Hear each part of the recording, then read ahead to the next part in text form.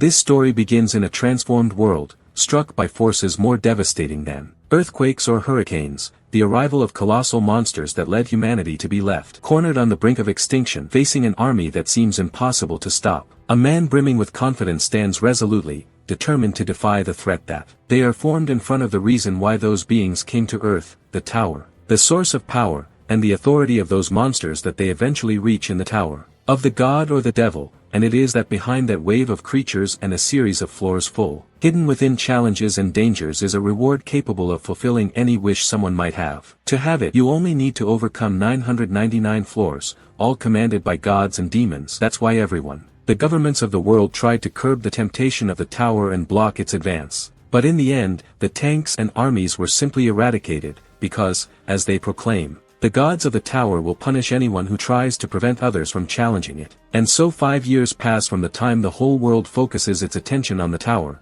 and it is then that the protagonist appears, just about to begin his attempt to clear the 600th floor, destroying everything in his path. All the monsters on the front line, leaving behind a colossal explosion, while he demands, to the blonde man, whom he recognizes as 9-Star, who gets in his way accompanied by his entire group, who are annoyed by the protagonist's outbursts, are recognized by him as the 9-Star, the 9 best, known for being above millions of hopefuls. They, using a combination of magic and sacred energy, they manage to advance further than anyone else in the tower, considered the pinnacle, unsurpassed beings, who now have their eyes on the protagonist, whom they see as someone completely unstable, who is recognized as the Dark Star, who feels annoyed at seeing how he tries to thwart his noble intentions. He unleashes his power, the same one with which he manages to rise above all the 9 stars, despite not being a master of the weapons, nor a superhuman, and that power was enough for everyone to recognize him with the title of the strongest of them all,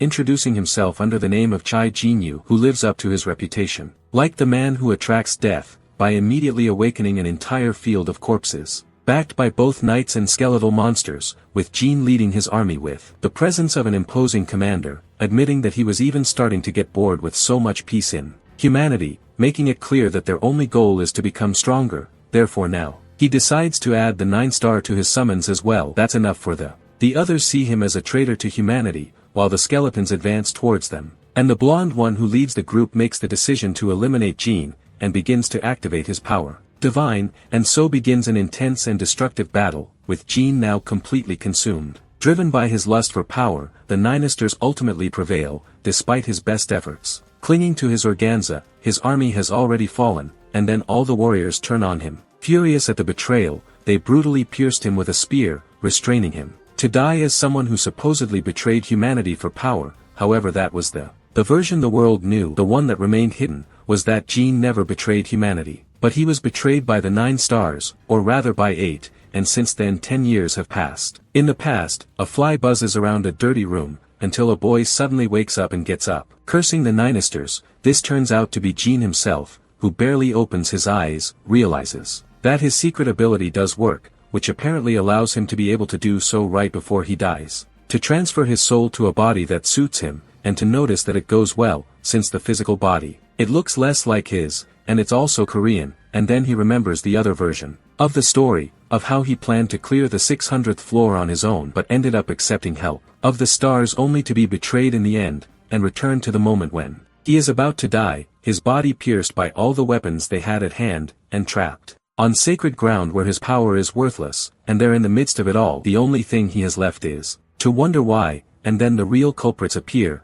the Paladin, Cain Pelin, and Saint Carmen Pelin, the latter mocking how the star brings death, who always believed himself to be a one-man army, in the end turned out to be nothing before they were there, and Cain apologized, clarifying that it wasn't personal, they were just cleaning the weeds. Jin, agitated, questions the traitors and his great friend, and battle star Choi Gwan Han is with them, although she apparently did not participate in that, understanding that in the end, they invited him because he would take their side, and well, what has no way out has no other option than to accepting his fate, and with his body failing, he decides to die by his own hand, but using his power in his body, collapsing immediately, certain that he will return stronger than ever, and in the present. Jin is furious that he feels using them as puppets isn't enough revenge. Now he wants to completely destroy their souls to erase them from existence, but right at that moment it sounds A phone, getting excited to see one after so long, but that excitement ends abruptly. As soon as he checks the date and realizes that 10 years have passed since his death, that's when he starts to notice how little use his ability ended up being, trying at least to understand if he at least retains some power, killing the fly in his room, trying to revive it by activating awakening. However, after a rather awkward silence, the only thing he discovers is the phone's voice search function. Even so, he doesn't give up, and tries harder, failing again, and in the end he has nothing left other than resigning himself to the fact that that body has no mana, and that is true. Then now it's time to climb the tower again, which luckily is still there, but this time without a single one of its abilities. Although the most important thing at that moment is to see if no one has cleaned the tower while he was there. Dead, finding that the news reports up to the conquest of the 800th floor, right where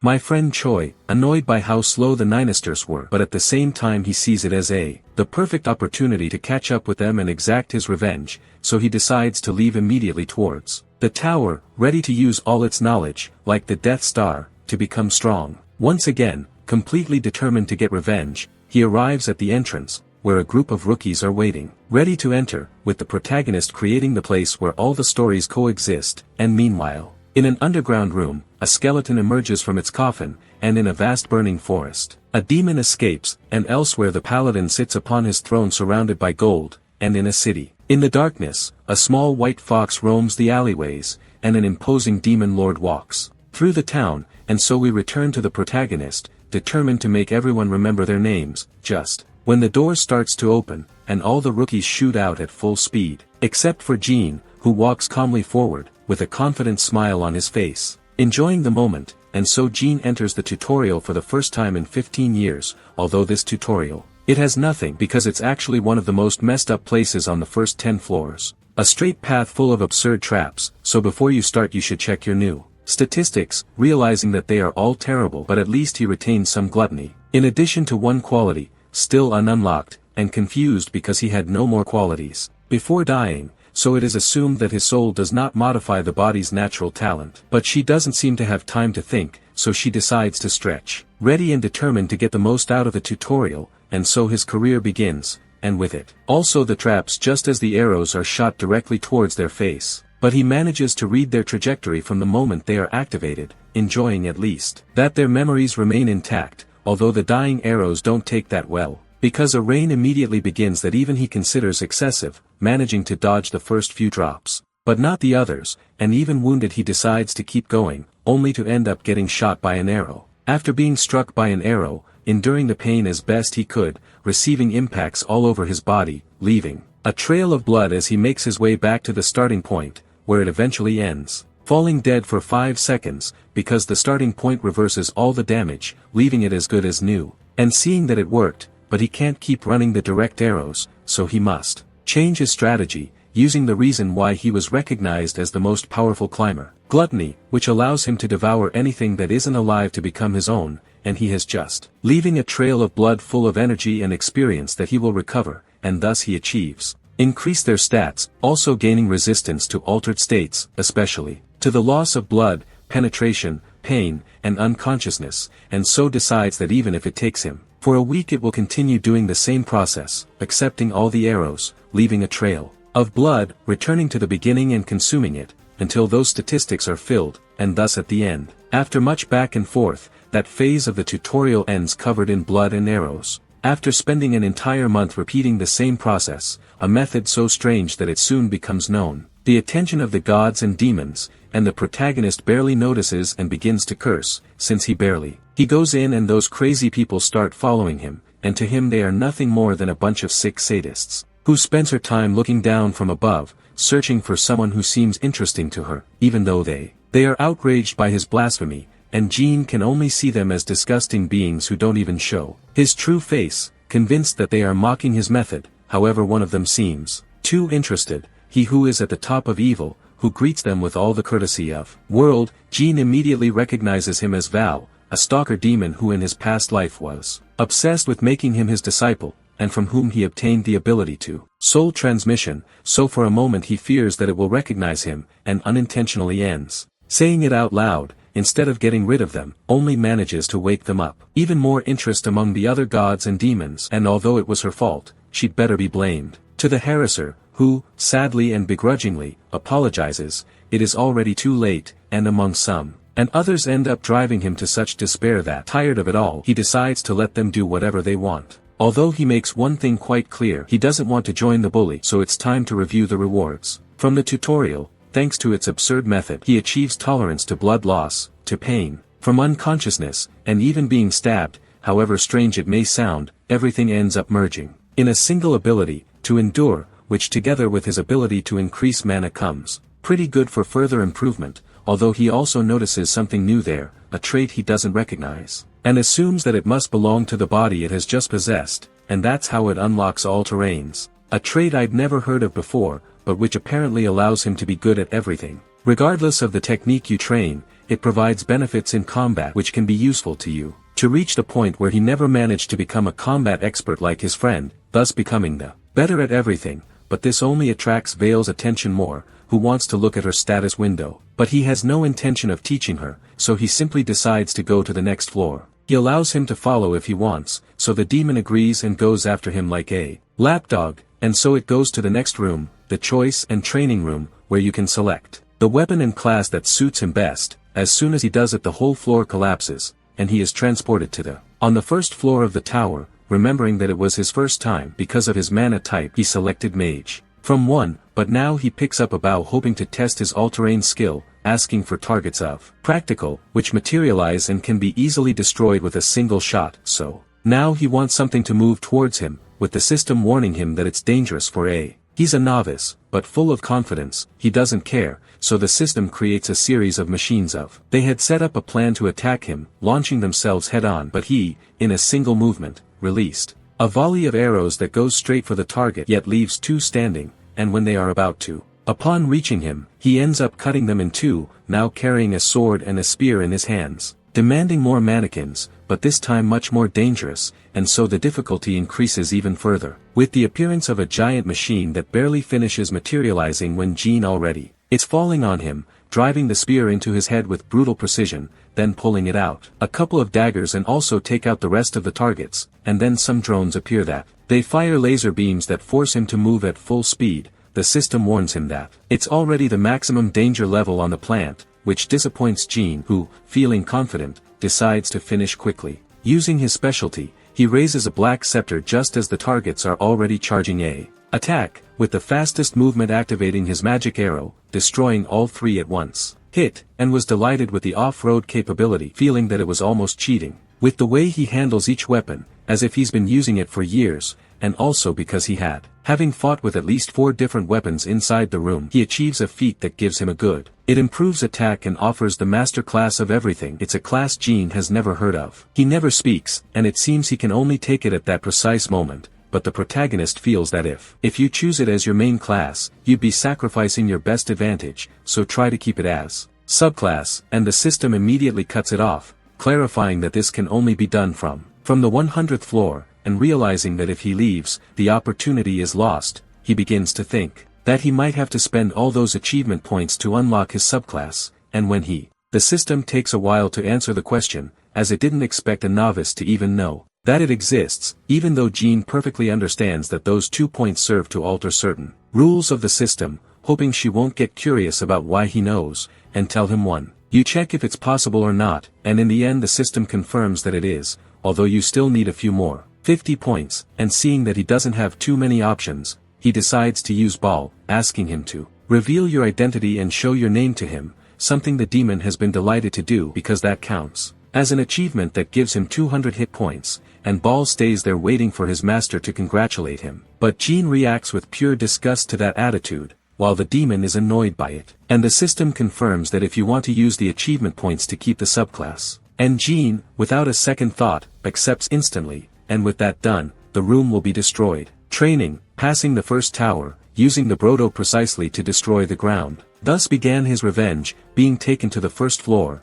the Carole Forest, where precisely a group of goblins is surrounding a small duo of companions who are carrying an injured friend, complaining in terror about the difficulty of the first floor, with no escape from the creatures, who attack them immediately, with them thinking it's the end, until the sky opens, and Jean sees him coming out, falling at full speed, seeing in that monster his first prey. crushing his head as it fell like a meteorite, feeling nostalgic as he returned to the classics. Faced with the confusion of adventurers and monsters, who try to become aggressive. But this only awakens gluttony in the protagonist, making him wonder how much he will gain if he devours them. Leaving the climber behind surprised by Jin's entrance, seeing how he finished him off with a kick. With the monster still being a magician, while his strange companion immediately asks him for an alliance. But Jin tells him to get lost without thinking, leaving them both confused when they see him looking at them. With a killer aura, making it quite clear that if they interfere, he will eliminate them, causing both of them to tremble and flee, while the kobolds continue growling, so the protagonist takes note of his desire for revenge, which only amuses him. Seeing how both of them rushed at him, he immediately crushed the first one with his staff, leaving the other paralyzed, so he goads it into attacking, but the kobold prefers to escape, although it does him no good. Much because Jin stops it immediately with a magic arrow. Just then the system by the end welcomes him to the first floor, quite late, because not only has he already fought, but he's even already gone on the looting side. But in this way the system gives him the mission to eliminate 10 kobolds, or well, 7, because 3 have already been eliminated, and the protagonist is so confident that he feels he could erase them 100, without too much trouble. Taking advantage of that, he decides to go for the Slayer achievement right away, which apparently is unlocked by defeating all the monsters of the same race, something that always. He enjoys doing this with each species he finds, although first he has to eat, so he uses gluttony to absorb the essence of the kobolds, and as soon as it does, it begins to acquire their knowledge, his language and also his power, leaving his statistics at the level of a floor climber. 10, and Jin assumes that's thanks to his subclass, which allows him to keep the bonuses of all classes, but then it is interrupted, the last memory of the kobold. Apparently the creature was in too much of a hurry, running to a cave where they had captured it, to a family of humans, whom they were keeping as part of the preparations for an order from someone Jin immediately recognizes as a kobold lord, smiling because that info, it fits him perfectly, because if there's a lord it means he's close to a wave of monsters, so if he goes back he can complete the Slayer achievement and farm at the same time. But for a horde like that also needs its own army, so upon seeing the other kobolds, it activates to awaken, with bodies screaming in pain as they are torn apart, until only 2 skeletons remain. They remain under his command, with the system recognizing that as their class choice, now being a necromancer. Jin sees that with his knowledge and new skills, doing something like this is easy for him. Pretty simple, yet he knows that in the end that apartment still needs to get a much higher class. More importantly, however, their skeletons seem to be on alert, noticing that a few have arrived. There were more kobolds, so he entrusted them to him, and so some time later, with a kill counter increasing, at the same time as his army strolls peacefully through the forest, until it reaches its objective, a kind of cabin, which he enters immediately, happy that it is still intact, so he leaves his slaves outside to take care of it, and inside with a single stomp of estrus to the floor, opening a secret passageway, and begins to descend the steps, leaving behind a kind of sparkling diamond pattern. Each one, while remembering that although their class is already at a high level, there is still something above it. From that, a master of spirits, and after leaving the rest of the stones at the entrance, he advances towards the real purpose of that place, the class-changing coffin of the main spirit master. 2. Upon opening it, a magical skeleton was released, which rose into the air in a very pompous manner, this being recognized as a Vulcan, who barely sees the one who awakens him, and asks if he is his descendant. However, the prototype only smiles with a certain nostalgia, a look that ends up making him uncomfortable. Vulcans, because he was supposed to have prepared all that paraphernalia to surprise him, although the proto doesn't understand why an Ingromancer would be surprised to see another skeleton, especially when he's already read her diary, so in theory there shouldn't be anything capable of catching him off guard, and although the truth is that he didn't read about that hidden object, so renowned and coveted, recently it was in his first life, when he barely managed to change his mage class, and ended up being returned to the beginning, right when he found the diary, and after that he ran back to the first floor, and got the class from Master of Spirits, although even then he could not take Vulcans as one of his undead. And for their part, the Vulcans admit that, from the outset, they like this young man much better than that bastard. Arrogant from years ago, and seeing what kind of memories he retains of him, the Proto is not at all happy, but not making a fuss, hoping to complete his class change quickly. But Vulcans, he explains that due to bureaucracy, that class can only be obtained after making a second change of class on the 10th floor, since it is even more advanced than an Ingromancer, but the Protomancer already is showing him at that moment, leaving the skeleton wildly excited, upon seeing the enormous talent, which he has because he achieved it on the first floor, considering it infinitely superior to the fool. Previously, this was a hard blow to Jin's ego, who asked him to just change his class, with the skeleton apologizing for its excitement, so they both take positions so that this unleash its power, charging the proto-human that begins to recall the history of Vulcans, which was a climber before the tower reached the ground, becoming the strongest of it in. At that time, being recognized as the strongest Ingromancer, he nevertheless desired more power, and the invocations of bones and skin were no longer enough for him. He sought something more, something that transcended to a death knight or a lich, and finally found it in a soul, achieving to finally summon the spirits of the dead, and thus create a new class,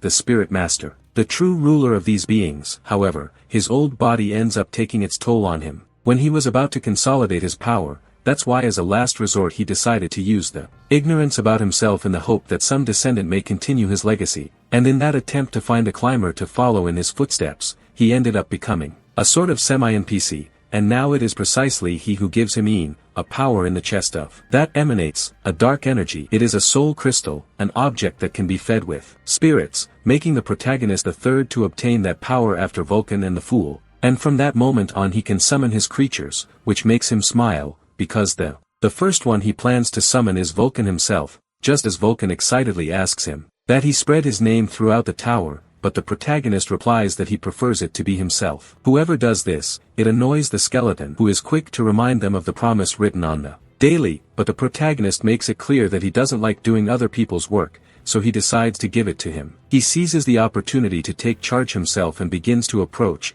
leaving the skeleton quite frightened. Upon seeing him approach, Ian activated his soul collector, managing to extract the skeleton's spirit. However, before he can escape completely, he reacts by refusing to be captured, reconfiguring their form, just what Ian expected, and that's precisely what they were for. He left crystals scattered on the floor, while Vulcan mocked him, thinking it was another failed attempt, like the one in Descendant 2, waiting for him to greet him in hell, about to lunge at him, but ends up crashing into some kind of barrier, leaving him confused as he notices that he's right in the middle of a magic circle, while the protagonist seems to be waiting for him to sit down. Comfortable within such a basic trap, the furious skeleton assures him that he can break free. That barrier disappears in a second, but the young man makes it clear that it's not over yet. All along the way there he scattered a large number of kobold mana stones, activating them now with that same kind of magic. That's why even though she knows perfectly well that Vulcans can break the barrier, but they also know they can catch him every time he tries to escape. That leaves the skeleton quite surprised to see that a first-floor climber has a mind so tactical, and then the protagonist finishes the job,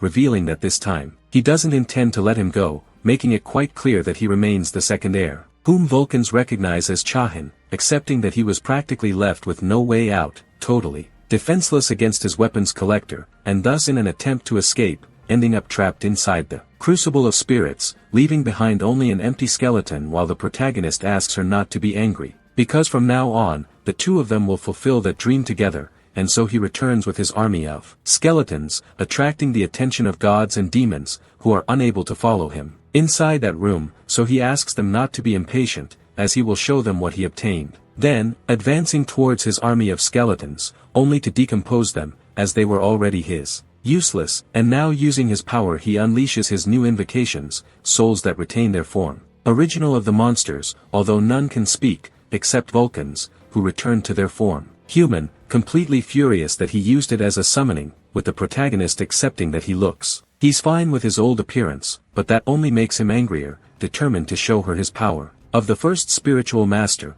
although only for 2 seconds, because he runs out of air, since if the protagonist wants to take away the power supply he gave him, with Vulcanus, although defeated, refuses to follow his orders, but the protagonist just smiles and makes it clear that if he insists on not obeying him, he only has 2 futures left. One is to end up reduced to a mere spiritual mass, and the other, to discover what happens when he activates his gluttony. Vulcanus, seeing that he still retains that repulsive power, he immediately understands the threat. If he continues to resist, he will be assimilated, so don't. There's no other option but to ask what the hell he wants, and the protagonist, almost without understanding how he doesn't see something so obvious, pointing to the castle in front of them, pointing directly at Mr. Kobolds. They reach the entrance, and the guards, raising their weapons, barely notice them. I calmly tried to stop him, but he only responded with a sadistic smile before releasing him. To their spirits, which effortlessly destroy their former compatriots, the cries soon follow. Alert the rest of the army, which launches its attack from above, although Jean doesn't even mutate. Because he knows this doesn't even count as a warm-up, determined not to leave any behind alive, continuing to release more spirits while waiting to be guided to his lord. And that gentleman happens to be deep inside the castle, noticing immediately that there are an intruder, so he orders his men to hurry and prepare the offering, while the spirits continue to destroy the kobolds one after another, and those that aren't, are the entertainment of. Jean eliminates them with his own hands, with a group trying to surprise him, but they only end up being hunted by spirits, dropping a sword right into the protagonist's hands, who he enjoys taking out all the heads, although he admits they are good at stealth, and his interest shifts the energy he feels closest to Mr. Kobolds while he goes to, and continues to encourage him, as if he were a cheerleader, with the protagonist desiring that kind of mood from a subject with hairy legs. Besides, she doesn't need it because her goal is to eliminate everything there, and while Lord Kobold continues to offer sacrifices to the god of death, making it clear that he is not yet dead. Satisfied, he demands more, and right in the middle of one of the prisoners, he begins to shout. While the kobolds drag her away, she being a young woman with horns of the Dokebi race, whom the Lord takes without the slightest delicacy, quite excited to see that she turns out to be a much better sacrifice than mere humans, but at that moment something shoots out at full speed, hitting his arm and forcing him to let go, and then directs his gaze towards the falcon, from where the attack came, and sees the intruder Jean, who is watching him with a wide, almost grin, hysterical upon discovering that she has been making sacrifices, although in the end that didn't even. It matters a great deal, because he is quite certain that all his attempts will be futile, with the Lord assuming he is the intruder, and Jean assuming that he is the boss, and then assuming. Obviously, the Lord introduces himself as Callum, the king of the kobolds, with the protagonist feeling very arrogant for the boss of such a basic level, expecting at least to be entertained. And while the Dokebi notices that all the attention is focused on the human, taking advantage of the opportunity to escape, which infuriates Callum, who invokes the power of a demon who rules over death, a man the protagonist seems to recognize, and with that energy the Lord fires his corpse spear. The attack goes straight after the young woman who runs desperately towards. She trips and is left at the mercy of the blow, resigned to her fate, but right then Jean steps in, and with a single kick, he shatters the Lord's attack, leaving everyone stunned by such absurd power. Coming from someone with so much confidence, the girl manages to thank him, but the protagonist makes it clear she'd better shut up and leave, right when she notices his horns, and apparently they belong to the Koblin race, a powerful lineage from the 100th floor who would have no reason to descend to lower levels, and even less so as an adult, so she immediately understands that something must have happened, so she decides, keep her alive at least until they can extract information from her. Meanwhile the Lord explodes out of fury because they interfere with his sacrifices, and Jean focuses on his own task, hoping the girl has the common sense to hide because he doesn't plan to save her twice. Sometimes, and Kaluma then uses his own kobolds as bombs, causing a huge explosion. But that's no use, since the protagonist gets through everything without difficulty. He heads straight for the Lord, mocking him for his mediocre magic before landing a right hook, which sends him flying, leaving the king completely confused, thus ending up facing a simple novice climber. But the protagonist doesn't plan to give him any respite, so the Lord, desperate,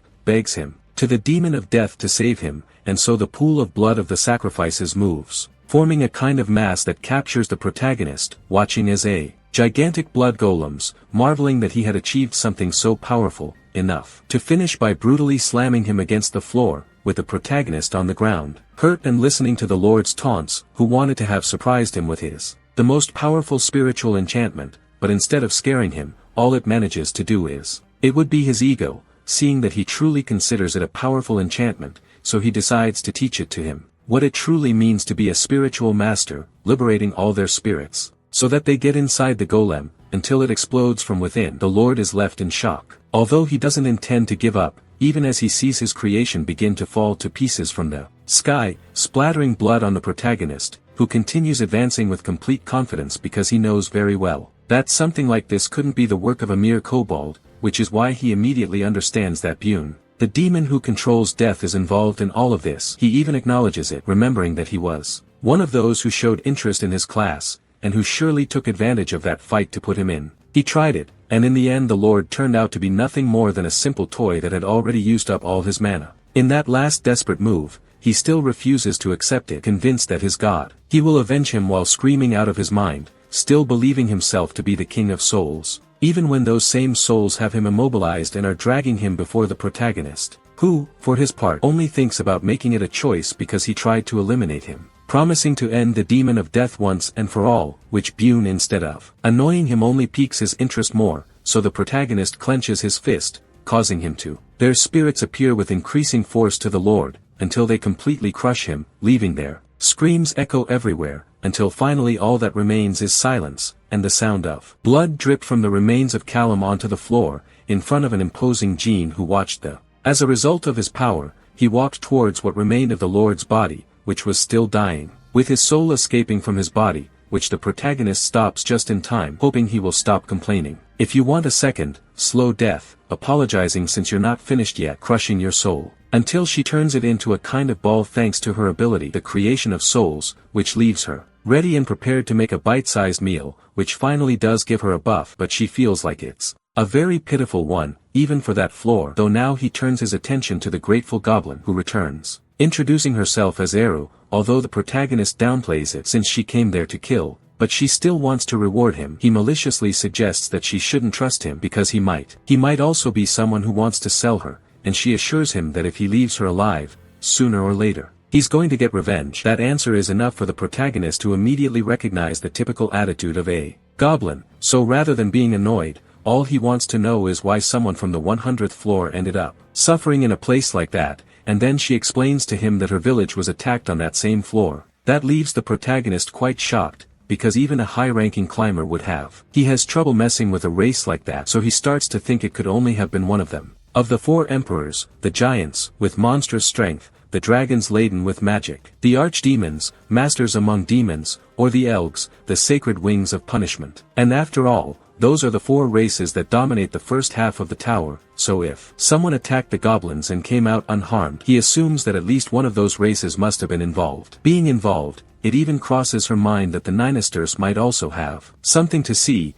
and just remembering them reignites his anger, and that's when he manages to notice it. But the protagonist dismisses it and decides to keep moving forward, while the girl is left wondering which way to go. He goes, although he's simply uncomfortable continuing to talk in the middle of a pool of blood, so she asks him to accompany her. The protagonist notices that even though she is young she can be useful, so he accepts. But he doesn't promise to protect her. She assures him that she can take care of herself, which he uses to his advantage. Seeing the situation in which he met her, with her pouting, assuring that it was only because it distracted him, but he doesn't plan to argue and accepts it, although now he thinks that walking around covered in the blood doesn't look good. Luckily it's from the Lord's body. It will make a brilliant insignia for him. It allows him to take his equipment, and thus he emerges with a slightly different outfit, as he moves towards a kind from the portal, and Jarius is startled to see him, and ends up hiding behind him, but from there only. He leaves in Vulcans along with the rest of the troops, reporting that the entire castle has been destroyed, completely cleared up. That leaves the protagonist quite satisfied,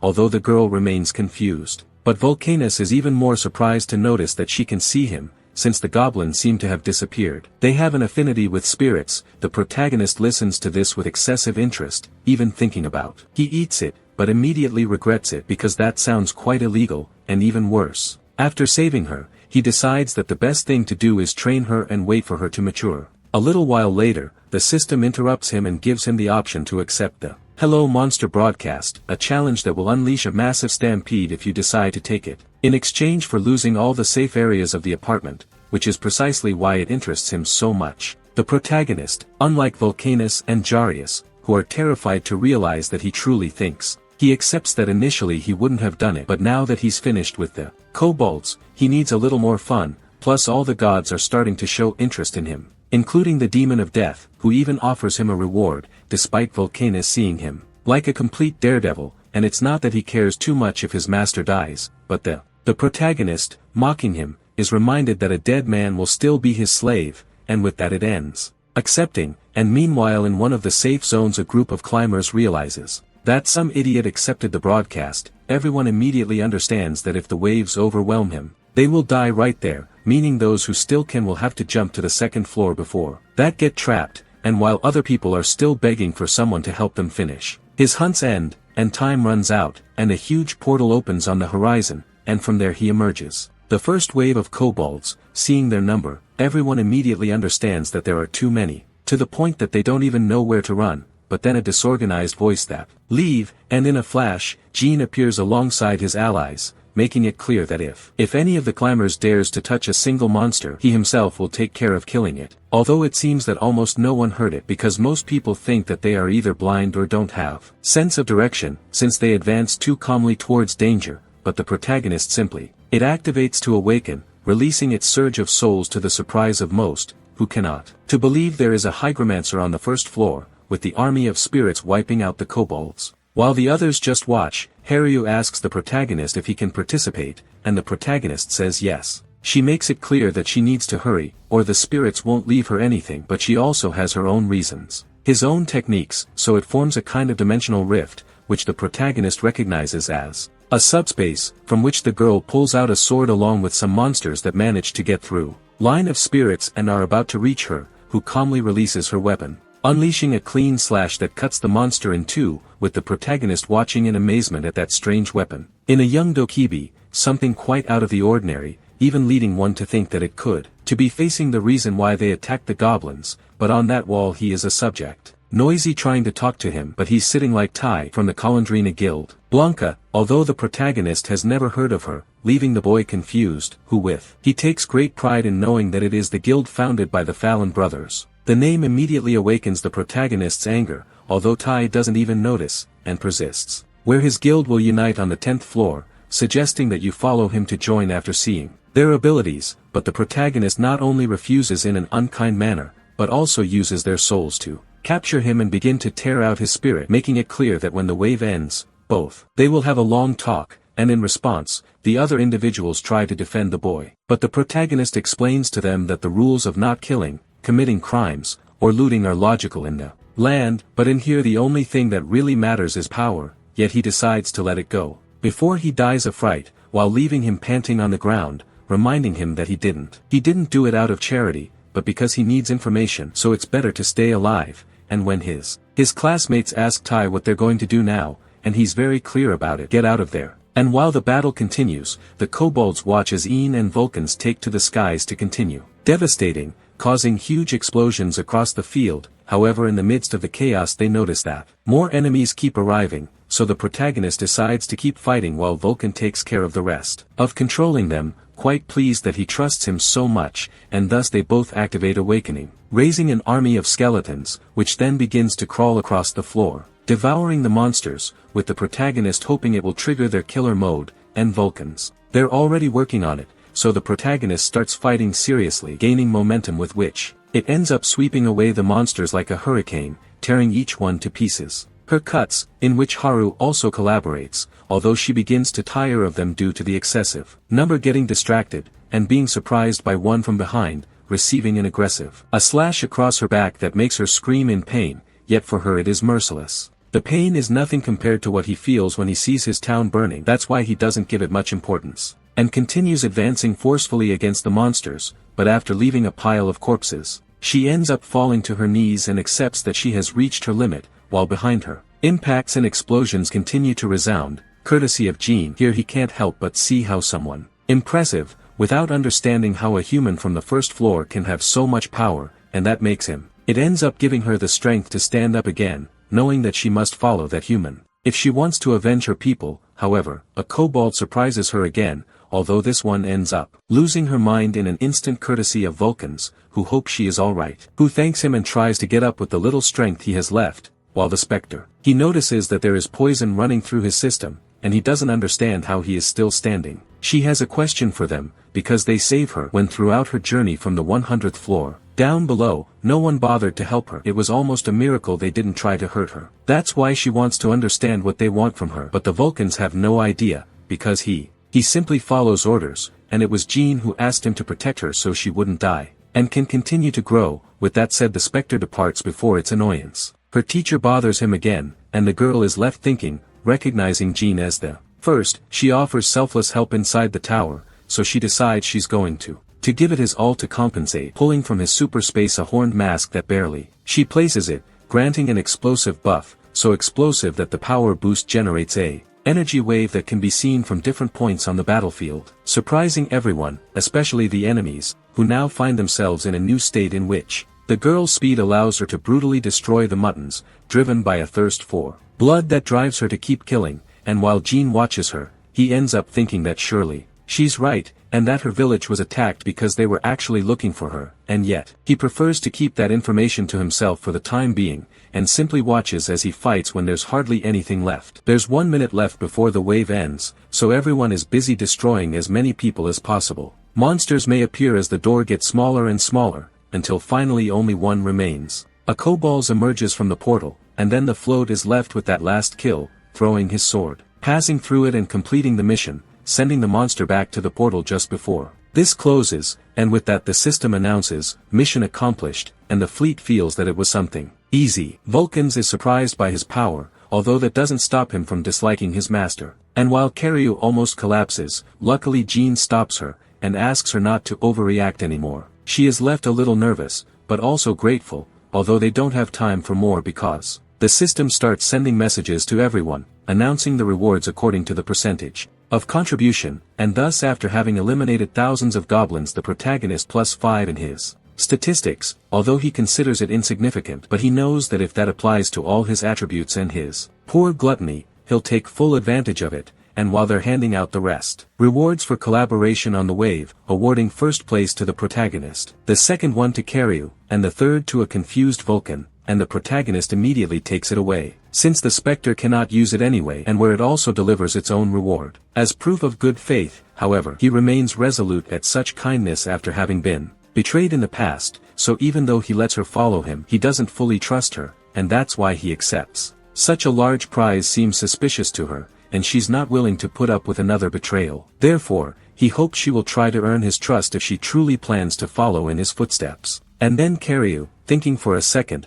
activates his spatial rift, and to the surprise of the others, he pulls out a dokibi mask, and offers his reward as an offering to give both to the protagonist. Vulcanus is the first to jump, completely astonished, because apparently that mask doesn't. It not only represents the essence of dokibi but also functions as a marriage proposal. This leaves Jean completely confused, while she clarifies that this is her way of assuring him that she will not betray him, besides being payment for having saved his life twice. Even so, Jean feels it's too much for either reason, hoping she'll reveal her other motive. So she opens up talking about her revenge, and although she doesn't want to reveal everything, stories, if you tell him that his village was burned down, and no matter how much he searched he couldn't find survivors, so she thinks she's the last Dokibi, and if that's the case, it is his duty to avenge his people, asking him to let him accompany him on his rise, insisting, give her her reward, but Jean, upon hearing her reasons, understands perfectly, and ends accepting her,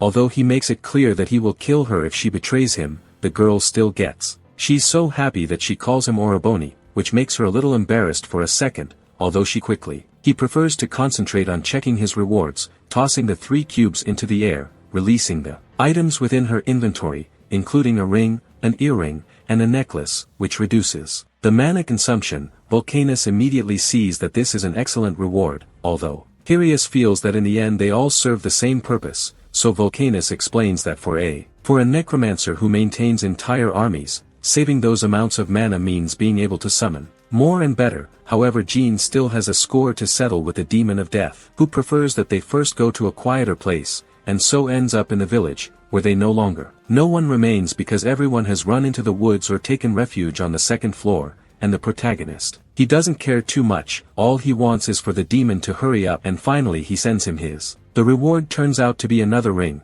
and Jean feels like that day is becoming filled with accessories, but as soon as he looks at it more closely, he freezes up, which confuses his allies, who, they are immediately concerned when they notice that the ring is imbued with magic, leaving Vulcanus also in Chaco, recognizing it as an exclusive quality of the demonic race, which allows him to wield the demonic energy exclusive to demons, although he cannot to make improvements, and considers that, being a vicious energy, it is much more powerful than mana, which can usually only be obtained by becoming a slave to demons and receiving a small amount, but now he has that new statistic, with the demons saying goodbye, with a handshake that the protagonist gratefully accepts, and with this Vulcanus feels that now, they have all the foundations to rebuild the tower, while in a corner, okay, it's dying of jealousy, and the annoying demon too, wants his handshake, but the protagonist sends him away. To hell with it because it hasn't given him anything good, and Vulcanus observes the scene completely astonished. Without wanting his master to treat the devil himself with such contempt, and the latter desperate to obtain some approval, he starts looking everywhere for anything he can offer her, but Jean asks her to stop immediately, and that refusal leaves him plunged into anguish, although the dark being does not intend to give up, so he resolutely ends up granting him a new mission. This leaves the protagonist completely confused, without the slightest idea what the hell he is. The demon was speaking, with Vulcanus realizing that a demon mission wasn't something just anyone could do. He succeeds, and the protagonist admits that if it's something good, then for the first time he will be kind. This seems to bother Val a little, but when the protagonist is about to regret it, he returns with great enthusiasm, making it clear that once he accepts, there's no going back. And so Val ends up giving him the mission, Val's Gauntlet, which the protagonist must obtain. He'll have to take his reputation to the very top of the tower before he even sets foot in floor 100. If he succeeds, he will have overcome the challenge, but if he fails, he will have to complete the training to become Val's new apostle. However, if he wins he will be able to take the plans for the object he wants, with the conditions laid out on the table. The deal will be done, sealed with a handshake, with the protagonist thrilled that the victory allows him to do whatever she wants, but the penalty is being a slave. However, regardless of what she is, he has no intention of letting this advantage slip by, so he confidently accepts, managing to get the demon to give him the opportunity. A strong, emotional handshake before leaving, and now the protagonist thinks about moving on. Jera thinks they're going to the second floor, but the protagonist must first capture they by sending Vulcans, who has no idea where to start, and the protagonist reminds him that he was hit by a soul-like tracker, so it will be easy if he just follows the trail, so Vulcan leaves immediately. While the protagonist plans to have a long and quiet chat with Jeru, whom he asks about the marriage mask, and continuing on his way Jeru tells him that it is a tool, which allows him to use his master's abilities. The protagonist understands that it is something like telepathy or Egezeria, with her affirming that yes, something like that, but it has a greater advantage, since apart from that, he has a precognitive ability that he uses in conjunction with telepathy to see the future, although for the protagonist's ability is of little use, as it is ineffective in combat, earning him a curious look from the girl, without it being clear why, so she reveals that she finds it curious remembering as many species arrived in his village offering any reward in exchange for to learn a little about his future, seeking to eradicate variables or uncertainties, although the protagonist does not. Uncertainty matters, and she prefers to directly destroy the variables. With this, the girl, she just ends up being happy because her real specialty is combat forecasting, hoping she finds it useful, and apparently she does, and very much so because she gives her a big hug. That the girl's temperature rises, but he only keeps thinking about how useful it will be to have her close, to complete his combat skills, deep in his thoughts, while Haru's neurons, they simply stop working, as she still doesn't let go until Ball takes out his camera to capture the scene, delighted with the moment, just like the nine-tailed fox, and while the protagonist tries to force Stalker to delete the compromising photo, the girl remains dead, out of shame, and in the end, all she can do is apologize for the impulse. However, she isn't actually upset, and Jean assures her that he will more than repay the mask's value by helping her in her revenge, something that ends up exciting her quite a bit, and meanwhile Vulcanus has already captured Tai, although he is quite annoying because he keeps trying to escape, even after. The fact that all his friends abandoned him makes Vulcanus realize that in the end it's more difficult to detain someone rather than kill him, and while complaining about how long his master is taking to arrive, until finally he appears, congratulating him for having held him, although the Spectre still wonders, where the hell had he gone? And the protagonist just mocks Tai for trying to escape, and decides, from that moment on, he would take charge personally, washing his sword near the boy's face to return it to him, making it clear that it is now up to him to decide where he wants to take the steel, whether in the hand or stomach. It all depends on how quickly he starts singing, so Tai finishes accepting his request after such a kind gesture, and after spilling the beans, she lets him run off. Desperate, but Vulcanus doesn't understand why he let him go so easily, even though the protagonist feels, which will only let him live a little longer until he wipes out that entire guild. However, the problem is that they are a conglomeration of small guilds from the 10th floor to the 200th. So finishing it, according to Vulcanus, will be a boring grind, although the protagonist and Hiryu see a benefit of making a lot of noise, attracting the attention of felons by destroying their phases. So the first thing he'll do is go up a floor, and while at the entrance to level 2, everyone is waiting to meet those who survived the wave, debating whether there were 2 or 3 of them. Just as they see them enter, with Jean drawing everyone's attention because of his ghost mask. This draws everyone's attention, making them want to know his name, even though the protagonist feels that he is too soon to reveal his identity, so he calls himself Ghostface, although that's not. It leaves no one satisfied, and Beres are left waiting for more information. One of those present finishes, calming the most insistent one, reminding him that many convicted criminals take refuge in the tower to avoid prison. That's enough to delay them long enough and allow the protagonist gets out of there quickly and without raising suspicion, under everyone's shadow, and while the protagonist arrives at the starting point on the 2nd floor, where his mission is to eliminate 10 kobolds and 10 kobold warriors, but since he no longer has the slightest interest in doing it himself, Vulcanus is in charge, and this time he doesn't promise to leave the captures intact, and the protagonist doesn't. It doesn't matter how you complete the task, they just want you to hurry up or else they won't be able to see how. He experiments with magic, and this immediately annoys Vulcanus because he knows perfectly well how much he likes to investigate, so he makes it clear that he won't start without him, although Haryu hesitates to complete. The mission is even legal that way, but the protagonist doesn't care at all, and lets her do it. Whatever he wants. Meanwhile he prepares, quite nervous about being about to use magic for the first time and unleash the true power of the demons, forming a kind of floating flame, which the protagonist assumes is magic, although he doesn't know how to use it. However, Haryu warns him that they are being watched by a rabid kobold, which then attacks them in a out of control, but the protagonist just smiles at the opportunity to learn how to use his power, casting his magic, but it ends up passing centimeters from the monster, even though the protagonist knows that this energy doesn't even have to hit anything, since with the mere friction of it begins to disintegrate to the monster until it was torn to pieces, before the astonished gaze of Haryu, to whom the protagonist explains. Although the unworthy suffer that fate amidst the magic, the important thing comes now. Using their magic and a soul to form a stronger one,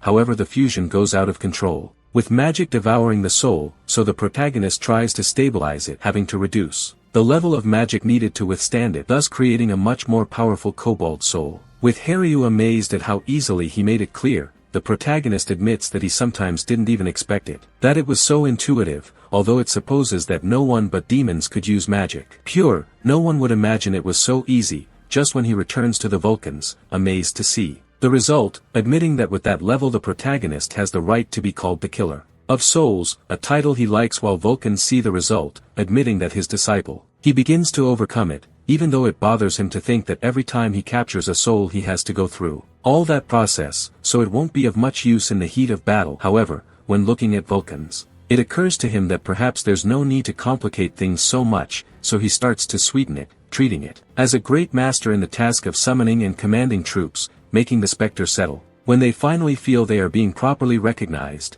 but in the end all that usually a trap to fill him with magic all at once, causing him brutal pain in his soul. While Vulcans demand an explanation and Jean makes it clear that he just wants to save himself some work, and if he manages to turn it into a demonic spirit his invocations will also be demonic, and furthermore, as Vulcans are far stronger than a simple kobold, he trusts that he can withstand all that energy, so he has to resist as best he can, and the only thing left for Vulcans to do is scream. Amidst a massive shockwave, Harry watches the scene, completely terrified by the old man, although the Proto knows that his master will not die for something so insignificant. Of course that it improves the mood of Vulcans, who barely swear that when he gets out of there he's going to crush him to drink it, and meanwhile Jean waits for it almost eagerly, acknowledging the merit of continuing, threatening him even in that state, and then he charges the last remnant of power by concentrating it at a single point, from which Vulcans finally emerge brimming with energy, and the Proto recognizes it as his most powerful demonic spirit. However, Vulcans immediately warns him that he has committed a grave mistake in making him stronger, absolutely furious, releasing the kobold spirits to exact their revenge, but the Proto, instead of worrying, see that unleashed fury as the perfect opportunity, taking the girl's mask and preparing to test her power with Vulcans. Mad with power, he assured her that he would grant her wish, creating an army of magical spirits, which emerge from it, launching themselves at the prototype, who is determined to use his mask, activating it, and causing the demon soldiers to slow down, or rather, everything at that moment. It seems to go slower, being the ability of Harry's eyes, and thus he finishes them all off in one fell swoop movement, launching itself directly against Vulcans, completely astonished, who can barely see as the prototype charges a fistful of power, reminding him that appearances don't matter. Even now, it remains the Death Star, and that much is clear from the tremendous knockout blow, which he releases to the Spectre, sending it flying to the ground while, incidentally, demanding a absolute submission as a servant, and Vulcan's falls raising a huge cloud of dust, leaving Hario worried, although the Proto assures her that souls do not feel blows, and the old man still lying on the ground. It would normally be like that, but coming from such a monstrous master, things were different. It changes, truly hurting him, while the girl runs to attend to him, unable to help but doubt whether her master has just actually used the power of the mask, and indeed, the prototype confirms its use. Noticing how everything around him moved much slower, to the point of making him feel it in the pinnacle of martial arts, however Hario clarifies that that is not the true skill, but merely a side effect, something that only serves to further pique Jin's interest. He tries to understand how he should really use it, but she had already warned him. Combat forecasting is not just about seeing time in slow motion but about anticipating movements. The problem arises when Jin tries to figure out how, because Hario can't explain it. Since it just comes naturally to her, this ends up annoying the protagonist, remembering that she is facing one of those geniuses for whom even the most complex things come easily. Breathing, although she fears he might feel dizzy, but he remains perfectly fine, doubting the. She asks, and replies that apparently, if a goblin uses abilities without prior training, it can have side effects, like the ones she experiences, although it ends up hurting her ego, when he assumes it's okay because he knows how to use it, with him getting depressed. But she tries to cheer him up, but the protagonist understands that her arrogance was great in thinking that he can to use everything in a second, just to have achieved great growth in a matter of 2 floors. Even so, he appreciates the girl's encouragement while the other depressed person is a Vulcan, who doesn't understand how being the most powerful master ended up like this, even though Hario is there, with him hoping she'll cheer him up a bit too, but she arrives only to tell him that the kobolds, not all of them were captured, so he passed on Jin's message that if he didn't get another one, he will mash it and drink it, with Vulcans lamenting their fate as slaves. Although in the end he obeys, ending the mission, and thus thanks to the power of Vulcans Jin and Hario,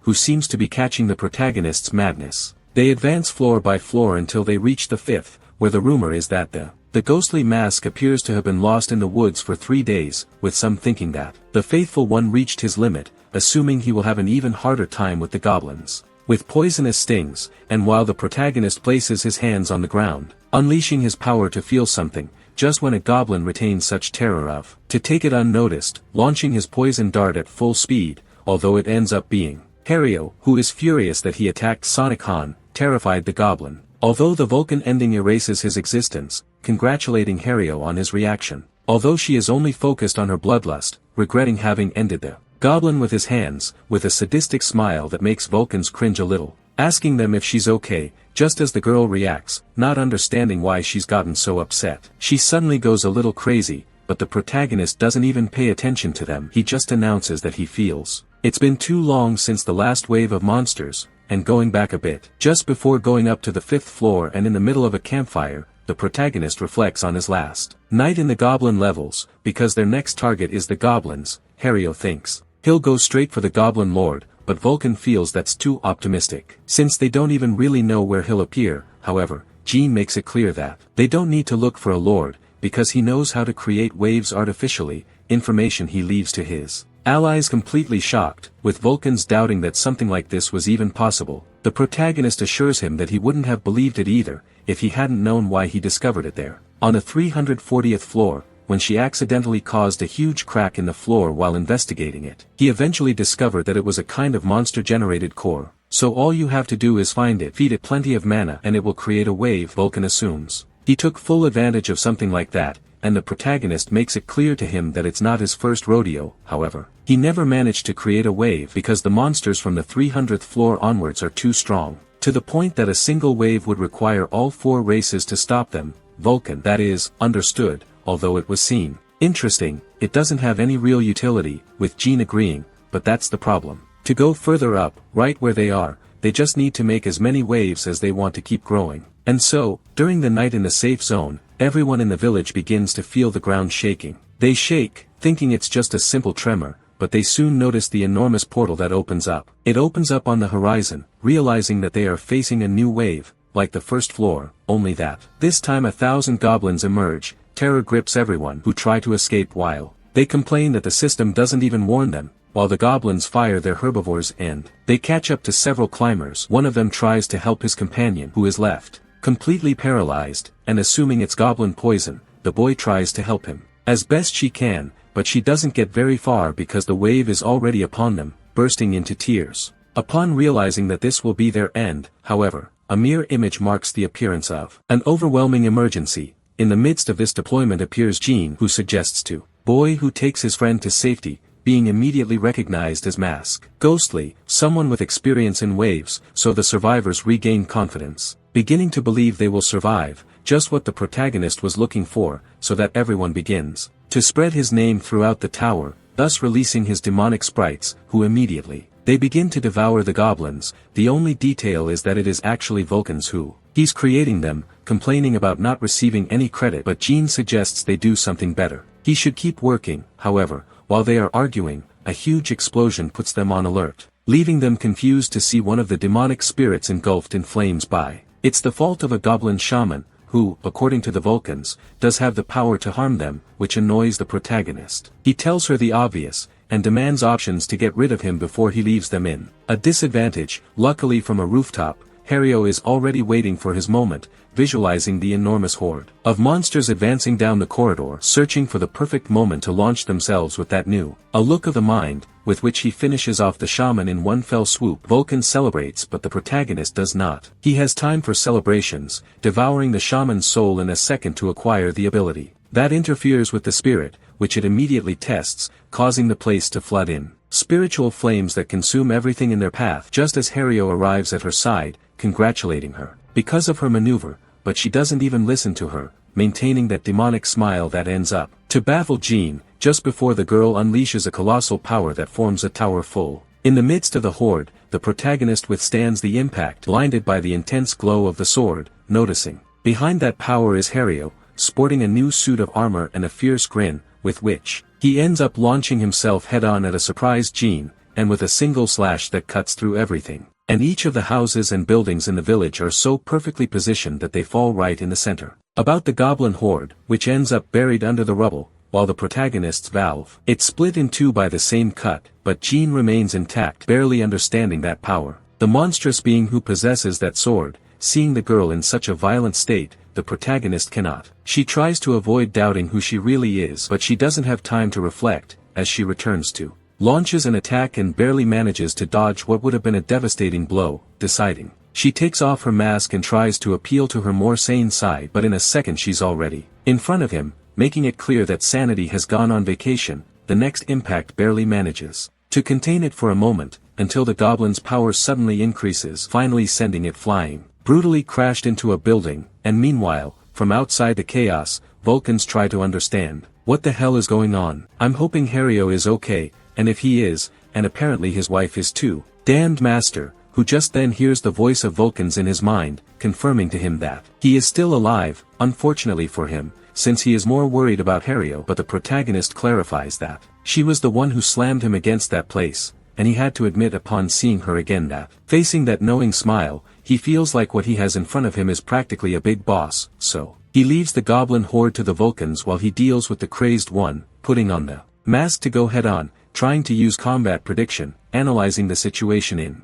slow motion, coming to the conclusion that with all his experience and acceptance, a simple reality, that sword will cut him in two if he makes a mistake. So he prepares the attack, assuming that in that tower has no external allies, and their cooperation ends there. However, just before the impact, a memory of sweet Hario comes to mind, so he ends hesitating, and that minimal hesitation is enough to give the goblin the opportunity to block the blow, leaving him in complete shock upon seeing her smile, with which he finally understands that this is the real him. Hario's power of foresight, she confirms it in an unkind way, causing the blood of Jean is sent flying after receiving two brutal cuts that force him to retreat, right from where he desperately tries to awaken, and Hario senses the danger as soon as he begins to emerge. Enormous skeletal hands from the earth, being precisely the goblins that already he had left buried beneath the buildings, those whom Jean now sends to try to defend him, managing to capture the girl in a second, but her senses are reactivated. With a single movement, it ends up tearing apart all the skeletons,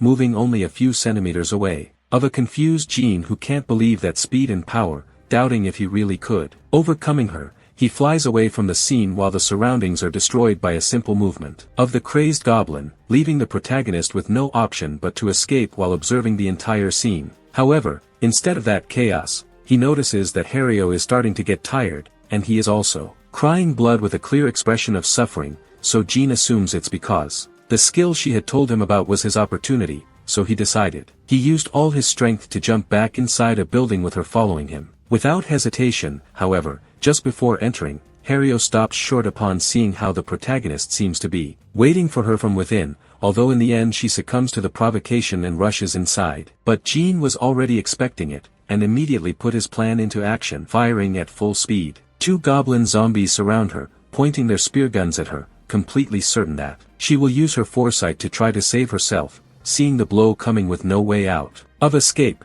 but he only clenches his teeth and lets out a scream that ends up activating the ability and slowing everything down around him. He manages to dodge the attack from a few meters away and cuts both goblins. And Jean sees that wasn't enough, having her on top of him in an instant, barely escaping as she takes. I had the impulse to follow him with my sword about to graze his face just as a flash crossed full speed, piercing through Jean, piercing Haru's chest, this being a dart courtesy. Regarding another zombie goblin, the protagonist admits that if he didn't know its movements so well, that it would have ended quite badly because the shot only worked because he covered it with his body. And meanwhile, the girl tries to stay standing, trembling, until finally she gives in. Collapsing, returning to her normal state, Jean manages to catch her before she gets hurt. As it falls, however, the dart also begins to affect him, so he sends the zombie flying needle, which it ends up devouring to gain resistance to that poison, and already managing to move. She gets back to what's important, and focuses on her friend's problematic power. She remains fast asleep, and in the meantime she finds herself in a kind of dream world. Crimson, where she finds herself floating right beneath her sword, completely confused until a mysterious voice surrounds her, asking if she is the current owner of the dragon thicket, while posing on flower petals, revealing himself as the true owner of that sword, who, seeing her, he feels a little sorry for her, noticing that she is facing a simple little girl who just asks him if he is a goblin, but he replies that he isn't quite, although she can't ask any more because he feels the edge of the sword against his neck, with the subject moving at superhuman speed, threatening her from behind, although in the end, as a courtesy, he tells her that if she uses it again without being ready will end up devouring her, says the girl awake, cheering up the Vulcans even though she remains confused, realizing she's in the village, on the protagonist's back, who is pleased. Even after seeing her in her right mind, she still doesn't know where they are, so the protagonist explains, who are already in the 6th floor village and have just arrived. That's when Hario he realizes, with considerable embarrassment,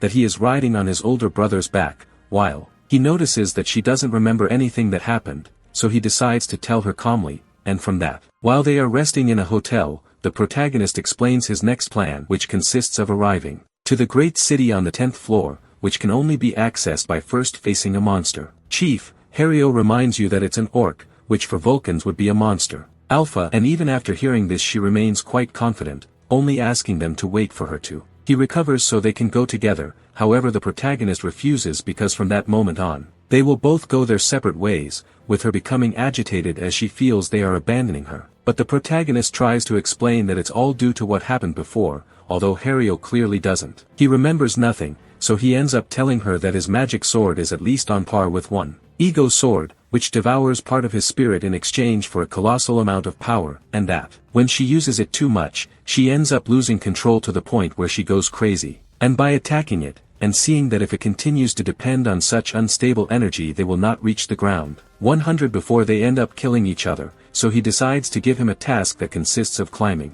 Having reached the 10th floor alone without using his sword, Hario becomes saddened upon realizing that he cannot trust her in such an unpredictable power, yet in the end, she accepts the challenge, happy to be able to continue accompanying his Nikon, and so the next day they were both ready to part ways. He was quite happy with her because she lent him her tunic, hoping that with it he could cover his horns. He also makes it clear that he will have plenty of time to catch up since he has many things to do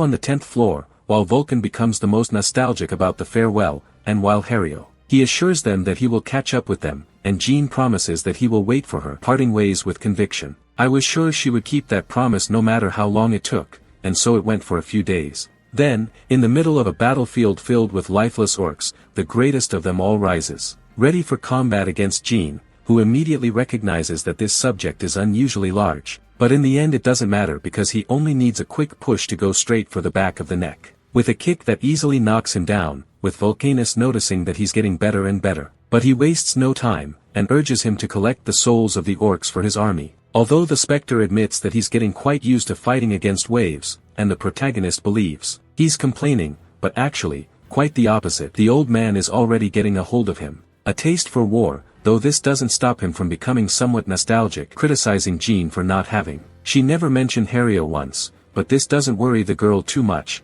because she knows well that sooner or later he will catch up with them, relying as much on his strength as on his desire for revenge. So instead of dwelling on the matter, he prefers to urge Vulcanus to find more orcs. Because even though he far exceeded the goal, the protagonist doesn't like to leave figures that aren't round, and Vulcanus only sees him as a respectful brat, and probably an orphan, ultimately being right on the money. At that point, and turning from an insult into a cruel comment that makes him feel sorry, especially as he listened attentively as the protagonist told him that he was raised in an orphanage from a young age, where he also met his friend Choi, which makes the spirit a little more empathetic in understanding. He wonders where all that pessimism comes from, but Jean makes it clear that he was simply born that way. Even so, the Spectre continues with that attitude which ends up making him uncomfortable, because now he understands. It's better to understand why he grew up like an idiot after hearing about his childhood, trying to give him a little bit of brotherly affection, which only manages to irritate the protagonist even more, and later on, after completing the hunting mission, they go 10 floors,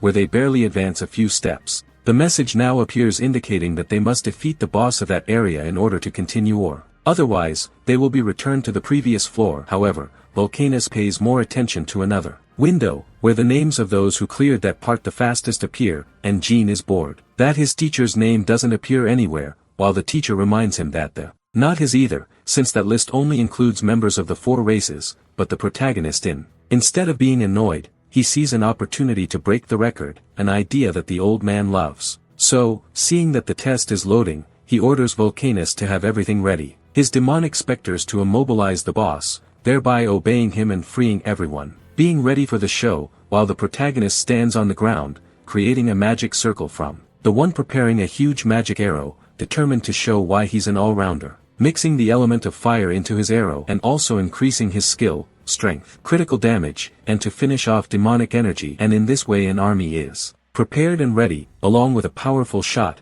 with the test about to begin. And with everything ready, waiting for the countdown, beginning with the invocation of Great Orc Warrior, who is enormous in comparison to Vulcanus seeing him as his signal, sending all its specters as if they were chains to immobilize the monster's legs, leaving a confident protagonist activating Gungar, the arrow that is launched at full speed in front of an orc, who can't even put his hands in, losing his head from a gunshot, and so the rest of his body. It simply falls as the protagonist advances towards it. Just then the message appears confirming that broke the record for the fastest victory at that level, achieving it in less than a second. Therefore, they ask him to record the result, and Jean does so using his alias, Ghost Mask. This quickly increases their reputation on the lower floors, with everyone watching him in a bar where Hario is also present, who understands that he's going to have to. He had to work much harder to keep up with his older brother, and back on the 10th floor, Vulcanus. He enthusiastically celebrates having dethroned the 4 major species, while the protagonist, seeing that they finally succeeded, he decides to continue on to the 10th floor with Vulcanus happy, because there they can wait for their friend,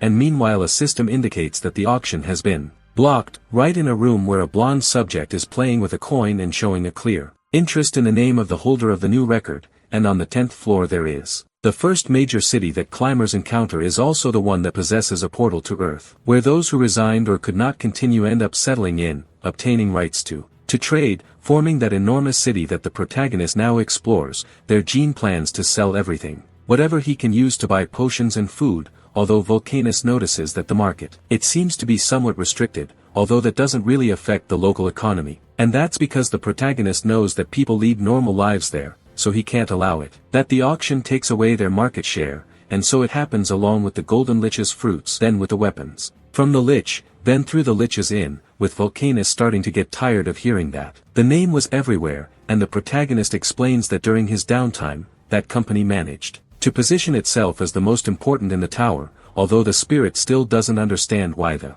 name of this character is simple. It's the alias of the blonde guy we saw earlier. A guy with an insane amount of gold, and whose blessing seems to be behind almost everything, who moves inside the tower, with Vulcanus assuming it has something to do with his past. There, and Jean agrees, since he needs a sponsor, confusing the old man about who will he look for, with the protagonist showing him that the logo is everywhere, making him. The Spectre finally realizes that the protagonist wants Gold Lich as his godfather, and so they arrive at the Gold Lich Company headquarters, where a friendly girl suggests they can sell or to buy anything of monetary value from loot to information. They just need to take a waiting number, being 18, which they end up calling immediately, meeting Elshin, the window clerk, with Jean asking to buy something, but for that he needs his name. However, they prefer not to reveal their identity, making it clear that they wear a mask for a reason. So the boy agrees, having to confirm the money first, so the protagonist shows 33,000 coins he's earned by farming waves, with the boy doubting whether he wants to buy so much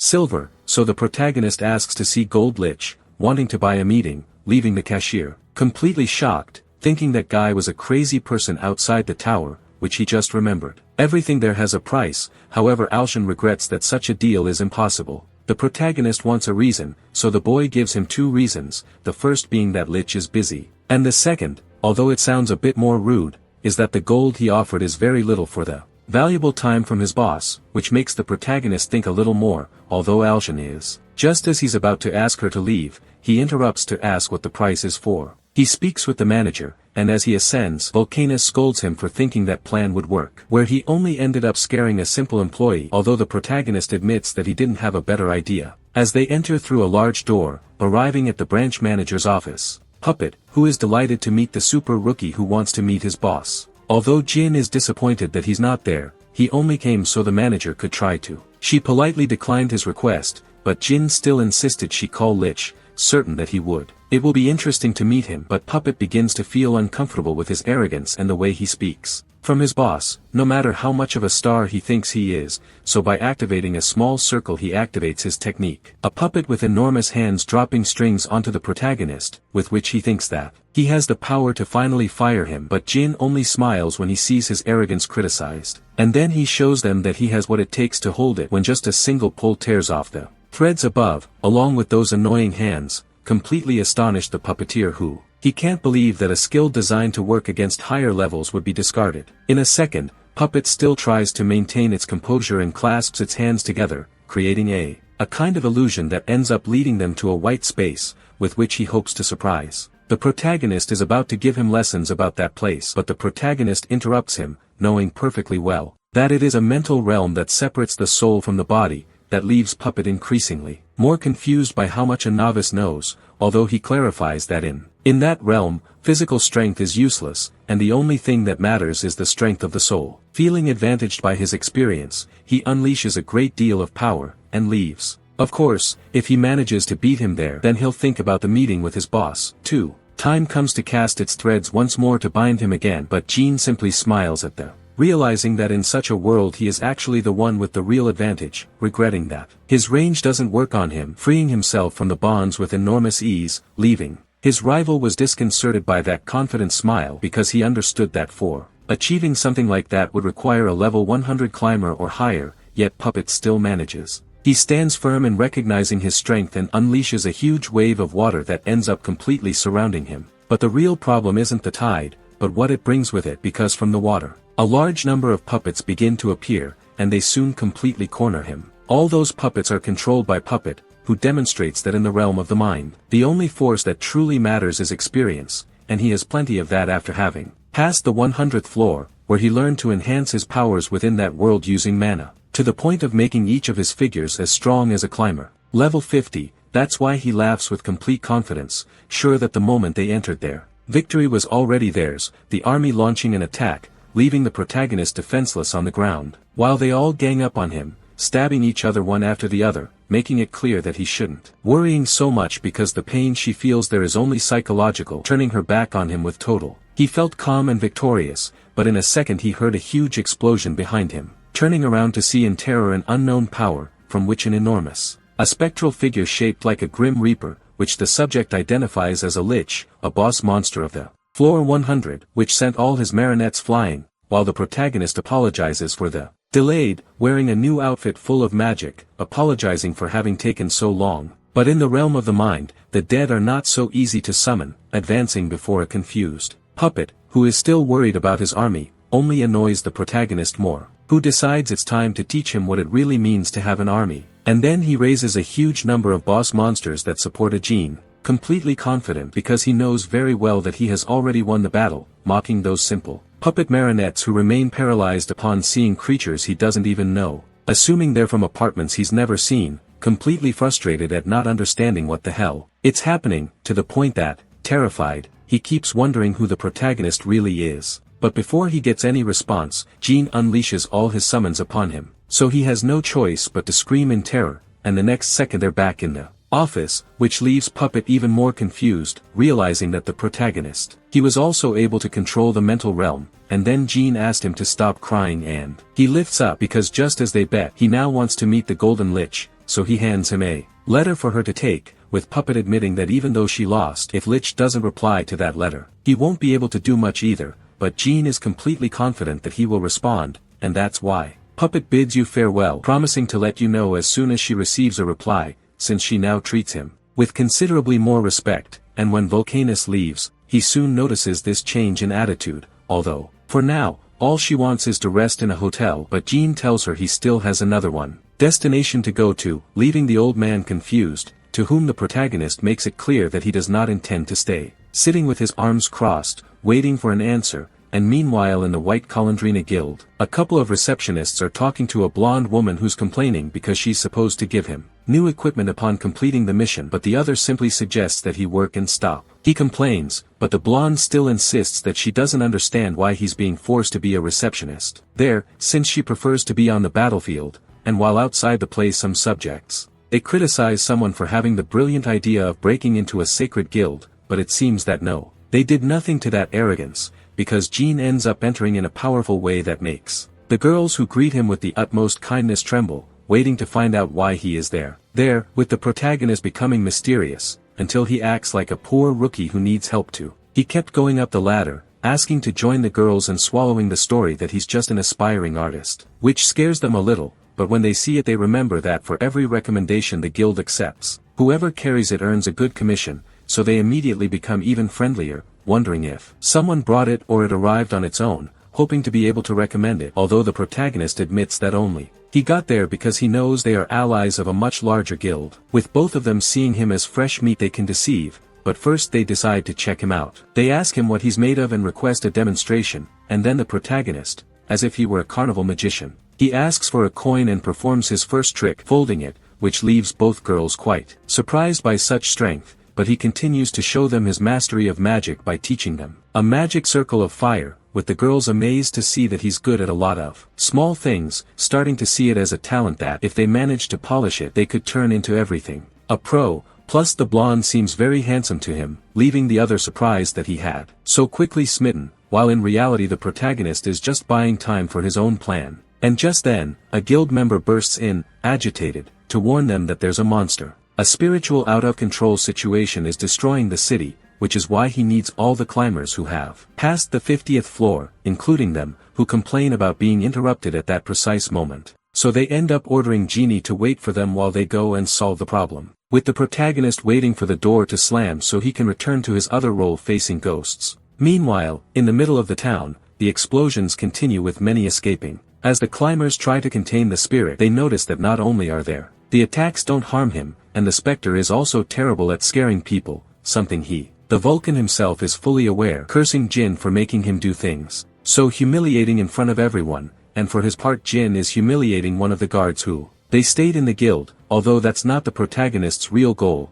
as he's still searching for something. And just when another subject appears to ask for more reinforcements, all he finds is the beaten comrade is now attacked by a masked intruder who grabs him by the neck without giving him time to react,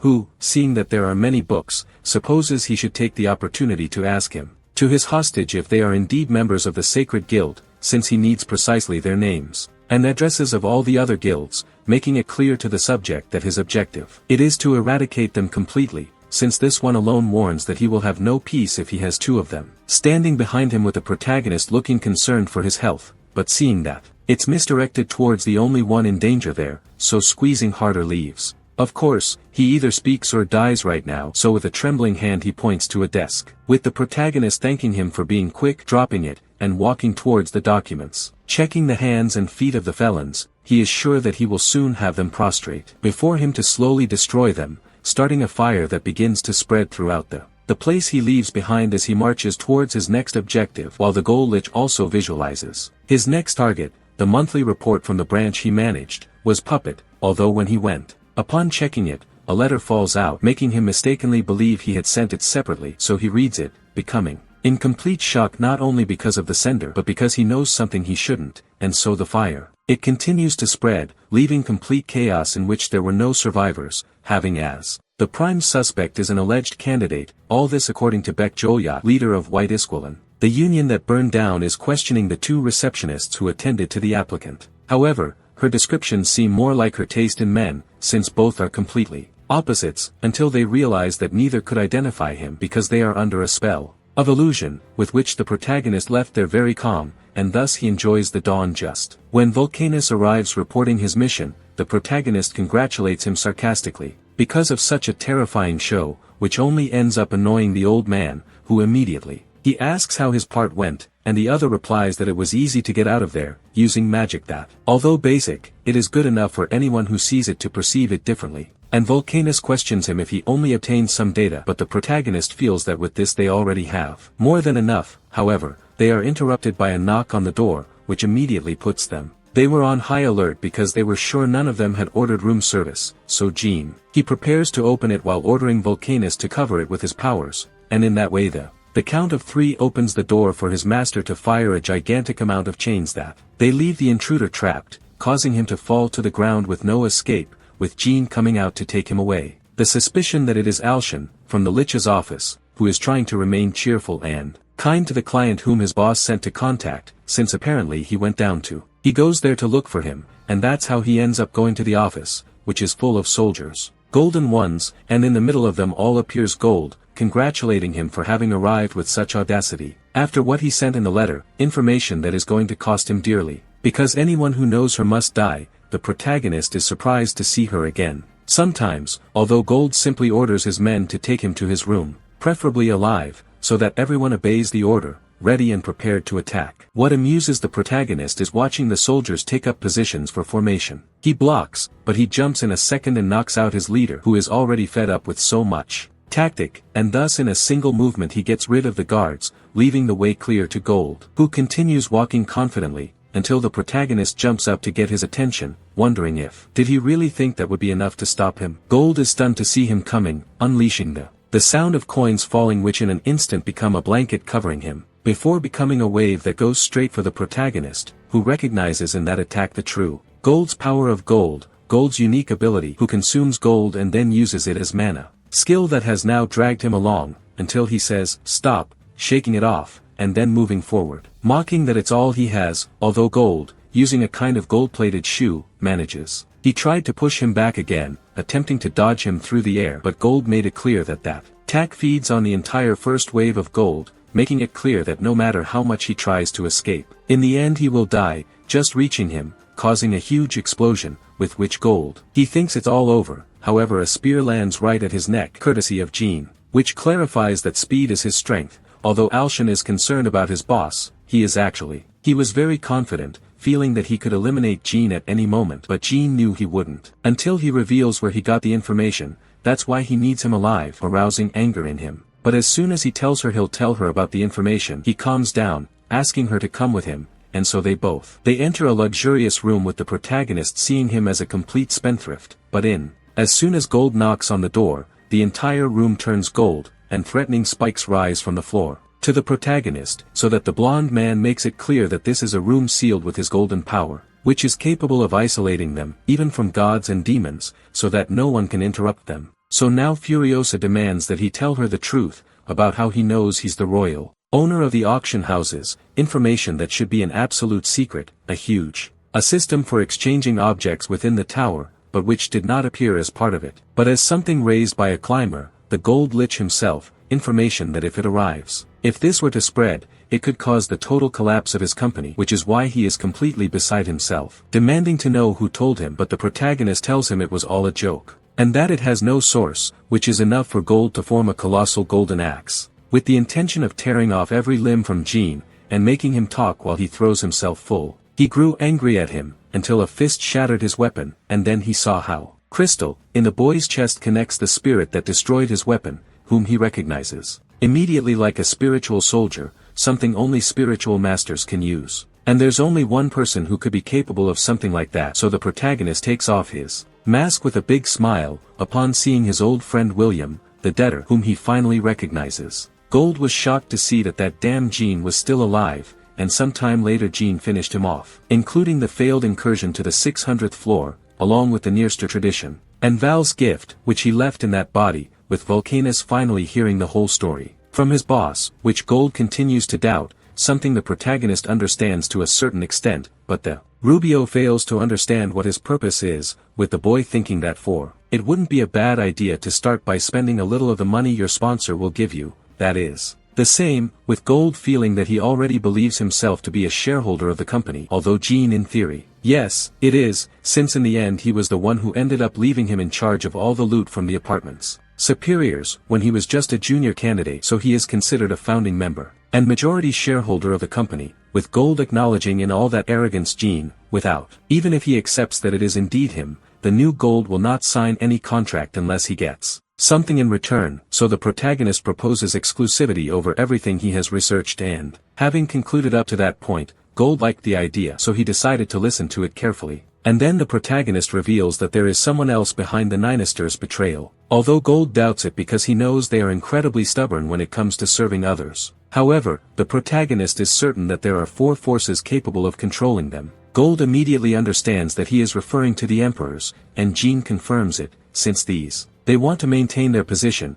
which begins to be threatened when a new species starts to gain power. That's why they need to eliminate anyone who has a real chance of ending the. Gold understands that, like his allies, the Ninisters would be receiving moderately sized apartments. Tall, although in the end that remains just a supposition because Jean continues to be the only one direct victim, but the protagonist has one more piece of evidence, or rather, the entire extinct tribe were not. From the 100th floor, with both of them knowing the only survivor of that place, Haru, perfectly, who at that very moment is blowing the orcs' heads off. However, he feels that he is not enough to defeat the orc boss, whom he could not defeat at the limit of time of his first attempt, and seeing that if he wants to see his brother again he will have to become more strong, although now he has a pesky little devil whispering in his ear, asking him to only. She used it to easily pass the orc, but she doesn't want to yield to the sword anymore, not to dragons. Remembering his promise to his brother, he decided to stand firm, telling the devil to shut up, so that she would let him fight in peace, and returning to the Golden Hall,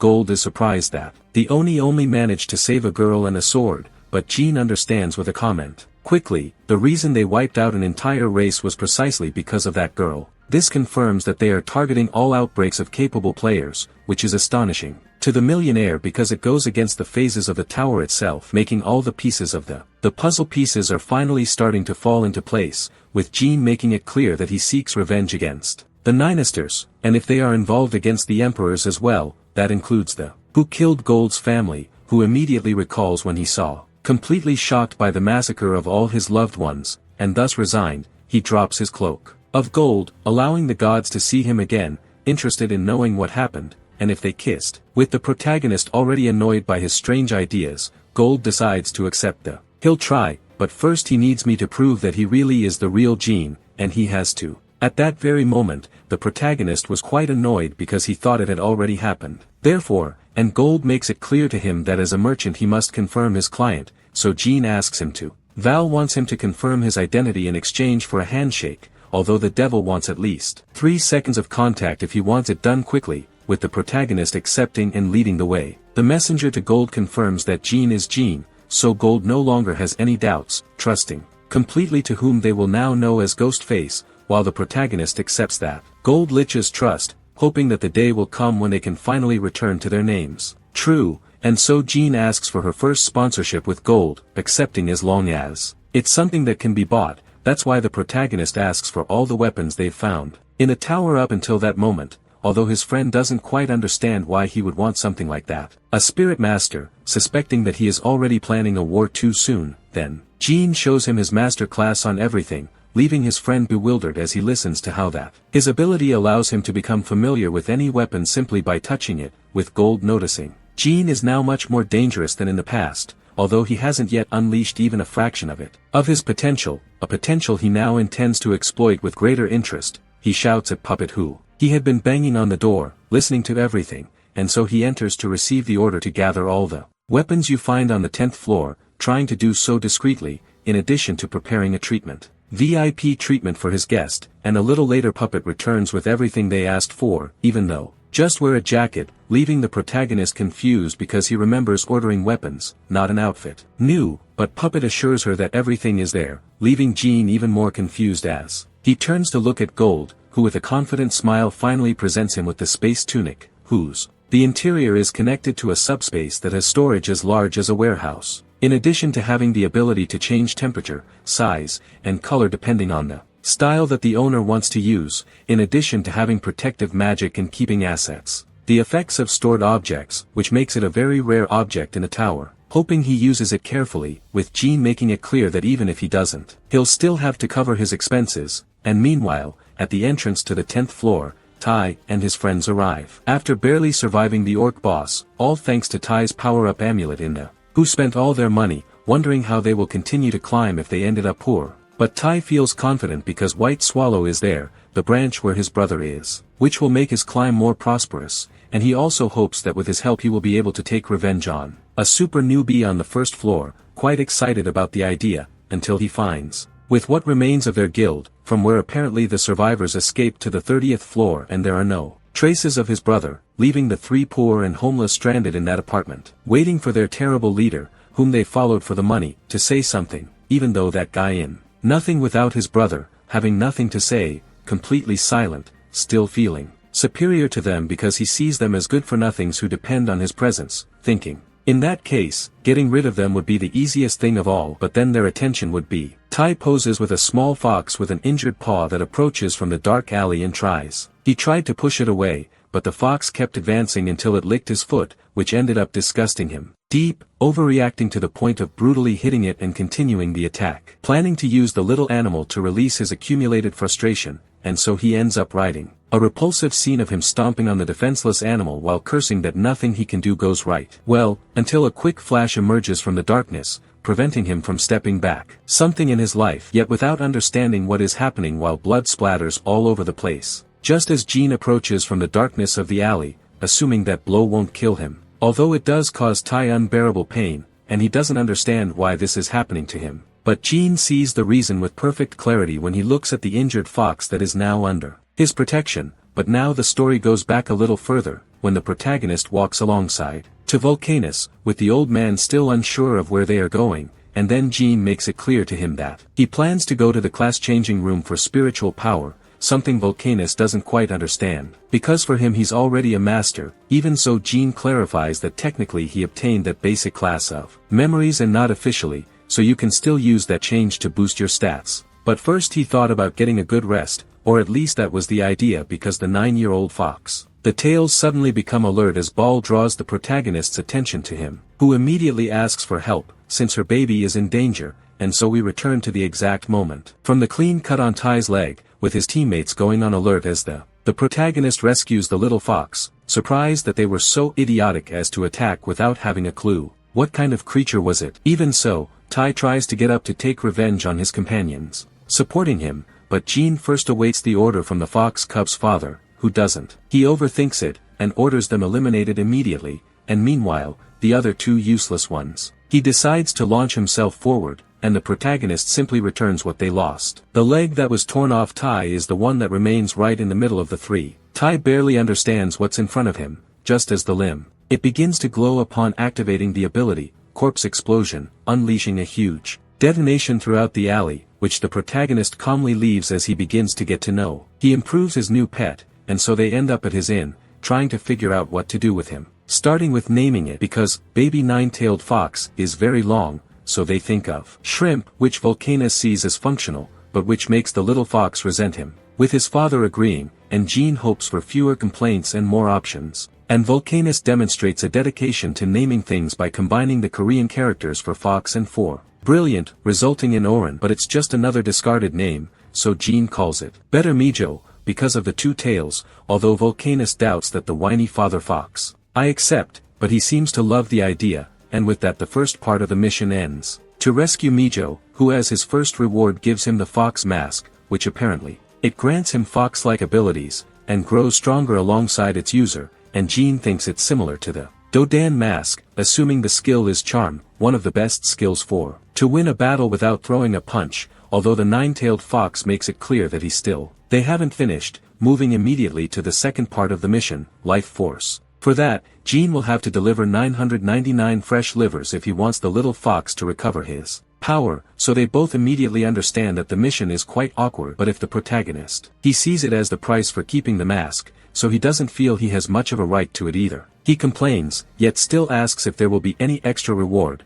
with the fox making it clear. He tells her not to ask the obvious, and with that the deal is sealed, and then Volcanus asks to leave. Take a walk in the meantime, and Jean warns him not to come back late or better yet, show up tomorrow. In the exchange room, and in that way Volcanus ends up touring the city with a certain nostalgia, seeing how much everything has changed since the last time he climbed the tower, but right in the middle of he's flying, a strange feeling stops him. Confused he stands on a tower to get a better look at what happened. This alerted him, and then he saw it, a dragon walking through the city, which was easy to recognize by the horns and by that wild mana that surrounds him, listening as the subject goes, muttering as he advances, that the dragons are going to kill everyone, which is enough for Volcanus to putting him on high alert, mainly because, with how proud and narcissistic they are, that sounds exactly the kind of things they would be capable of doing, and that's when it really terrifies them. Realizing that those monsters are heading towards that floor, and while he's terrified upstairs, humans are also terrified down there,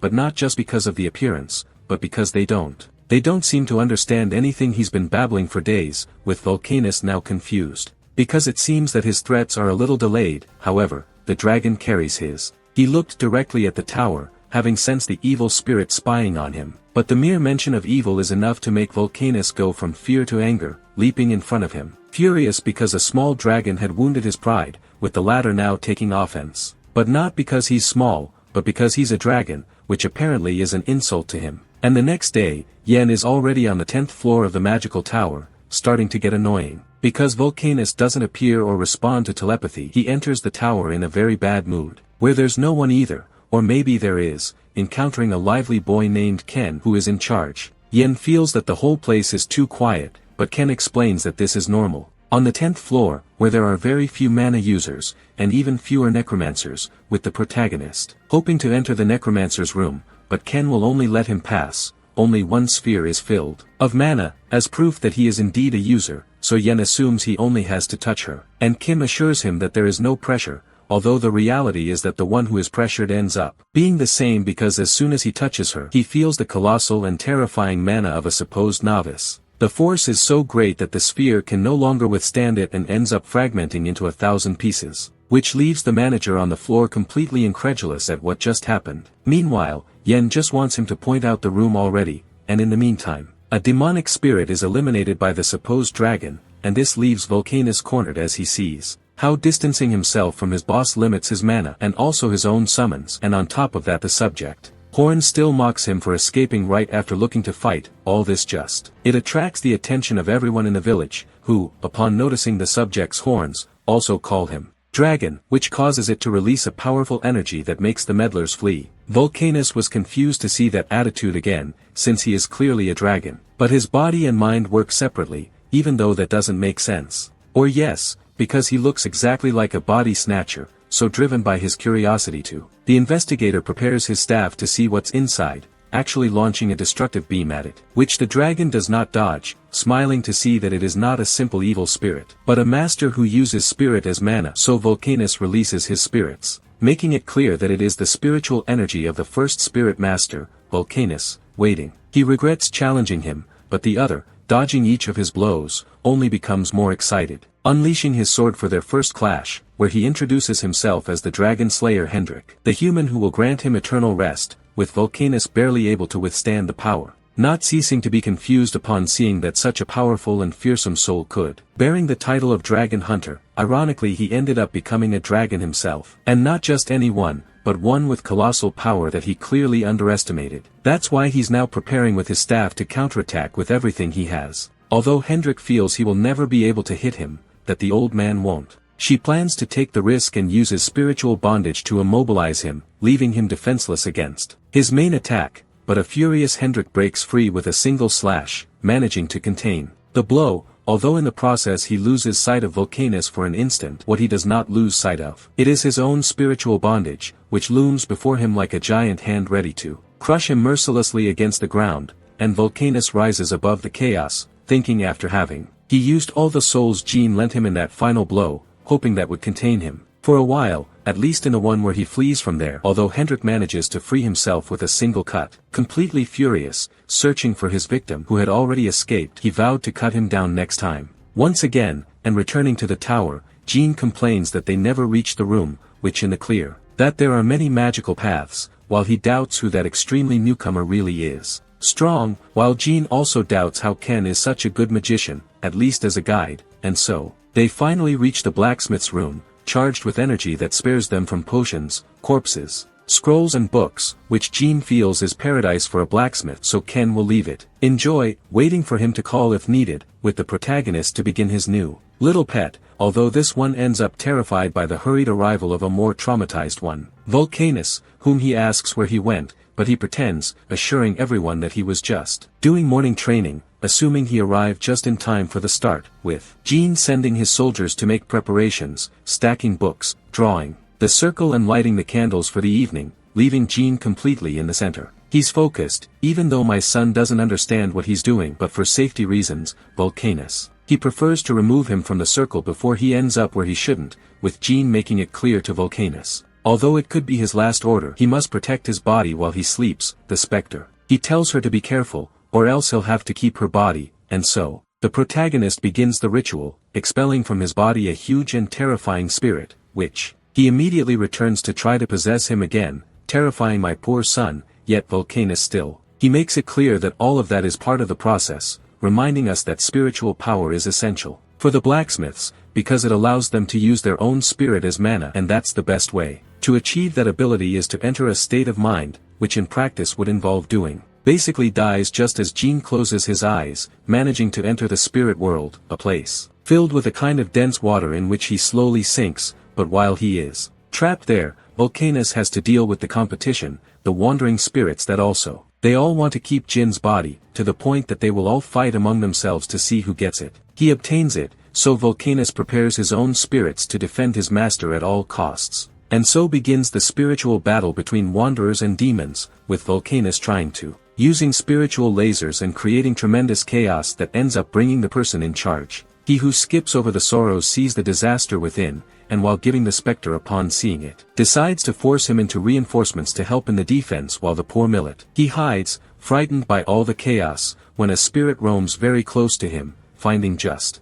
a hole through which he heads straight to Jin's body, to a blind spot where neither Volcanus nor Ken they can arrive, leaving the protagonist completely defenseless and on the verge of losing his body. It makes a brave millet close its eyes and jump forward, creating a strange energy around it that extends throughout the place, attracting everyone's attention, especially that of the spirits, who are left astonished by that energy, which leaves them completely hypnotized by it. Absurdly adorable, the little fox is so charming that we are literally captivated by its charms, which leaves them completely immobile from so much tenderness, including the spirits of Volcanus and Ken himself, with Volcanus being the only one still conscious, trying to wake the. Furthermore, while he doesn't fully understand such power, one capable even of trapping spirits, acknowledging that in the end the gods are still playing on another level, however, a huge skeleton appears, annoyed by all the noise that woke it up, and Volcanus recognizes it. Immediate as a named spirit, the soul of a former high-ranking climber, assuming that it's going through Jin's body, although it seems the spectre hadn't noticed it until that. At that precise moment, Volcanus tries to stop him, but the charm also ends up affecting his body. Not enough to make him fall in love, but enough to leave him unable to move his body, left with the only hope that Mijo can stop him, although the skeleton isn't interested in that. Even the pets and the little fox bravely jump towards him, growling at him, and unleashing all its power against an enemy who for a moment feels fear in the face of that strange. The problem is that the little one seems to run out of energy. It uses up its charm too quickly, and Volcanus, terrified, seeing that he can do nothing, can only watch as the skeleton lies, about to finish off the little fox, annoyed at having been scared, with the fox having no other option. That cry, and suddenly a lightning bolt shatters the side of the skeleton's arm, courtesy of Jean. After thanking Mijo, focuses all his attention on finishing off the skeleton that was there. Annoyed, he watched in terror the damage to his spiritual body while Jean looked at the other spirits. Arrowed, who even though evil can still serve as their spiritual bullets, absorbing them before the enormous spirit whom he aims with his 10 fingers of spiritual bullets. And with those spiritual bullets, he ends up crushing the spirit, and in the process, he also bursts part of the wall of the spirit tower, so Vulcan can't help but admire the ingenuity of protagonist, which also resulted in a huge hole in the structure, with which Jean gives the job for finished, and later Kim is still asleep, while Puppet arrives distraught wanting to know what. The protagonist feels that explaining it would be a story as if the demons had done something to the changing room. Too long, although what intrigues her most is why she is there at that moment, and then he makes it clear that he's only there to deliver what was missing from his order, and that it wasn't included in the tunic, which contained a couple of poisons and some magic stones with fire and ice energy. This leaves Vulcans as surprised as the protagonist himself, who thought Puppet had them. He would take it later, but the shopkeeper explains that there won't be a later because he's going to return. After everything he's been through as a climber, he feels the need to become one stronger, because if he wants to reach the top of business, he has to rise to the level of Gold Lich and Ghost Face. That's what he plans to achieve by reaching the top, with the protagonist admiring that decision. Because at one point he's reminded of young Gold, and so he decides that if he really lives up to that, becoming strong will then become his ally in the plan he has in hand, and Puppet couldn't be more grateful for that opportunity. And after that the young man marches on while the protagonist assumes it's time to eat the poisons and crystals, and Vulcan. He still doubts that it's healthy, but the boy is more interested in having it inside him. His body, thanks to his gluttonous trait, absorbs powers, so he takes the ice crystal with a enormous curiosity to discover what will happen as soon as he eats it. And while Ken finally wakes up, even while trying to rescue the climber, Vulcan moves away from the fact that he has finally awakened. Ken is asking about the fox and the climber, so he replies that they're fine there or something like that, because Jean is unleashing hell in his body trying to digest one more crystal, hotter than a habanero pepper, with the terrified little fox in the middle of all that hell, and his father is annoyed with Jean because he's scaring him, but Jean can't stop activating his gluttony, absorbing the glass until it controls it, and thus achieving fire resistance. But it is not yet full, the next ones being the poisons, and so while their spirits gather, a bunch of orcs, and Jean complains of a stomach ache, which makes Vulcanus remind him. Nobody told him to eat so much poison, but the protagonist isn't willing to let Ninister surprise from any angle, especially with poison, which was one of the things that made it most surprising. To suffer before dying, although Vulcan is more focused on the fact that they have already gathered all the orcs from the area, so Jean wishes Mijo bon appetit. The Spectre feels that he should at least prepare his liver or something, and the protagonist agrees because in the end he's still a baby. But both remain silent when they see them eat. For a second, instincts take over in Mijo, which begins to devour everything with complete ease, and so once they finish eating, they wander through the city with Jean regretting not being able to search for more waves so as not to attract even more attention. In the city, especially after Vulcan spent all night fighting, the Spectre is surprised that he knew, but the protagonist clarifies that he noticed his fluctuations of mana, which were so strong that he thought he had encountered one of the 4 races. This is confirmed by Vulcan, who did indeed face a rather strong dragon, but as soon as Jean hears it, he thinks the emperors are there, ceasing to pay attention to him. Pay attention to everything or else, with their power beginning to spiral dangerously out of control. Vulcan tries to calm him down so he doesn't attract attention, and thus the protagonist manages to restrain himself. Although he ended up spitting blood, assuming that's a negative effect of his gluttony ability. And then the Spectre reminds him that he shouldn't keep overexerting himself, and incidentally clarifies that it was just a dragon, though not just any dragon, telling him the whole story. With Jean interested in Hendrik, the name by which the dragon who hates being a dragon identified himself, it seems completely illogical at first glance, until he remembers that he is the same. Besides, the name sounds familiar, being a young climber who made a name for himself by killing a dragon, and so he continued to do so until he earned the title of Dragon Slayer, which apparently he died between the 700th and 800th floors, with Vulcan seeing Jean as a precedent, assuming that it could also be the work of the emperors, leaving Jean much more interested in meeting him. Although his cough only worsens, and he spits up more and more blood, much to the Vulcan's concern, who knows perfectly well that he gained access using his gluttonous ability, which has now left him with several internal wounds, needing to find someone who can heal him. But the protagonist also knows that he can't go to a priest, because most likely they'll end up purifying him with power divine, so the only idea he can think of is to simply devour that divine power with my son. Looking increasingly worried, he finally decided to get up and let out a loud groan. A loud noise leaves the protagonist half deaf. That's when Vulcan notices something strange, and points it out to Jean, who sees how nobody around him is reacting to the little fox scandal, as if everyone were moving by pure inertia in a frozen time, and right at that moment a ring of light distorts behind them, drawing their attention to a girl advancing, making her way through the crowd, cheerfully greeting Ghostface, who instantly recognizes her as an angel, reacting with all his composure at the same time drawing his weapon. But in a second the angel stops his hand, waiting for him to calm down, and this leaves the protagonist in shock at seeing such a thing. Speed, having it so close with a smile, with which she makes it clear that the best thing would be to start from scratch, repeating that it's a real pleasure to meet him, who sees that she is not only fast, but also so strong that it doesn't let him move an inch, as long as I simply stroke him. His face, seeing him so injured, and with several internal organs severely damaged, and then he placed his hand on his chest and released a huge light, leaving the protagonist completely astonished. Vulcanus was already quite worried about what might happen, with the angel retreating, so that Jean notices how her body is already healed, immediately recognizing that power as something belonging to the celestial beings, being pure sacred power, while she hopes that with that he will understand that he does not has bad intentions, thus finally presenting herself as Uriel, a celestial affiliate of Moic, and thus once they leave the place, everyone regains consciousness, confused and not understanding why they ended up in that place. The same happens with the Gold Lich Hotel, where the Makamas have just woken up, disoriented, thinking they are just overworked, while Jean watches them from the doorway. Taking the opportunity to ask Uriel how she does that, she assures him that she only played a little with the memories of others, so that no one would notice that a celestial being was there, avoiding calling the attention of the others, with the protagonist acknowledging that she is clever and cheeky, asking her if it's memory manipulation, and if it's already been done. But she assures him that someone with so much essences like him, the charming little fox beneath, or the wary spirit ready to strike, are targets very difficult. With that said, Jean wants to know what he wants with them, but Uriel only recites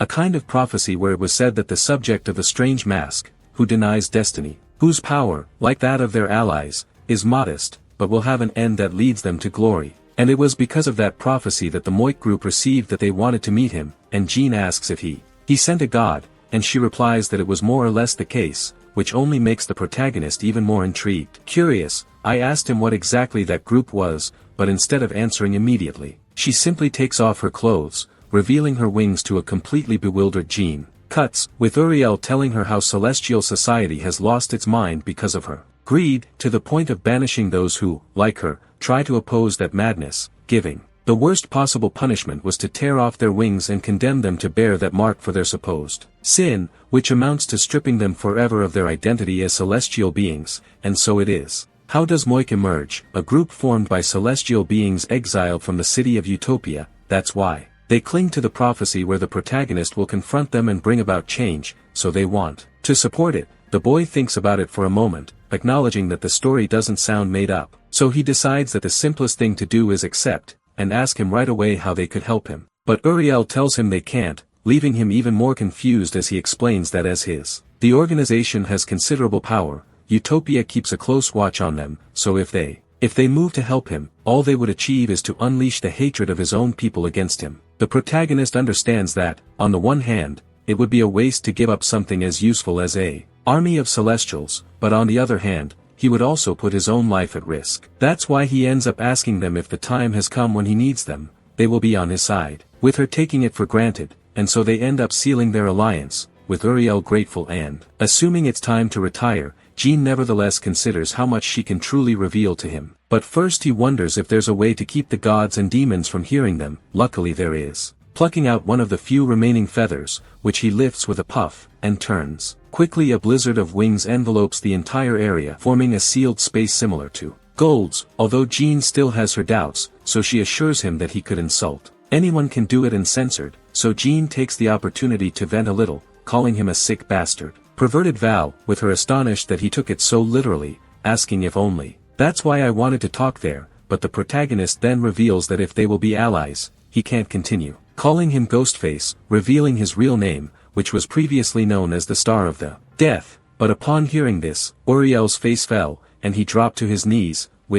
this completely confuses the protagonist, as he listens to her apologizing for her lack of experience. With Jean assuming they met years ago, she tells him something like that, revealing that she does. Decade was present at the meeting, where his death was discussed, a confession that leaves the protagonist, consumed by absolute fury, warned her to choose each word that came out of her mouth carefully. Although she doesn't get upset and only asks him if he knows what happens when someone manages to climb all the floors of the tower, he supposes that at that point they transcend just like the gods and demons that they rule the tower, and that is precisely why the transcendent ones known as the Four Emperors want to monopolize that power, aiming to eliminate anyone that shows enough potential to go all the way. With this, the protagonist confirms that his theory was correct, surprising the girl who was immediately attacked by him, happy to. He has one of the people responsible for everything in front of him, so he decides to do the same to her head that they did to her wings, grabbing her by the neck with their spirits and leaving her one step away from killing her. But she feels that to a certain extent that would be fair, since precisely because of that issue,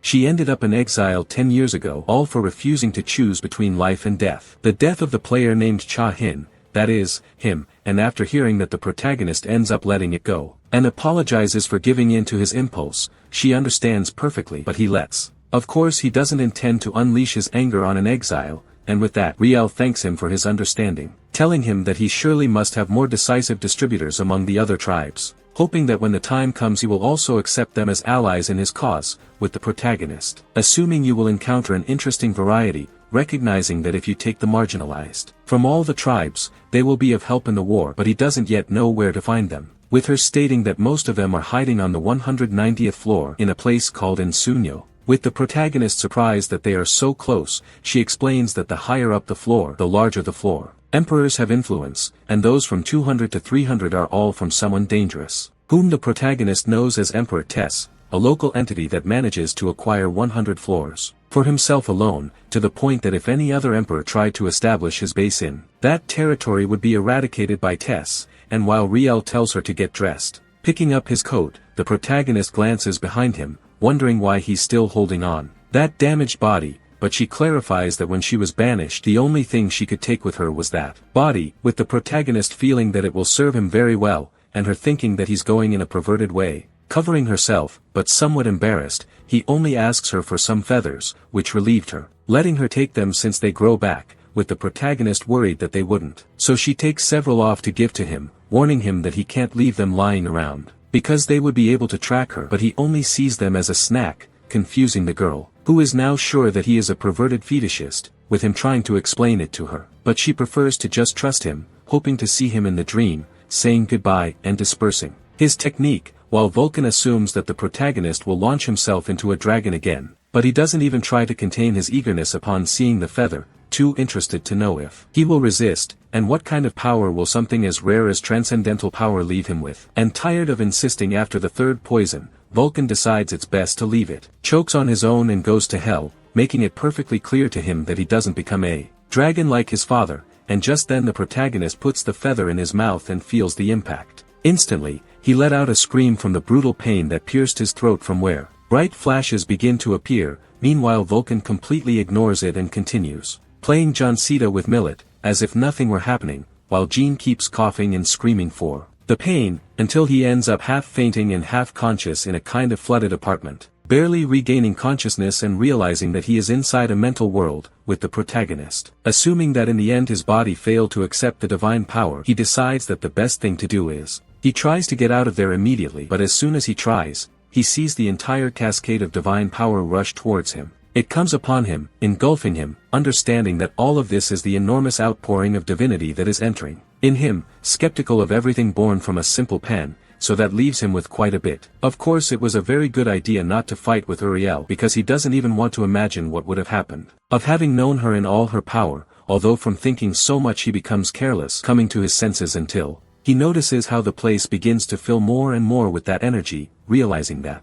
he has to get out of there before he ends up drowning in divine power. the problem is that he doesn't. He knows how to do it until he remembers the best alternative he can think of, savoring it with her tongue, deciding to assimilate everything, and meanwhile outside her body begins to tremble, distilling energy, immediately alerting Vulcans, who notice that he is still using gluttony, only now from in a different way, as if he were devouring something within his own spirit, even though my son. It worries him to see him like this, but Vulcan is already too used to it, assuming that while the reason he keeps breathing is because he still has a plan which doesn't reassure the little fox at all, and the Spectre understands this perfectly, yet he simply waits for another miracle from Jin, something that the protagonist himself also waits, especially when he sees that the giant straw doesn't work for him either, since he has created a huge number of spoons, jugs, and anything else that might be useful for drinking. All that power, trying to gradually absorb the divine power, but it doesn't decrease at all, and at the rate things are going, his mind will end up succumbing to that divinity before he can to process it completely. But then she remembers,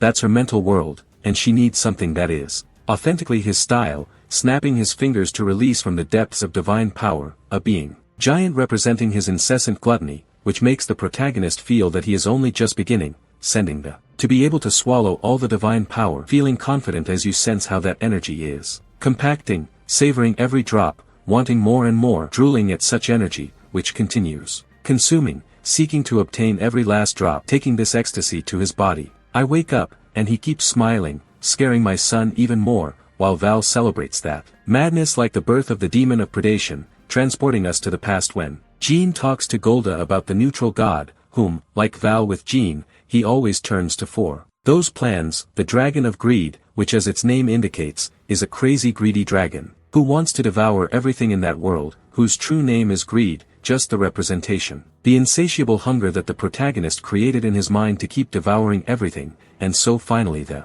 protagonist wakes up to the delight of his friends, with my son jumping towards him and Vulcans waiting that he had succeeded, with Jean confidently showing him that it was a success, releasing an orb with a little divine energy, which runs through his body, hoping that will be enough for him, with Vulcans completely incredulous that a human without a great lineage could have adapted the power celestial to his own body, congratulating him. But he is also clear that if the Celestials, if they find out, they'll want him dead immediately, but the protagonist thinks that's not enough, hoping they will treat him as a real threat. Although Vulcans can't help but worry about, rather than acknowledging his power, he knows he is not yet ready to face an imperial siege, fearing that everything will go wrong if they happen to cross paths with an enemy of that caliber, just like that one, a dragon that seems to be on the prowl. And so a few days pass until in the apartment area, the demonic spirits end up wiping out a tribe of orcs, coming very close to a confrontation to their leader, who does stand up to them, and ends up destroying several spirits in the process. Meanwhile, from above, Vulcans and the protagonist observe,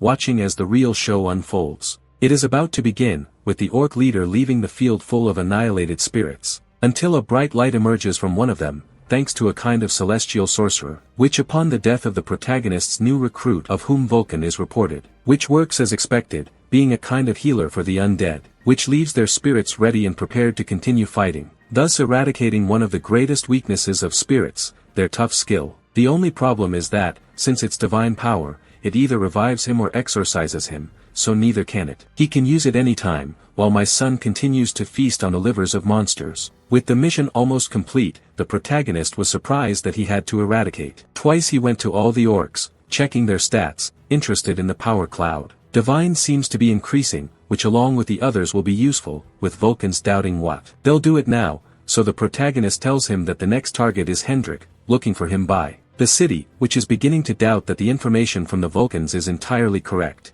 because according to him, that non-dragon hasn't moved from the spot, as it will take a long time to wait. Someone, that only further piques the protagonist's curiosity, who begins to think that maybe something similar to what happened with Uriel is happening, and he's also involved in something related to the prophecy. So he decides he has to see it for himself, just as they arrive at the square, where it is found installed in a place, functioning as a kind of imposing little crazy thing. In the plaza, it only takes him a second to conclude that it is definitely a dragon, so to speak. With him, it becomes mandatory that Vulcans not see it as a great idea, because it's almost certain that all that guy will be looking for is a fight, and it doesn't cause the protagonist any problems. But Vulcans prefer to stay out of it, earning Jenny's taunts in the process, who quickly calls him a coward, certain that he was traumatized by the beating she gave him. The dragon, even though the old man continues to deny that he has actually lost, that whole argument ends, reaching directly into the ears of the non-dragon, who then relaxes and closes his eyes upon remembering.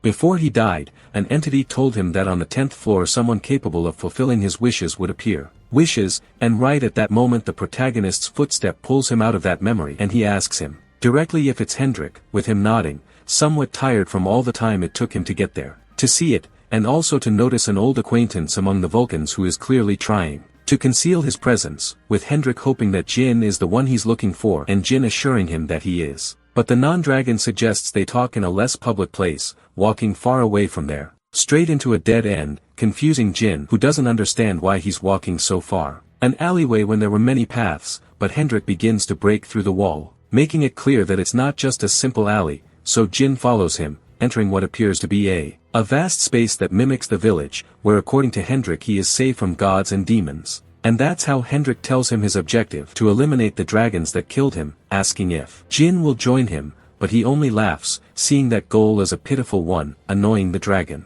With Vulcan scolding the protagonist for provoking that monster, but Jin silences him so that he let her continue with her plan, so she returns to Hendrik, knowing full well how she ended up there. But the dragons aren't solely responsible for their deaths, which is why he doesn't want to join. That obsession stems from wanting to eliminate all those who were killed. That's why his objective is so extreme, small enough to accompany him, making Hendrik not believe it's real, suggesting that he will go against the 4 emperors, with Jin claiming that the 2 are equal, both having died. Not anymore, and that sooner or later those people will come back for them. His words are chilling Hendrik, who suddenly bursts into laughter, confirming that the person Curiel had told him about the prophecy if she was right in front of him, with the protagonist surprised. Hendrik admits that he likes the boy, although he still doesn't know if all that is the determination he carries real or pure fantasy. That's why he decides to find out for himself. Asking him the name of the one he believes himself to be so capable, Jin introduces himself as the Death Star, revealing his face in passing, but the presentation is cut short by the shouts of an old man who owns from subspace, and fed up with that lizard using him all the time. The protagonist shadows himself. He sees him, while Hendrik tells him that he is an old acquaintance, the same one who forged his sword. While the blacksmith complains that they should have left as soon as the job was finished, Jin is still surprised that the old man is also an Oni, and the old man doesn't stay either, indifferent to that strange combination of a dragon, a spirit, and a guy dressed in black, which must clearly also be some kind of strange thing, and Jin, for his part, remains doubtful. For a moment he wonders if he's really looking at someone alive, but the blacksmith immediately clarifies that he is. Although it may displease a hygromancer, he may be old but he is not yet dead. With that, the protagonist realizes that they misunderstand him again, when in reality all he wants to know is how he managed to survive the massacre. As soon as the old man hears that, he goes after him, convinced that he is. He confronts the person responsible for destroying his village, but luckily Hendrik stops him before he can. To prevent things from escalating, trying to calm him down and explaining that he too is a reincarnated being. Meanwhile, Vulcan takes the opportunity to ask if he knows an Oni named Haryu, leaving the old man still incredulous that she was alive, and thus a little calmer inside. From the blacksmith's shop, and still surprised by so many coincidences, the old man ends up telling them how the festival came about, a celebration that brought together all the Onis on the 100th floor, although he didn't attend, because he's too old for those things, and that's when the disaster happened. So now all she wants is to see Haryu again, although it seems he's still on the 9th floor, so all he can do is wait for her to arrive soon, and Hendrik for he is quite interested in hearing about her race, which, according to Jean, rivals those of either of them, or even surpass them in a one-on-one, although the non-dragon is not yet finished. Trust if you wonder if she would truly be a partner until the end, or just something temporary. Jean assures her that she will go all the way, also very much involved in revenge, with the old Oni, thanking him for doing so, introducing himself as Gino, a blacksmith from the Oni village who will support him in everything he can, asking him to rebuild the species with Haryu, with the protagonist clearly not understanding the misunderstanding, while Vulcan sees that he still doesn't understand that the mask is a wedding ring, with Gino leaving all his weapons at their disposal, and so after Jean see its tremendous quality and get ready, it's time to leave, but this one is sound asleep, since according Hendrik hadn't been sleeping well since what happened in his village, so they decided to let him rest, hoping to return to Haryu, who will surely also be happy to see him. However, because he became sentimental, he didn't hear the desperate cries of the Vulcans warning him, barely managing to dodge a huge beam that passes a few centimeters from his neck, leaving a large Destruction in the background, with Jean watching the attack, Hendrik congratulating him on his reflexes, seeing that if he had died there, he would not have been worthy of passing his test, which only excites the protagonist, who clarifies that he will be the one tested, and thus a completely destructive fight breaks out between both, with Jean advancing to the front alongside their spirits, which are shattered by the Hendrik's swift sword, suddenly sees several swords flying through the air towards him, easily shaking them off, but in that brief moment she loses sight of the protagonist, who is already upon him, lunging to surprise him, aiming directly for his head. However, Hendrik simply dodges it with a step back, causing him to miss the fencing attempt. From the master, from everything before Jin's confusion, who ends up being shot against a wall, while the little fox remains worried about the chaos, and Ginos continues with his absurdly heavy sleep, and returning to Hendrik, he observes the great destruction caused by the wizard's body. Upon colliding, he recognizes that for an Agromancer he has great strength, so he knows that because he won't stand a chance if he revives monsters from upper floors, but suddenly, a voice takes him by surprise, and in a second he finds himself surrounded by chains of Vulcans, who come seeking revenge for last time, leaving him completely immobile, watching as the colossal spear of Gunga rises from the scourges, charged with all the magical power. Jean, with which he warns him that he defeated the orc boss in less than a second, letting him go immediately, with Vulcans creating space for Hendrik to take the hit, but he scares us, activating the gleam on his sword, which Vulcan seemed to recognize with terror, even more so when he saw it as a mirror. The movement disperses the magical chains and prepares for a cut. Vulcans tries to warn him. Hendrik tells his master to dodge, but then unleashes his most powerful dragon-slaying slash, with which he not only it doesn't cut the spear, but that power goes directly towards the protagonist, who is enveloped in a great explosion, with Vulcans worried about Jean and for having become overconfident, also ending up receiving a blow from Hendrik that splits his entire face, thus rendering the strongest spirit unconscious. Jean, with that the dragon understands that he has no resources left, searching for the protagonist to finish him off. But in the end it is Jean who finds it, certain that he still has his best card up his sleeve. That's why he pulls out a crossbow, which according to Hendrik is terrible, missing 2 shots even though the shots they weren't even going towards him but instead passed by and formed 2 magic circles that the protagonist it activates instantly, releasing stakes that pierce the dragon's body and leave it trapped, just in time to finish him off using his strongest ability by putting on Harrio's mask. While waiting for the previous debuff to wear off, he launches himself at full speed,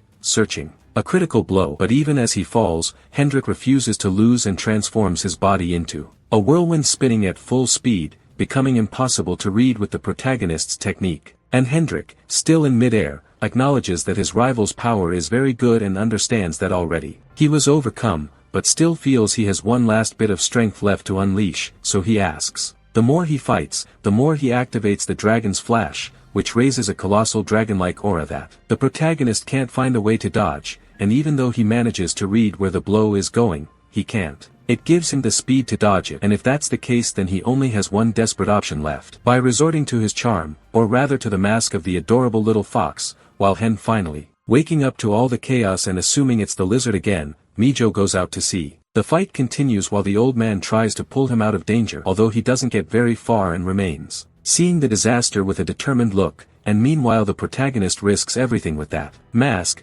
just as Hendrik prepares the attack, so he jumps and disappears completely from the Jin's view of it, only to see it appear before him in the blink of an eye, destroying everything in its path, leaving the tip of the sword directly in front of his eye, causing brutal destruction upon impact. However, Hendrik was completely astonished to see that Jean managed to dodge it, even though it seemed that there was no way to do it, watching him move through the building and noticing the fox mask, which gives it more agility and also combines perfectly with its claws, which only makes that the dragon not only enjoys the fight even more, but wants to clash again at full speed. Speed with Hendrik, acknowledging that the protagonist's skill has increased greatly, assuming that everything it comes from the mask, while Jean remains completely focused, managing to reverse an attack and opening up an opportunity he intends to seize immediately. But just as he steps into that gap he sees the hand of Hendrik, having a magic circle, realizes he fell into its trap, with the dragon releasing a tremendous explosion that sends more clothes flying everywhere, although Jean manages to move faster, deciding to play his best card, Charm, with the protagonist's love-struck aura spreading, reaching Hendrik, who feels that romance creeping into his body and grinds his teeth, without the slightest intention of turning away, breaking that magic with great ease.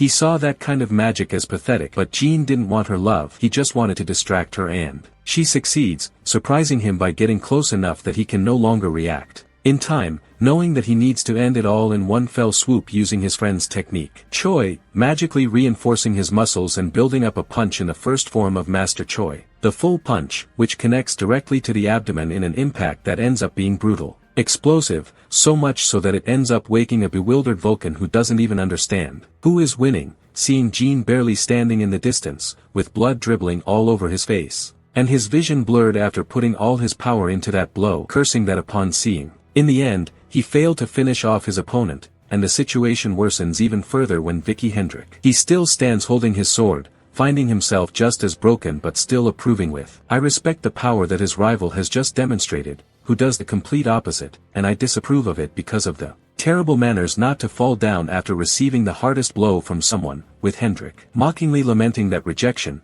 which only annoys the protagonist more and more, until, suddenly, several crimson petals do begin to fall from the sky, since the dragon needs his approval at all costs. Determined to show him his final attack, the protagonist, now without energy, tries to clarify that it is overwhelming just as he sees the colossal aura of the latter rise. A movement called Petal Dragon, that gigantic star chisel technique that Jean defenseless. He looks straight ahead, smiling as he acknowledges that final second that Hendrick completely passes the test, while receiving the impact with his entire body, and thus later Vulcan mocks the protagonist for. He has also lost, although he tries to maintain his pride, unable to deny defeat. So he'd better try to turn Vulcanus into a ball of energy, but he can't even do that, without his whole body aching, which only brings him more mockery from Vulcanus, who reminds him that it should not be overdone, assuring that if it weren't for Uriel's divine power he would no longer be there, alive, which only continues to annoy the protagonist, who plans to take revenge when he recovers, but Vulcanus. He doesn't listen to the threats of losers, with all the chaos beginning to tire the little fox, who feels something is approaching, with Hendrick himself hoping he's still alive. The Vulcan remains worried about. He still intends to cut him, but for Hendrick, everyone is already on the same team, leaving him even more nervous, but grateful for that, noticing that he seemed to only be behaving like a lunatic when it came to fighting. However, this one really did leave the protagonist in bad shape. With Hendrick admitting he went a little too far, it only further wounds the pride of an enraged protagonist. He claims he'll win next time, which amuses the others, but Hendrick knows that it's probably true, someday. Even so, the protagonist called him to hear his story, previous life and death, which begins with his family and hometown disappearing without leaving traces left by the dragons, which painfully incinerated everyone with no possibility of to survive, leaving only him, surrounded by armies of dragons soaring through the air. And the reason he survived was a miracle caused by the hatred of those beings. And after that he began to climb the tower like any climber. Luckily for him, it turned out to be talented, with Jim feeling that it's a somewhat repetitive story, and in this way Hendrick arrives to the point in his story when on the 600th floor he killed his first dragon, making a name for himself, with the protagonist amazed that he was so quick to go straight against such a strong faction. But Hendrick claims that doing so also resulted in all factions turning against him. Therefore, his routine consisted of eliminating dragons and escaping from mercenaries. Although the further he advanced, the faction penalties were becoming increasingly weaker, assuming that floor 800 must to be its basis, with the protagonist quite astonished because the penalty is precisely that mechanism, which uses the system to prevent high-level climbers from monopolizing the tower, being of a restriction that prevents them from using overly powerful abilities on lower floors, and that's precisely the reason why, being a rookie, he manages to hold his own in a fight against Gold, because otherwise he would have died. But then Jim begins to wonder how far Hendrick really went. He reveals to her that the end of his plan, and also of his life, occurred on the 900th floor, leaving the boy completely in shock, because he could very well have become a transcendental being. However, Hendrick admits that no matter how strong he was, he could not defeat a dozen envoys of the 4 races, and the most ironic thing of all is that among all the things in which I could, having been reincarnated, he ended up becoming a dragon, and the protagonist sees that as something too much. It's complicated, but for Hendrick himself it's even more so, to the point of repudiating himself. So much so that he even wishes to die, but in a body with such resistance that is not easy. That's why she decided to use that same body as an instrument for her revenge, an objective that the protagonist ends up deeply respecting him, so Hendrick asks him if they'll leave right away, until he remembers that they have to wait for Hario. Although the protagonist doesn't understand at what point he hit them, but he makes it clear that he can't let him go alone in that state. Besides, they are very similar, both were completely alone in the end, seeing that if it has a second, the opportunity is to learn from their mistakes, and in their opinion, going for broke is only one option. Ji understands this, he needs allies, friends, and even a lineage, but Hendrik suggests exactly what. They need to create a guild, with the protagonist completely convinced, and meanwhile right at the central station. From the sacred guild of the 600th floor, Carmen enters furiously wondering why her brother. He sent for him, at which point the latter showed him some rather interesting information about his subsidiary. On the 10th floor, which ended up completely burned down by someone, according to what her report says. The leader was neither a guild nor a race, something that leaves his sister very confused because she knows that without, no matter how strong they are, everyone on the upper floors should be restrained by the system penalty. Kane knows however that even for a Ninister it would be impossible to go against an entire guild while under penalty, so he immediately understands that someone already has a power as overwhelming as the one they themselves possessed when they entered the tower. She asks what he plans to do, if that comes to pass, and he just smiles sadistically at the memory that they are going to. They'll use the same methods as 10 years ago to eliminate it, but this time they're not going to move in person,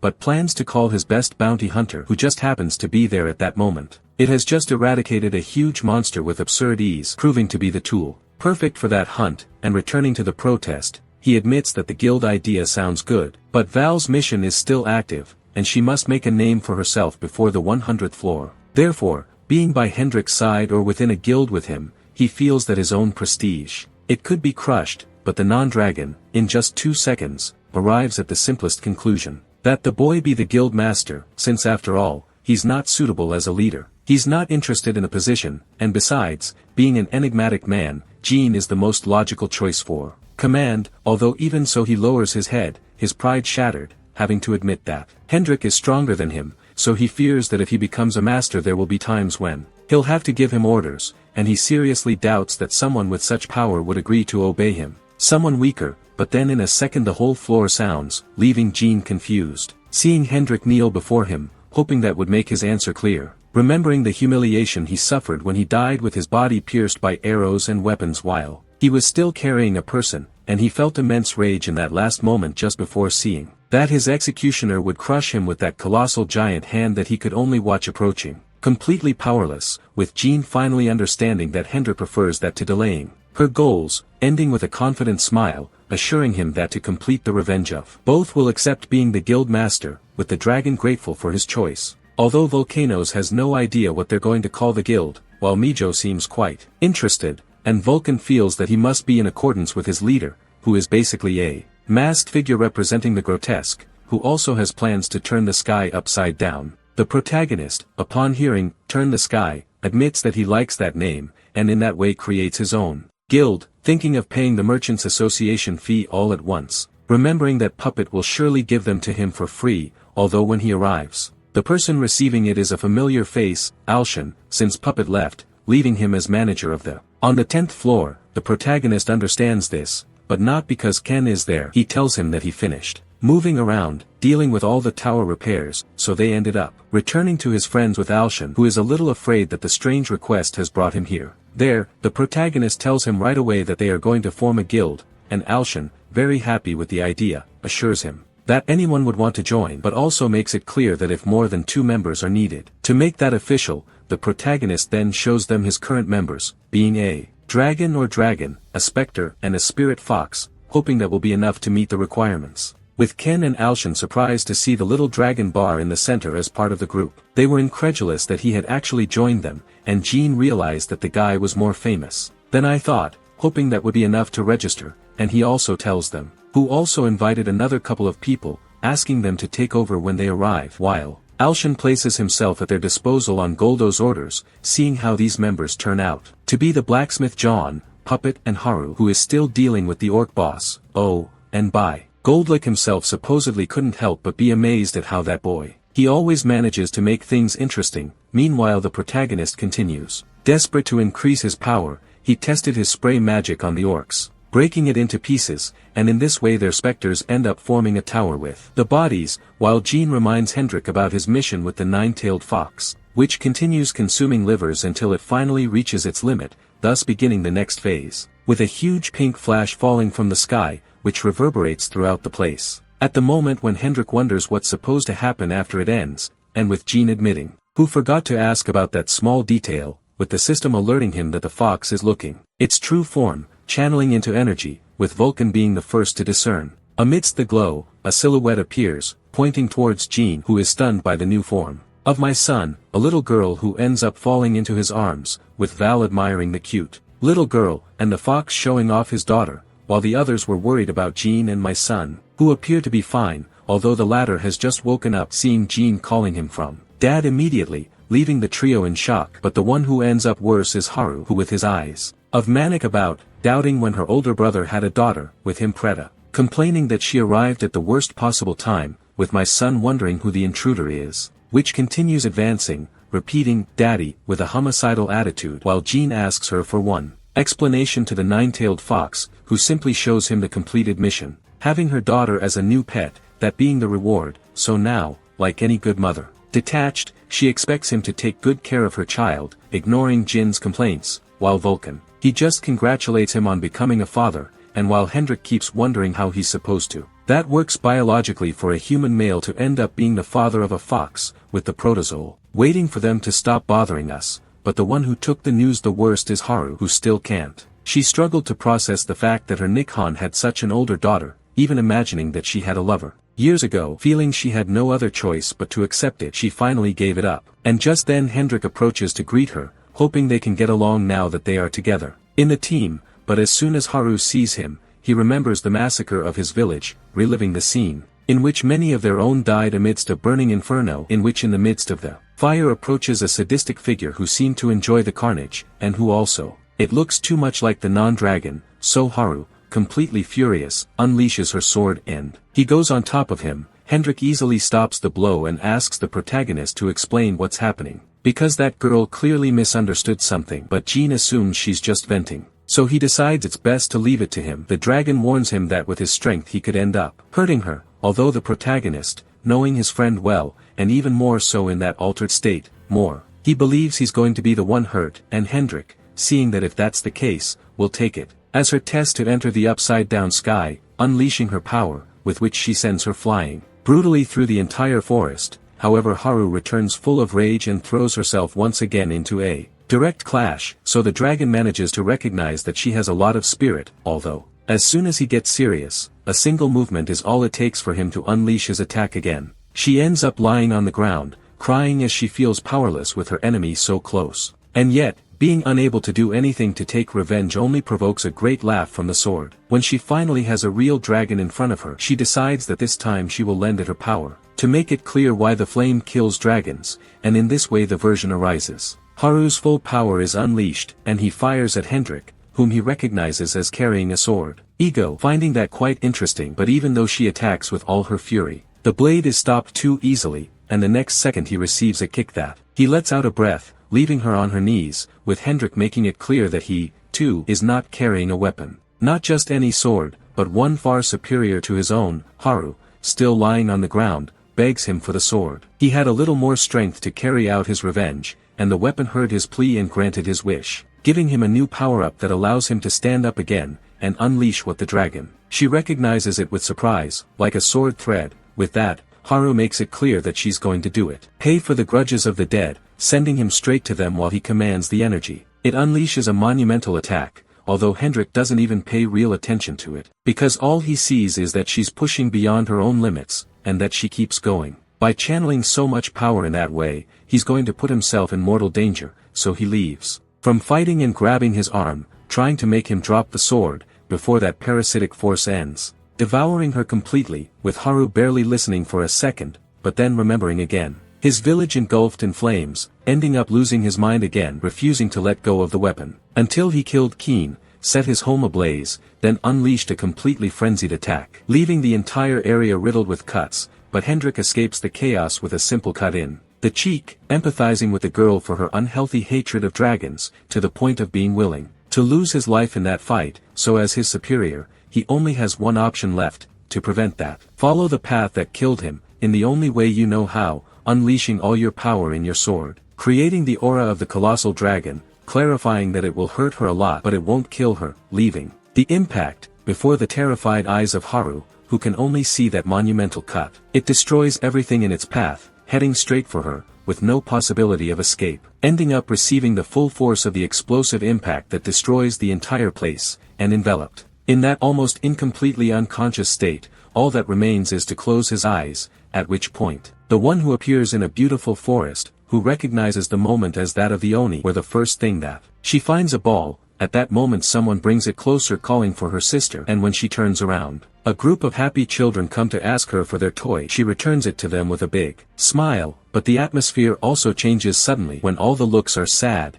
and they ask why she was the only one who survived, leaving her completely distraught. Just before that, a hand, gel-like and engulfed in flames, rests on her shoulder, forcing her to look from facing a charred Oni who begs for help, opening an enormous mouth, also wishing he had. Having survived, Haruo wakes up crying only to end up falling into a dense darkness, followed by hundreds of charred skulls trying to crush her while they confront her, and amidst all that horror, all she can do is cry for having been the only one who he is still alive, appearing now before the thicket of dragons, who also demand answers from him for surviving, or rather, because she keeps complaining about it, clarifying that it should be her, as the only one capable of wielding it. That's why if all the Oni died, she's the only one capable of getting it. His revenge, asking him to awaken, reminding him that the Oni forget neither grace nor revenge. And so Haruo manages to stand up again, leaving Hendrik truly amazed to see. That keeps moving after an attack like that, but not only does it get up, it moves forward. Pure instinct, launching himself back into attack with a thrust capable of piercing any defense. Managing to stab the dragon directly, however the sword ends up breaking on the hard body of this, to the total disappointment of the Oni who inhabits her, who finally understands that he has found his limit, and regrets that Haruo still lacks the strength to use it as he should, withdrawing his power, leaving her completely exhausted, so she falls on top of Hendrik with the sword demanding. The girl needs to become stronger so she can take revenge, with Jin and Volcanus just recovering by both of them, but Hendrik just laughs, making it clear that he's perfectly fine, and that he is not in danger either. He simply spent every last ounce of energy on that blow. Seeing her fast asleep, he asked them to let her rest, and some time later she was already at the inn. Haruo receives attention as everyone understands that the sword consumed too much of his energy. Vitality, Hendrik wonders if, as soon as he wakes up, she's going to throw it on him again, while the Prota assumes so because they both lived similar experiences, so he supposes that some of those they set his village ablaze, they could very well have been dragons, so Hendrik ends up accepting that resentment. Especially because he carries such a vile tool as his body, so he retreats,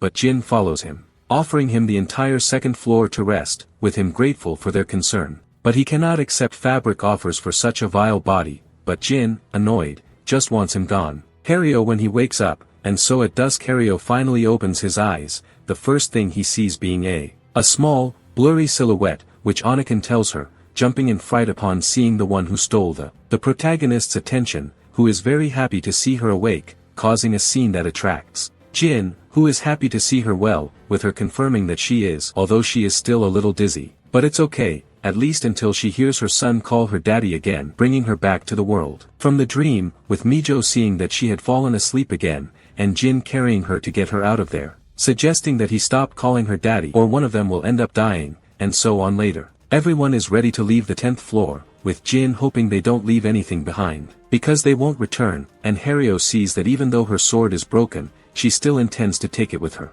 While Hendrik doesn't have that problem because everything he has is made of magic, and so he can't leave anything behind, and on the other hand my son, who is now starting to call him brother. Prota assures him that she doesn't forget anything either, leaving Jin quite surprised by that. The nickname change, apparently it was Haruo who taught him to call him that upon realizing that he was a innocent girl. That's why she explained to her that Jin isn't her daddy, in the friendliest way she could. Even though my son still prefers to call her daddy, he's also afraid of the lunatic. And Jin, for his part, decides to hurry them along, handing out a teleportation scroll to everyone. That breaking it will take them directly to the meeting room that Gold prepared, which according to Haruo, they are very expensive for the protagonist. At that moment he is only looking for speed. Volcanus, worried, asks him for his to go with them, with Jin admitting that he doesn't have one, but he's right. However, he doesn't think spending more than necessary, so it's better to absorb it, further damaging the echo of Volcanus, cursing his master for treating him like a mere item. but the master doesn't care. And they all break through to reach Gold's enormous mansion, marveling that anything so elegant exists in that apartment, but Jin supposes he is facing the true power of money, just when it appears. Another transported person, being Gino, takes a little while but recognizes Hario, who in turn still doesn't believe it, that he is truly alive, with both of them letting go and embracing, and amidst tears full of emotion. Jin watches the reunion with relief, but just then Gold breaks down, annoyed by the delay, considering them rude, with Jin asking for a little empathy for the Oni. But Gold only senses that the old Death Star is softening, with Puppet behind it. Hearing that name, remembering the mighty climber, who betrayed humanity a long time ago, 10 years for his thirst for power, with Jin removing his mask to confirm that it was indeed him. And some time later, Gold finishes summarizing the information, the only one truly concerned. It's Puppet, who's trying to understand how the emperors have been eliminating anyone who has the possibility of ascending, and among his victims are the Oni tribe, Jin and Hendrik, who were reincarnated after they died,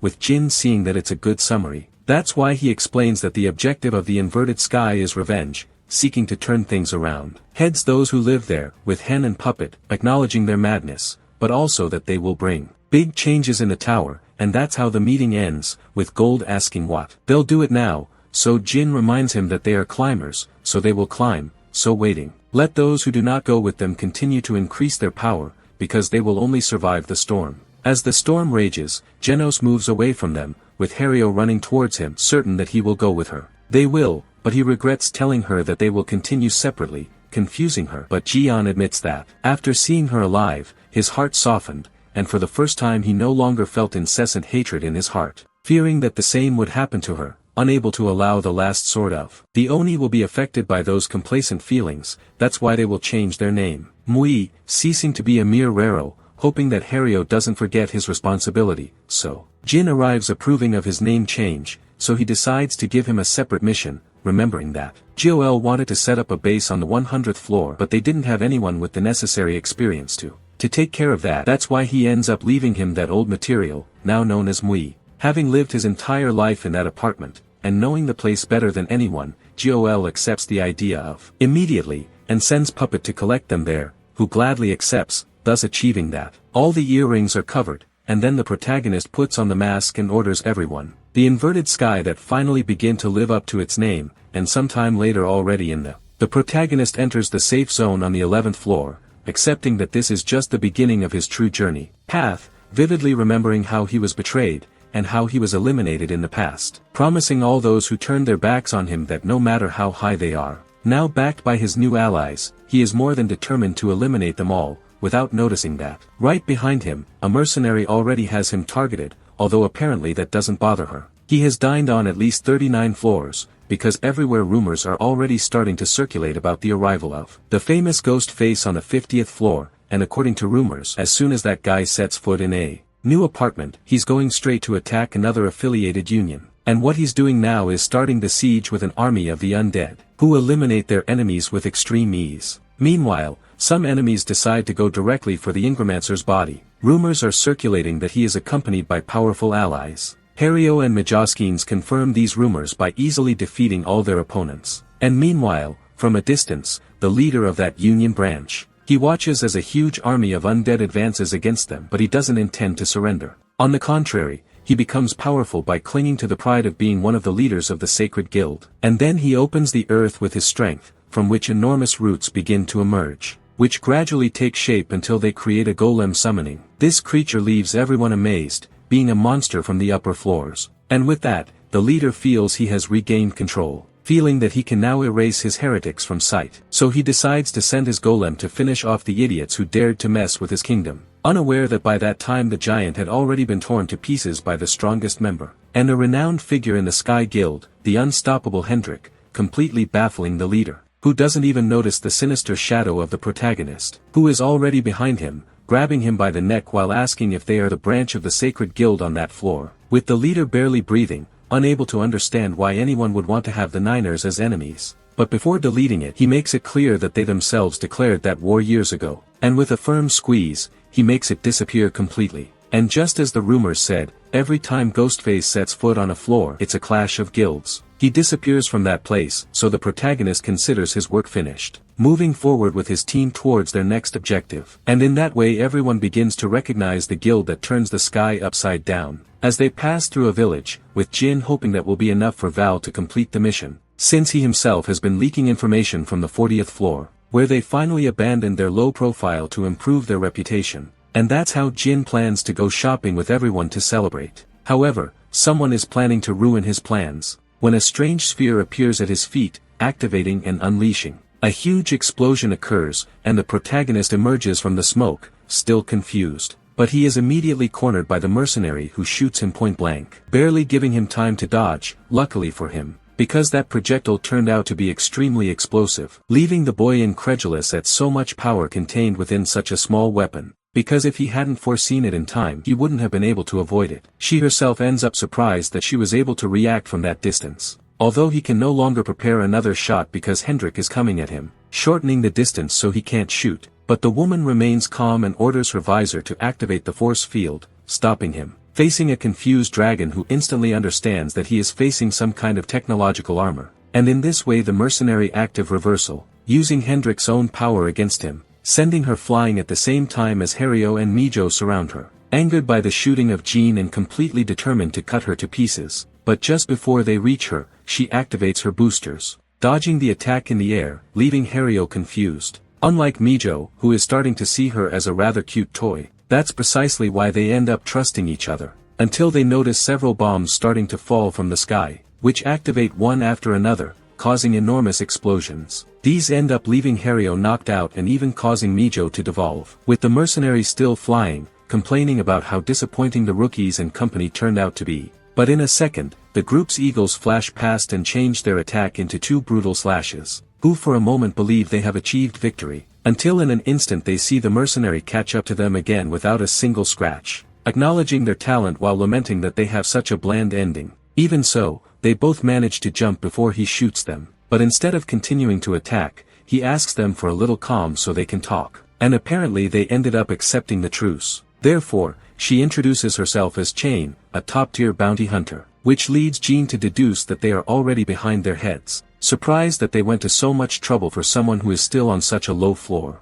Meanwhile, Chain makes it clear that they don't need to introduce themselves because she already knows the super rookie and the dragon well, or rather to his next prey, with Hendrik preparing his weapon. Seeing that all that talk hadn't helped at all, then she assures them that she has changed her mind and decided to abandon the hunt, for a bet that could benefit them all. The dragon faces her with its sword, remaining threatening in front of a girl who still looks overly worried, revealing to them that if they win he will tell them who put a price on their heads. This prompts Jean to react, stopping his ally before the fight begins, because if he really already has the Ninisters or even the Emperors on his back, then their plans change completely, and he needs that information, so Hendrik reluctantly agrees. She takes that as a yes, so the protagonist asks Vez what the bet is about. Chain replies that he just wants a fight, leaving the dragon somewhat confused, because in the end, that's exactly what they were doing. But she sets one clear condition, that it not be a fight to the death, because if they end up killing each other, there would be no information to give. Besides, since it's 2 against 1,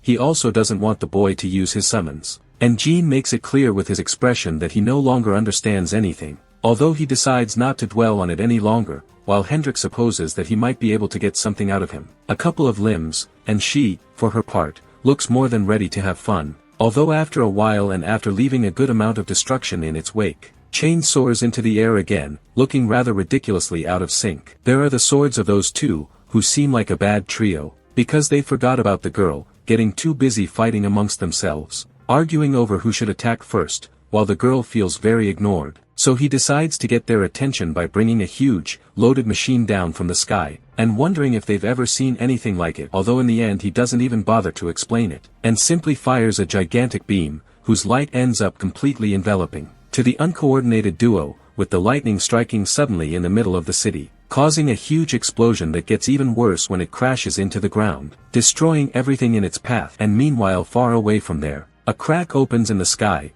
and out of it emerges the duo falling uncontrollably ad terminaire. Crashing heavily to the ground, Jean gets up grateful to have activated the forced teleportation before he disintegrated them, although Hendrik soon To confront him about the dishonor of running away, Trot immediately silences him because he knows that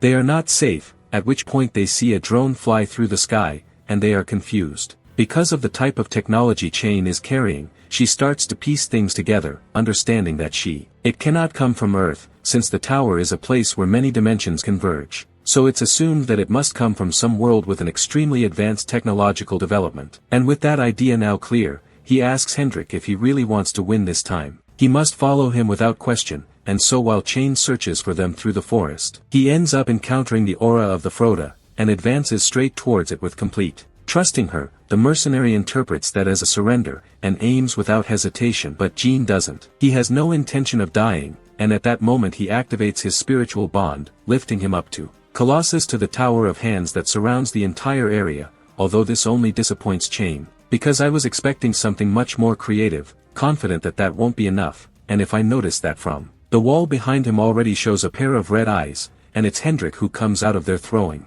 a slash, but the girl manages to react and shoots him directly in the face, lamenting that they continue being so predictable, so much so that it's suspicious, yet when the light finally fades, he sees the dragon smiling, and then understands that it was all thanks to a spiritual projection of it. Trots, which leaves it in the perfect position to unleash a violent swipe, although far from making her uncomfortable only excites the girl more. Meanwhile Jean watches from a distance as, using his spiritual master ability along with Master of All, he can also grant enhancements to their spirits, or in this case Hendrik, who is ready to win, with Hendrik unleashing great. With each attack, explosions erupt, and Chain soon notices, confused, that her opponent's power is increasing absurdly, so he tries to keep his distance, firing a burst of bullets. But the dragon thoroughly enjoys the buffs, and dodges them all by shooting at her like a projectile. Chain barely manages to block with his shield, just in time to feel the colossal. A dragon's aura begins to take hold across the entire battlefield,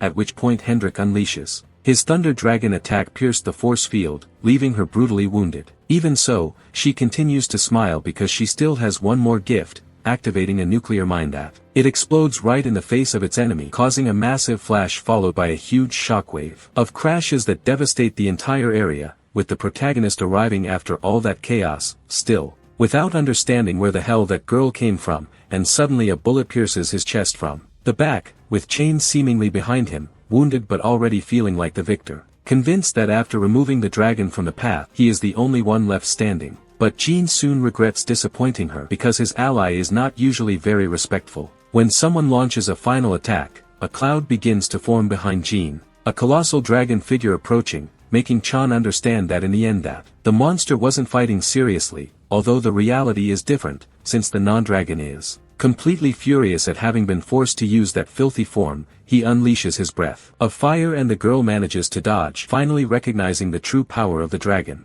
Even so, she still has tricks up her sleeve and pulls out 5 of the weapons from before, which he unleashes his full power against his target. However, when the dust settles, Hendrik continues foot, barely feeling a slight itch, which leaves Chan cold, who watches as her opponent raises the flight, making it clear that if he can't kill her, he'll at least make her wish he could, launching himself towards. She was charging her fiery breath, about to fire it point blank, although the girl didn't. It surrenders, activating its maximum power shield, causing everything to end in a huge explosion. Meanwhile, in the distance, the protagonist continues trying to heal from the bullet, which clearly, it wasn't normal. He was worried because ever since his friend entered his final form, his improvements and the protection ceased to have effect, as if their mere presence disturbed the mana of the entire area, and returning with the dragon Estina Chan in her sights, but also to one side, and on the other, really in every possible direction, which confuses him more and more, given that he is using his power to suppress the mana in the area. However, the mercenary makes it clear to him that, however much her species masters of mana, she uses not magic but science, surrounding it with holograms, clarifying that the weapons are 100% real, beginning to bombard him, although he remains calm, tired of being underestimated with such little power. But apparently the girl, he listened to their complaints, realizing it was all a distraction to pull out an unnecessarily large weapon, which leaves even the dragon bewildered, due to the exaggerated dimensions, with her accepting, which is their best weapon, but guarantees the worst outcome, seriously hesitating to use it. But all options were exhausted, with Hendrik accepting the challenge, unleashing his full power, with both firing, being breath of fire against charged projectile, which collide to halfway there, unleashing a monumental explosion that is carried in the flash of both, which, it leaves a small crater that can be seen from the city, where a flash of compressed energy lasting 5 seconds, which unleashes a second explosion that ends, enveloping the entire place,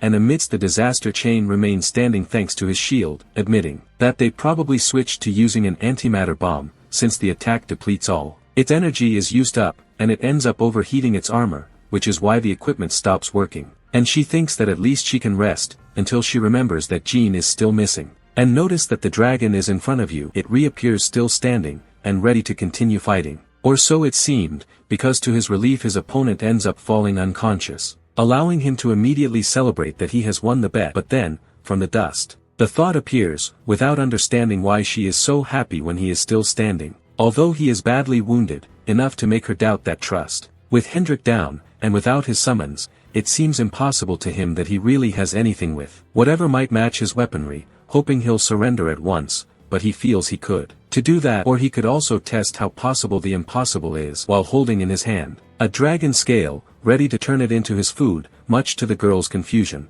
who sees how the protagonist's body begins to mutate, sprouting wings, tails, and dragon horns, with Jin accepting that he's going to have to push himself a little if he wants to get that information out of him. And then he rises into the air enveloped in reddish mana, to the astonishment of the mercenary, and Jin himself admits how absurd the power of the dragon clan is, feeling that he can do practically anything he wants, thus forming several magic circles charging them with power for his final blow, launching Gungar, or rather, many of these that fall from the sky like a rain of. Chain can't escape at full speed, not understanding what happened, even coming to believe that the boy, he was always a dragon, although he remembers that his power changed right when he devoured the scale. Therefore, he assumes his ability consists of absorbing the power of what he ingests, but the protagonist doesn't intend to give him much time to continue forming theories and immediately attacks him. So she activates her lightsaber at the last second, barely managing to stop the blow. Jin mocks her for already running out of energy, hitting her ego hard, who ends up resorting to something that could eliminate it permanently. Chime was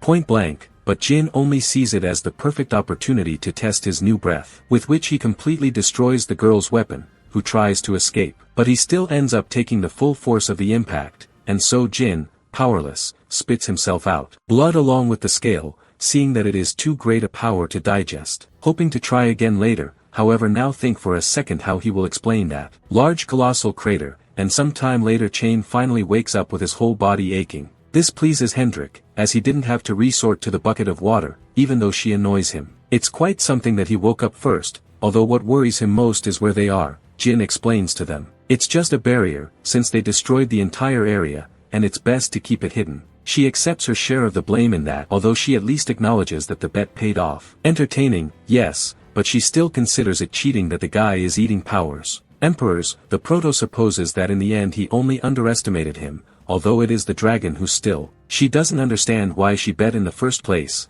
then she admits, quite excitedly, that, I really just wanted to fight a dragon, bothering the boys for such a silly reason. But he still makes it clear that he couldn't pass up the opportunity to test his strength against a being so powerful, something that ends up inflating Hendrik's ego even more, making him act like he owns the place. Side, much to Jin's annoyance, who spent all his magic stones raising the barrier to cover up the chaos, but leaving that aside, she asks who the hell sent her for her heads, at which point Chan becomes serious, and clarifies that it is not a person in. Specifically, since the mission comes directly from the Guild Alliance, this shocks the Proto, although Hendrik has no idea what that is, so Chan explains to them that because of the limitation that exists in high-level guilds cannot intervene at lower levels to compensate for it, they support the lower floors, which in turn do the same for the even lower ones, thus maintaining an absolute chain of control over the tower, although if that is the case, the dragon assumes it shouldn't be that difficult to investigate, but Jin doesn't even need to know, because he knows very well that there is only one person with enough power to move one. Thus, the leader of the Alliance of Sacred Guilds, Cain Felon, among them the Saint of the Sword, Don Athos Taylor, who mocks the fact that he called them only because they are mistreating the Sacred Guilds, although the wizard Merlin is indeed worried about the appearance of this ghost face. On the 50th floor, while the Poison King Dang is still surprised that someone would become so strong in such a short time, and Carmen reacts about half an hour later to Don ADH's taunts, who ends up showing herself more than willing to fight, but Kane ends up calming her down by asking her if that were his stance. When the time comes for him to attack his guild, that leaves DIDN. Silence fell, as they doubted whether they would really move directly, although Kane clarified that it wasn't. It's lacking because they sent their best freelancer to handle the matter, and she failed. That's why. They assume that now they will send others, specifically those who captured Chain, who was completely defeated on the 300th floor, against 2 climbers recognized as the king level, who, they are punished not only for failing the mission but also for leaking information. Upon noticing the sudden, the protagonist's guild changes its tactics, so one of them ends up summoning a snake, who catches the mercenary and devours her in one bite, while Harry sleeps listening. Cries for help, which keep echoing in his head, until finally he wakes up. Confused, she finds herself facing her brother, with her daughter who is happy to see her well. She soon wonders where Hendrik and Chain went, who clarifies that the mercenary, he simply goes his own way, while the dragon goes ahead to gather information from the next floors, and now that she has finally woken up, it's their turn to continue, and head to the 51st floor, the commercial district, and there my son starts asking for snacks, and Jin ends up agreeing. Taking advantage of the fact that the black market hasn't opened yet, Harry still remains quite busy, concerned about her dream, and although the protagonist notices she's acting strangely, she tries to hide it as best she can. Just as my son returns with a big stew to share while Harry helps him, and time. Then they're about to enter the auction, but the boy doesn't intend to let Harry call. So much attention is drawn to its horns, so she decides to change its outfit so that the only thing that stands out is let her beauty shine through, while my son prefers to treat her like a pet, thus achieving that the group goes unnoticed, and so right at the entrance they notice that there are too many people gathered, and something that immediately smells fishy to Jin, who understands that it can only mean something big. It approaches, and from their seats they watch as the first item is brought out, which gives him a bad feeling. The protagonist has a premonition, but before he can do anything, Harry jumps from the balcony without. I managed to stop her, watching as she let herself be dragged away by the memory of that dream where she heard someone calling for help, a voice coming from the covered object, and towards which one is now moving, determined to save her no matter who gets in her way, but the guards are already cutting her off the path, with her determined to use her power, until a blind swordsman knocks her down with a single blow, who appears to be someone who works for a wealthy goblin who already had his eye on him. In that article, although Jin is also involved in the same thing, and he's not at all happy that he has the audacity of attacking his own people, the swordsman ends up recognizing him as Ghostface, leaving the goblin, quite interested and wondering what someone like him was doing in that place. She tells Harry to calm down, but insists that there's a voice calling her from that place, although it seems the host is already used to these kinds of outbursts when items appear of quality, so he simply carries on with his business and proceeds to reveal it as soon as Harry sees it. Or she immediately recognizes the accessory the girl was wearing in her dreams, and that just makes her seethe. Plus the blood, seeing that they use something as if it were a simple auction piece, although this time the protagonist manages to contain her in time, and meanwhile the host begins the auction. Starting at 100,000 gold, the price begins to rise rapidly until the leprechaun decides to avoid problems. He suddenly launches a $1 million offer, hoping to leave everyone else out of the game once, even regretting that he couldn't get a complete body. But that will be enough for her. Just hearing those words makes her furious again, determined to eliminate him right there, but Jin stops her once again, to prevent her from ruining the plan, and just before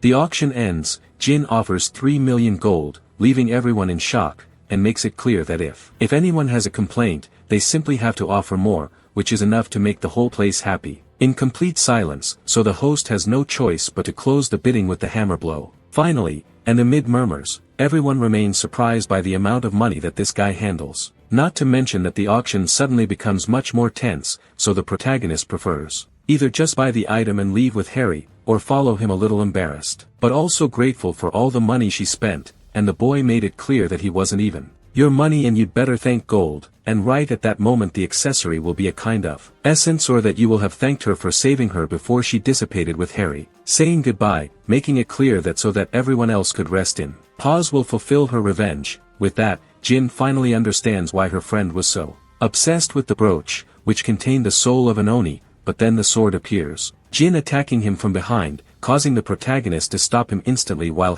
he goes on full alert, though the Jin sword is easily repelled, recognizing him as the fat goblin guard at the auction, who feels he's being a bit rude because of the fat comment. Regretting not being able to let the item go, with Jin seeing that they would have bought it then, since he doesn't plan to sell it to her, and any other method he can imagine will end up leaving him with a sliced nose, but the goblin just laughs because he's not really even interested in a simple brooch when he can keep the fresh corpse of an Oni immediately pointing at Harry, who furiously attacks him. However, the goblin pulls out of nowhere a huge hammer with the which almost crushes her while Jin asks her not to be reckless, clearly worried about her. And that very oversight almost cost him his head as he had to barely dodge the swordsman's attack. Jin, who calls himself his opponent, with Jin instantly noticing that in fencing that subject, he even surpasses Hendrik, and meanwhile Harry activates his battle premonition to face him. To the goblin, who appears strong but slow, so she waits for the perfect moment to counterattack, and just as this moment arrives he launches a thrust, but the goblin, although he cannot react in time, he activates his plan B by means of a gas cloud that he expels through. Harry immediately notices that it's poison all over his body, so he has no other choice more than holding her breath, but in a moment of carelessness she ends up being captured by the goblin, who violently smashes her against the ground, giving her one last lesson, making it clear that, on that floor and beyond, everyone has a trick up their sleeve. His turned out to be poison, paralyzing goblins, turning them into gas, so he highly doubts she can ever return to move in a while, and Harry refuses to accept that his end will come before he fulfills his revenge. But the goblin doesn't care, apologizing, though only to tell him that he'd better see him as a new beginning, and to ensure he controls her, he tries to cut her tendons, hoping that she will at least feel honored to become part of her collection. But just when Harry is left completely defenseless, a destructive energy sweeps through. All of this, taking the goblin's arm with a single blow, courtesy of Jin, who makes it clear that that poison not only doesn't work against him, but she also takes the opportunity to tell him how ugly he is, which isn't even good enough for a collection. And after the emotional impact, finally, it's like the physical pain was recent, as he let out a cry of pain from his torn-off arm, although for Jin it remains. It's too much of a scandal to have lost only one member, so he'll take care of matching them up. But just then, a flash pierces his body in half, courtesy of the swordsman. Although the prototype only congratulates him on such speed, since he barely managed to lift a shield just in time, attacking the confused subject who has no choice but to escape from the onslaught of spiritual bullets that the boy throws at him. Even though he manages to dodge them all, he can't help but be confused by someone who mixes magic with fencing, adding, his aura is so heavy that it seems to be that of a high-ranking climber. That's why he goes with his boss. He makes it clear to her that the best thing to do is escape, but the goblin refuses because he keeps going too far. Obsessed with Oni, so the swordsman ends up putting the sword to his face, and remember that his agreement is to protect him as long as he doesn't get in the way, which is enough for him to. The goblin fled in terror, though refusing to leave empty-handed, launching himself straight down the brooch, which is being protected by my son, whom she simply sends flying from a kick before escaping with the target. However, Haru is already back on his feet, going behind him, confusing the swordsman who tries to stop her. Only this time Jean is the one who gets involved in the middle, reminding him that her fight is still with him and that she will not allow anyone else to interfere. A fight whose rapid clashes end up destroying the entire place, forcing them to fight amongst themselves. Debris as Jean blocks the swordsman's impact, wondering why someone with so much power remains entrenched in such a filthy place, but the other makes it clear that only there will he find it. Really strong people, although the protagonist replies that it sounds like the excuse of a coward who is afraid. He continued climbing, enraging the swordsman, who began to launch a much more frenzied attack, increasing the power each time, being clearly offended, but then from among the boy bursts out of the dust, mocking his weakness, as he unleashes a slash that cuts right through. With his guard up and blood gushing from his body, the swordsman remembers what he saw on the 43rd floor, the true face of the tower, full of betrayal and deceit that leads him to lose his eyes at the hands from his own classmates. That's why he learned that the whole damn place is controlled by them. Although at least no one bothers to hide their twisted personalities, and it is precisely that hatred. This accumulated energy pushes him back into a ferocious attack, unleashing a brutal assault. Destructive before a Jean who recognizes the immediate, a feeling so repulsive because he also knows. The experience of being betrayed and dying in that way leaves the swordsman confused, just as the protagonist is about to deliver a devastating blow, but not before making it clear that he must stop being weak and continue climbing to personally trample his traitors. He then lands a right hook that sends him brutally crashing into a wall, opening a huge gap, although the subject still remains standing, and then the protagonist explains, who unlike him does not intend to escape and will continue seeking his revenge by freeing his spirits until they completely terrify the swordsman, and meanwhile the goblin continues moving at full speed, trying to reach the center to blend in with the people, certain that he will still be able to take revenge later, but before reaching the exit the blood starts flowing again when Hario cuts him in half with a single blow, which for her is the beginning of his own collection, although upon examining the corpse he notices that the strange golden card, and returning to the swordsman, he remains standing, not understanding why in the end the protagonist didn't finish him off, but Jean somehow ends up empathizing with him, so he decides, let him go so that he can first settle his own affairs, ordering him to eliminate all those who they left him with his eyes like that, which brings a smile to the swordsman's face, who makes it clear that, when it's over, he'll go back to find him to end their duel, with the boy accepting and promising, who will be waiting for him, and then Jean returns to the hall where Vulcan mocks him for looking so empathetic, although not for long because Hario arrives quite upset. The protagonist asks her about the fat one, and for her to take care of that was easy, but the important thing is not that, but what the guy was carrying it. Everyone was confused to see such an item, but the boy suspected that it's not something to sell for money,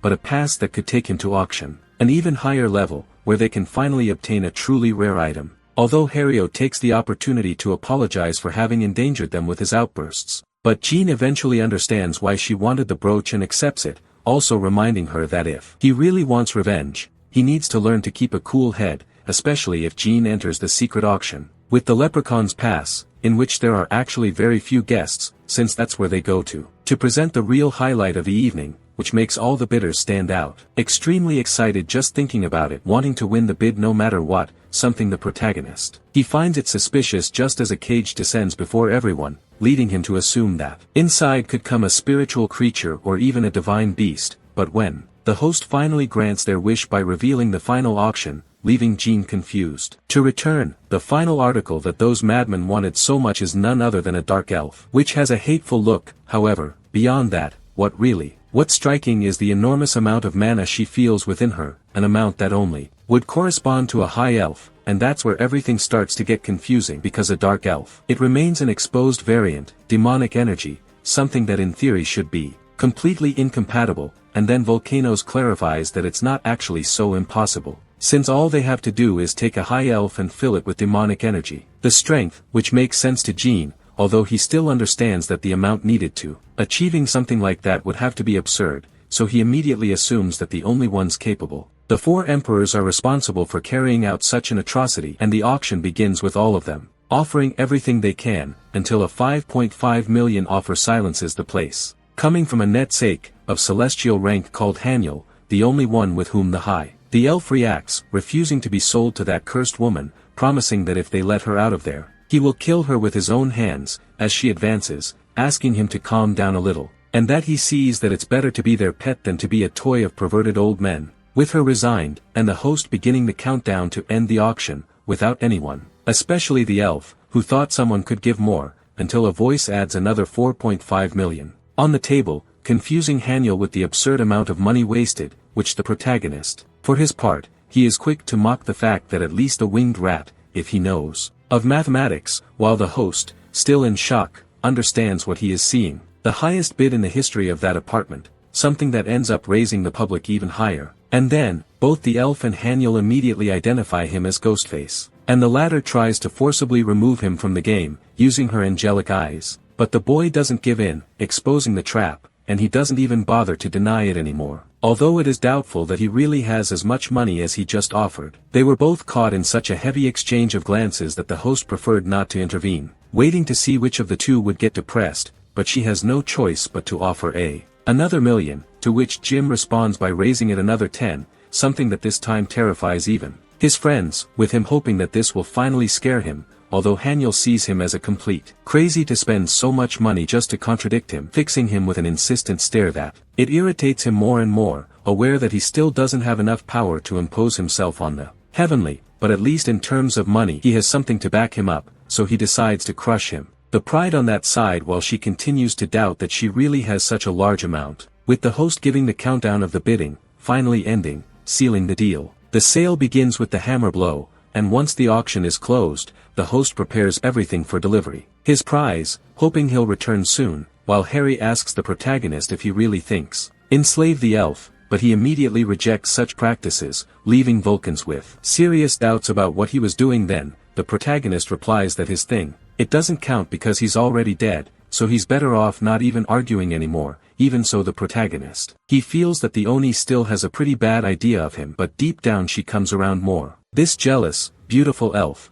although all that takes a back seat when it's their turn. Enduring Haniel's sarcastic smile, with Jen making it clear that he shouldn't even think about trying. She can't steal anything from him because the last one who tried ended up getting ripped in two. She assures him that what she wants is not to rob him but to know why he bought it, to which he replies that it is. It was a rather rude question, and she clarifies that she won't treat it kindly just because it's a celestial, and Haniel, annoyed, decides to drop the subject, although not before warning her. Jen reported this to the higher-ups, which caused Jen to turn around and, with one swift motion, slice him open. A wing, although that was only in her mind, holding back to maintain discretion. Although he knows he can handle it, he also knows that if he does, the angels will betray him. And he doesn't yet have the strength for that war, so even if it frustrates him, he will hold back. But Haniel walks right past Harry, admiring his pretty brooch, regretting that she can't see another one like it, because she immediately burned them all, managing to shake the Oni with that cold confession.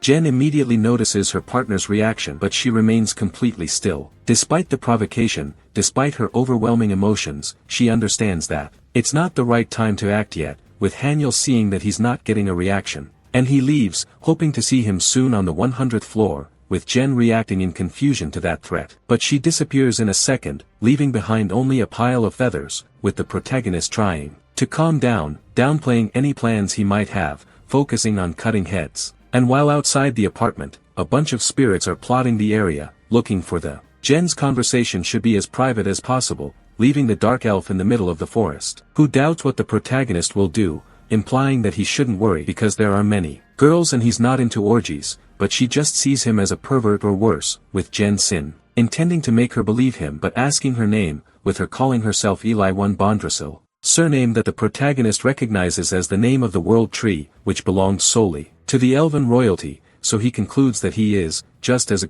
group of mercenaries is searching the forest with the intention of finding her, and returning to the protagonist. He knows that high elves, and even worse, royal elves, have a capacity for growth abysmal, and even more so now with the burden of demonic energy that transformed her into a dark elf. Besides her clear hatred for Haniel, knowing full well that she's good material for her guild, but she only thinks about escaping from that cage, specially designed to contain her. Although the problem is that even if he goes out, he won't be able to use his powers because of Fuff, so he decides to simply wait for they try to touch it to eliminate them, and while she's putting that plan together, the key touches the cage, dematerializing it, and leaving her completely confused, so he asks her to react immediately, because he wants ask him something important, and the first thing he does is run away, although a few seconds later, he ends up falling because his legs are numb, with the protagonist asking him not to. She tries because she knows perfectly well that elves are not known for their physical strength, but she persists, convinced that he paid all that money to satisfy his base carnal desires, seeing him,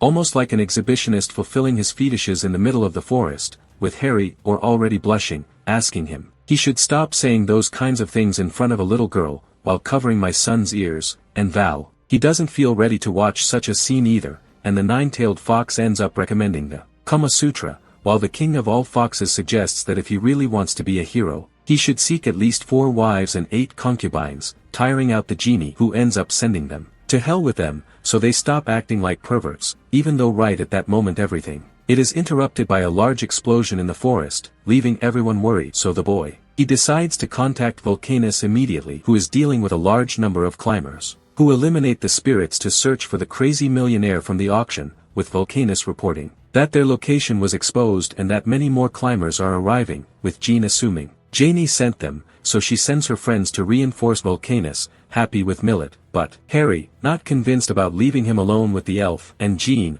annoyed that they wouldn't let him. He considers him a pervert, so now that they're alone, he waits for Ellie to speak to him, with this, asking him for some alcohol to cope. And while Harry and Milo are destroying the climbers, which gives Vulcanus enough time to take care of the rest using his spirit spikes, which end up rising up across a good part of the forest. And for their part, after a couple of, Ellie admits that her colleagues are powerful, so she supposes she should too, even more so, which is why she doesn't understand why she let Janie go at the auction house, convinced He could have eliminated him by taking advantage of the penalty, although the protagonist doesn't see the point. She admires that he is able to contain his emotions, even though he is demonstrating his power at that moment. For a greater good, something she feels she could never be, at least not since that time in the one that stirred the insides of someone he loved, leaving Jean completely bewildered. And as she speaks, Ellie returns to that memory in which her father asks her to delve even deeper. The wound, so terrified, she ends up doing it, leaving him on the verge of death. But even so, he is happy because he knows he must deliver something that can only be transferred. At the moment of his death,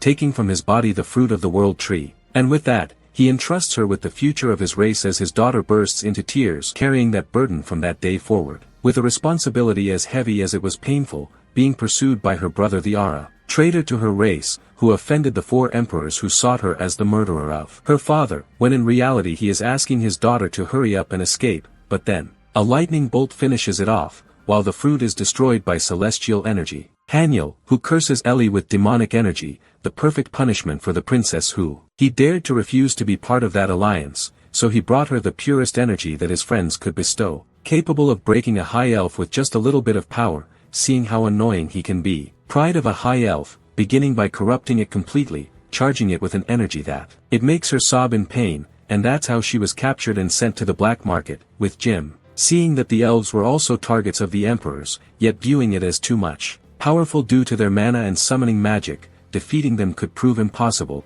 therefore, they use their usual method, a traitor from within, although he tells her that's all he has to say. History, but Jim, seeing that the wretches who enslaved her and seized her kingdom, they are still alive, but so is she, so her story will only have its final chapter when one of them will die, so he wants her in the inverted heaven, promising to help her in her revenge. And while in the forest, Jerio is very exhausted after so much fighting, although his mind is he's more focused on the idea that the elf will end up winning over the protagonist, so he tries to. She returned, overconfident, only to be attacked from behind by a red orc, with no chance. She tries to react, but then Jim appears, finishing off the monster with a kick, making her happy. Upon seeing him, asking where the elf was, so Jim tells him that she left, and going back a little. Back when he freed her, she understood that the idea he was proposing involved killing all her brothers and sisters, but Jim assumes that if they are still alive they will end up doing even worse things to him. That's why he asks her to make them pay 100 times what they did to him, because that's exactly what he would do this,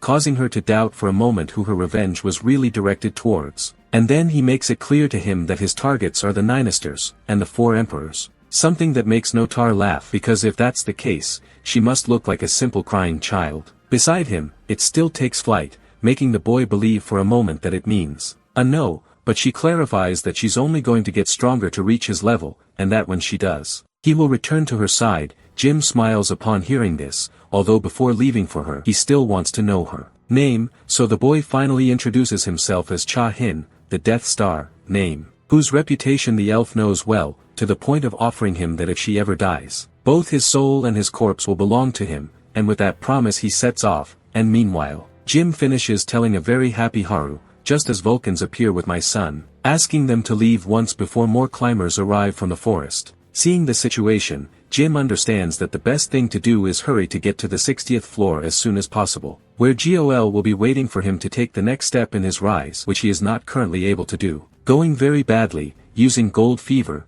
to finish off several climbers, completely exhausted, surrounded by a pile of bodies, understanding that in the end it all turned out to be an ambush. Surprised that they had to bring military personnel to that location, right on the 60th floor. Right inside an area set up with men to operate alongside the inverted sky, and which is now clearly burning under enemy siege, while the siege continues. Attacked relentlessly, with Puppet trying to contain the situation, confused as to how they managed to find the place created precisely to support their guild, but seeing that enemies keep arriving, he understands that he has to do everything possible to prevent Gol from getting caught up in that chaos. Fighting with all the puppets he can still control to slow the advance with the who manages to take down several climbers, but one of them tries to surprise him from the sky, falling with a devastating impact that shakes the entire ground, although Puppet manages to get out of the way in time, leaving climber and giant hippopotamus guild leader Jose Yen impressed, who admits that for someone weak, he doesn't do too badly, and the puppeteer is surprised by that they send a master of that level, understanding that they are really going to reduce everything to ashes. Just when his puppets finally give in,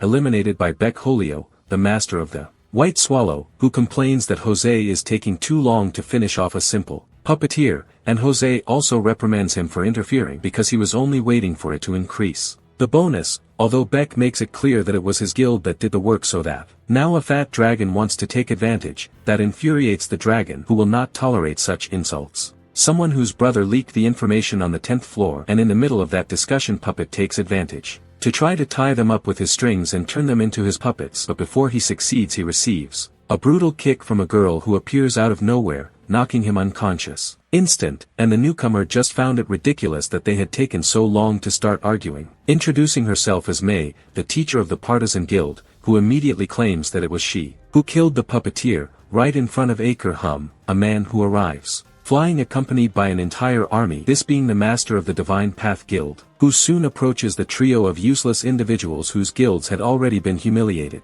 by God's face, and seeing that this burden was not enough for him, they increase their shame by seeming like a hindrance to that mission, annoying the trio with his airy attempt at a sermon of superiority, all except May, who is really only thinking about collecting her reward as soon as possible, and too focused on that, so no one notices that Puppet barely manages to get going, standing there, almost at the limit of his strength but still determined to protect that place even if it cost him. That's why he takes off his jacket and unleashes his full power to unleash his technique, Self-Wind, which leaves everyone confused because it's basically going to use itself as a Marinita is risking his life, but the puppeteer has a clear goal, which is to surpass Gaul someday.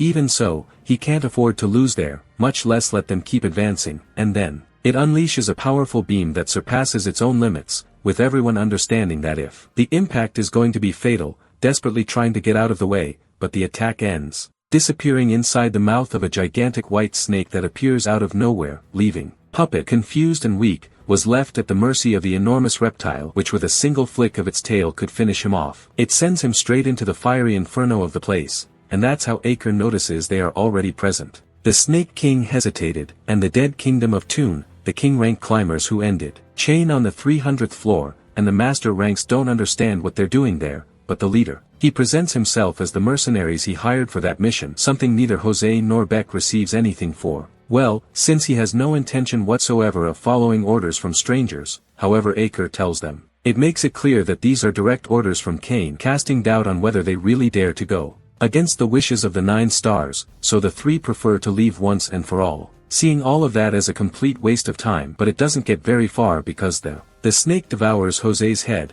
By the time the other 2 try to react, it's too late. Too late, since May also loses her head and Beck a leg, although they try to escape. But Aker already sees him not only as a simple incompetent, but also as a traitor, for refusing to follow them, so they simply get rid of him by mercilessly burning him alive. However, Toon doesn't intend to let that be the end, not letting them rest in peace by possessing their corpses so that even in death they may pay for their disloyalty, and Aker is left completely amazed to see that they can control even the bodies of guild masters, understanding that they are truly facing someone worthy of the king rank, although Toon regrets that Ghostface is not there. That's because in the end, he's the one who really wants to confront him, although it seems that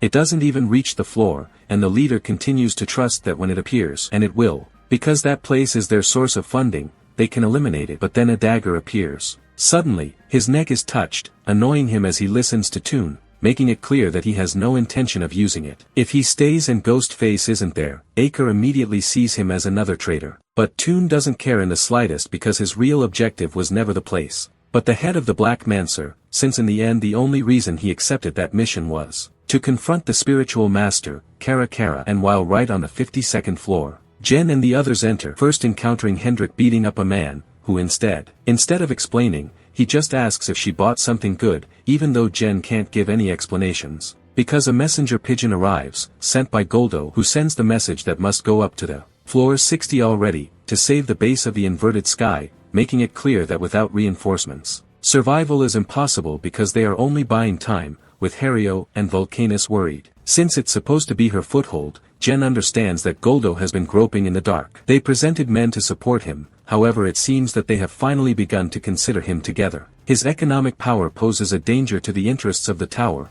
although Hendrik considers that a climber as powerful as Goldo should be able to survive, and Jen clarifies that although, if he does it, the mere fact that he fights head-on will leave his plan of being discreet in the trash. And then the 4 emperors will turn to ashes the entire empire that Goldo built. So if their objective is urgent, they must reach the 60th floor now, and Vulcanus asks them to join up, to initiate teleportation, but at that moment a beam of light pierces it, forcing them to look towards those who clearly come to block their path, the mercenary kings with the enormous serpent of Basile, charging his breath with the sound that makes it clear none of them will survive, firing against Jen's group, who barely manages to dodge the colossal impact, which ends enveloping a large part of the city. The attack leaves enormous destruction, vaporizing everything as they pass by, although the group manages to get out of there by a narrow margin, even leaving Hendrik surprised because of such power, and Jen, for her part, understands that this is just another problem with the who has to deal with more assassins sent by Cain,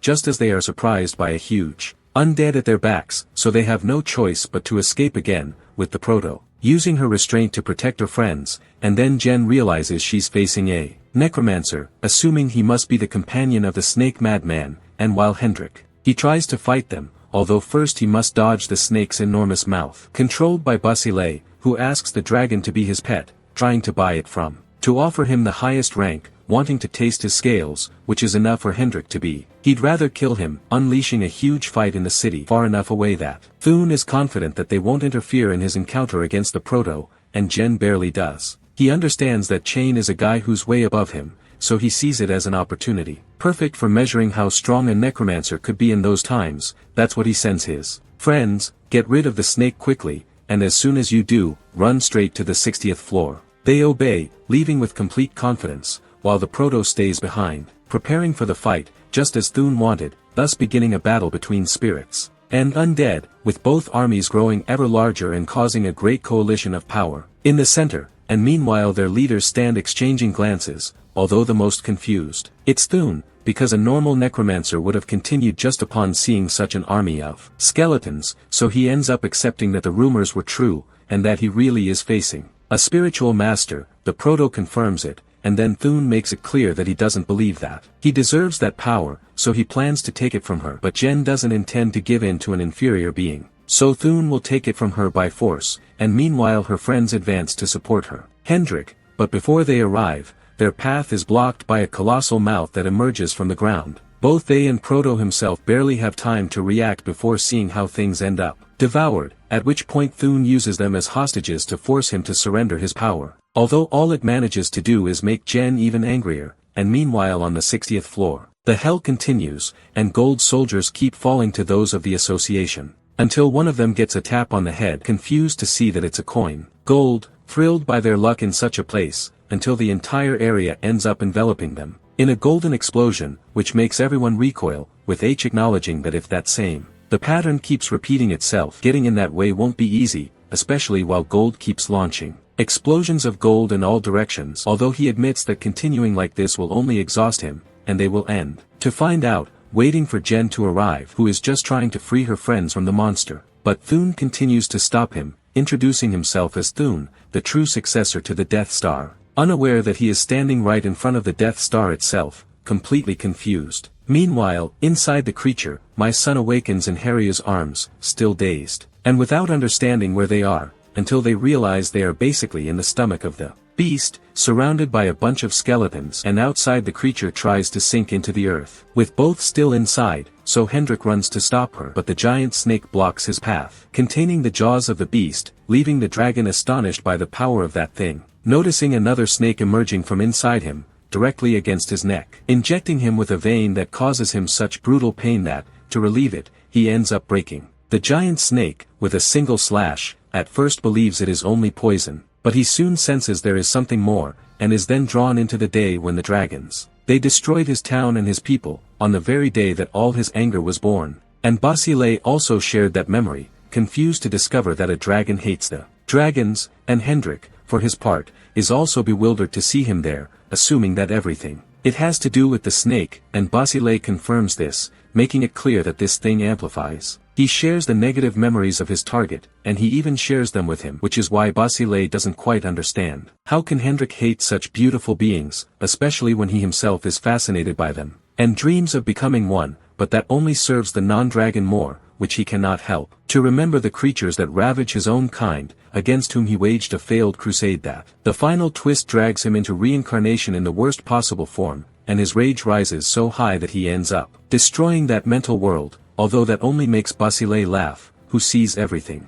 That fury seems like stupidity, considering that if that's the price to pay for being a dragon, he is very small, and after all, he himself killed many just to get closer, even if only a little, to that beauty he admires so much, and that way of thinking that completely disgusts him. Hendrik, and then Basile presents himself again as the king of death and lover of scales, making it clear to him that if he joins him, he can even teach him to love himself. But Hendrik responds by gritting his teeth, introducing himself as the Dragon Slayer, the one who will be in charge of erasing all the scales of that world, and that is how Basile understands that already. There is no other way out but violence, preparing once again, while Hendrik alone. He thinks about shutting him up, and although at first he manages to tear to pieces all the beasts they throw at him, he gradually begins to tire, seeing that Basile seems to have an endless supply of reserves. Even so, he keeps his pride high, determined to face everything that is put in front of him. But then he realizes that all of the above is just a distraction, because in an instant he ends up surrounded by the enormous snake,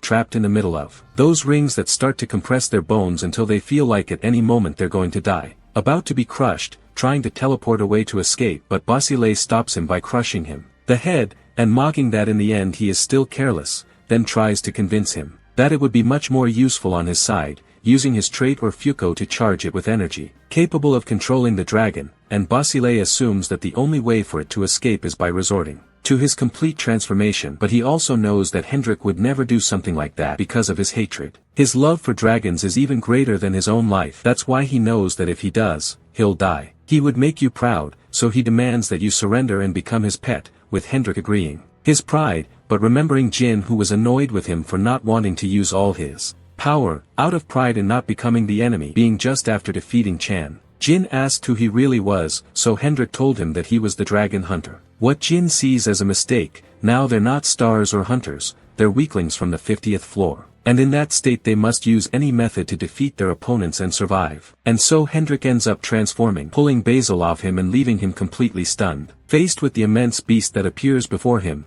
a way of going directly against the trauma of Hendrik himself, but he still decides to accept, understanding that he is weak, and that's why each time that fight must go to the bitter end, and thus unleashes all its power, because he doesn't intend to lose it, and Basil does nothing but admire that beauty. Monstrous, exciting him even more as he wanted to possess her, and meanwhile the fight among the Negromancers, the battle also continues, with both armies fairly evenly matched. And Jin, forced to back away upon seeing Thun, quickly recognized that style of he used to fight the way he fought in his past life, as if he were facing a shadow of himself. But now she has a lot on her mind, like her friends and gold, so she's trying to put everything aside. Put that aside to focus once and for all and start winning that battle, and then try. He tries to rush forward, but a huge explosion repels him, and then he asks if he copied all of that. Thun accepts the Death Star, assuming that Jin will also follow the same path. But the protagonist takes advantage of that to make it clear that he can never compare, because now he already it is stronger than that old star, and to prove it, it simply displays its energy, divine and demonic, although Thun sees him as a ridiculous arrogant man, and Jin doesn't even pay him any attention, and he throws himself straight to the ground in the middle of the skeleton army, incinerating both of them there. Energies to clash with each other, and the result is a brutal explosion that ends, enveloping the entire battlefield, leaving Thun completely bewildered as he did not understand. How can someone carry within them such an absurd, such a shocking concentration, which not even the tower overlooks, recognizing it as an achievement that no one else has been able to reach, and which Jin now channels completely through his entire body, thus creating, continuing, half saint, half demon, and seeing how now above him is the closest thing he ever was. In the past, he understood that the only way he could win was by copying an old enemy, and so he will seek to immobilize Thun's summons with a special method in which he will, through the main body, the same dirty but functional tactic with which Cain managed to kill him. So now he mocks his biggest fan, reminding him that if he's such a big fan, he should remember that his hero, he died a stupid death due to divine power, which only enrages Thun, who summons the corpses of the guild masters to silence those who defile the honor of their hero, with Jin,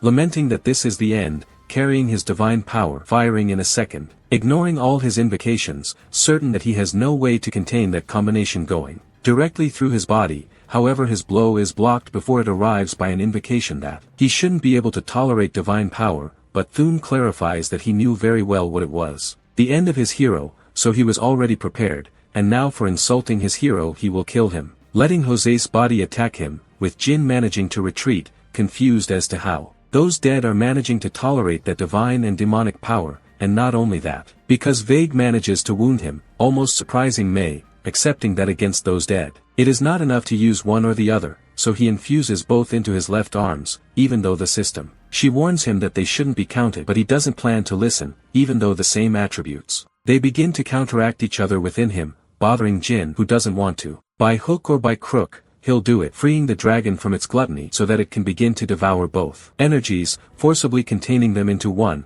thus creating a new black core, with which Froda manages to split Mei's body in two, advancing directly against the others, under the astonished gaze of Thune, who doesn't understand how he got through a defense plan to counteract the four species, so that means that power is superior to that of the emperors, and Jin isn't quite sure what he's just done either, when the system announces that he unlocked the unity trait, managing to merge both powers into one, even though he doesn't understand it. She likes the man enough not to dwell on it too much, and just goes for it. Once again on the attack, and Thune, for his part, sends what little he has left of Jose and Becca, to use them as a shield, but both end up being defeated without much resistance, which leaves the way clear for the Jin's thrust, which is barely blocked in an explosive collision. When the dust, the end dissipates, Thune is still standing, although completely exhausted, but just then, he feels something, but doesn't have time to react before Jin's sword is already upon his neck. There he, Protal demands to know where this obsession with the Death Star comes from, and Thune ends up revealing that he always considered her the perfect person to become master of the tower,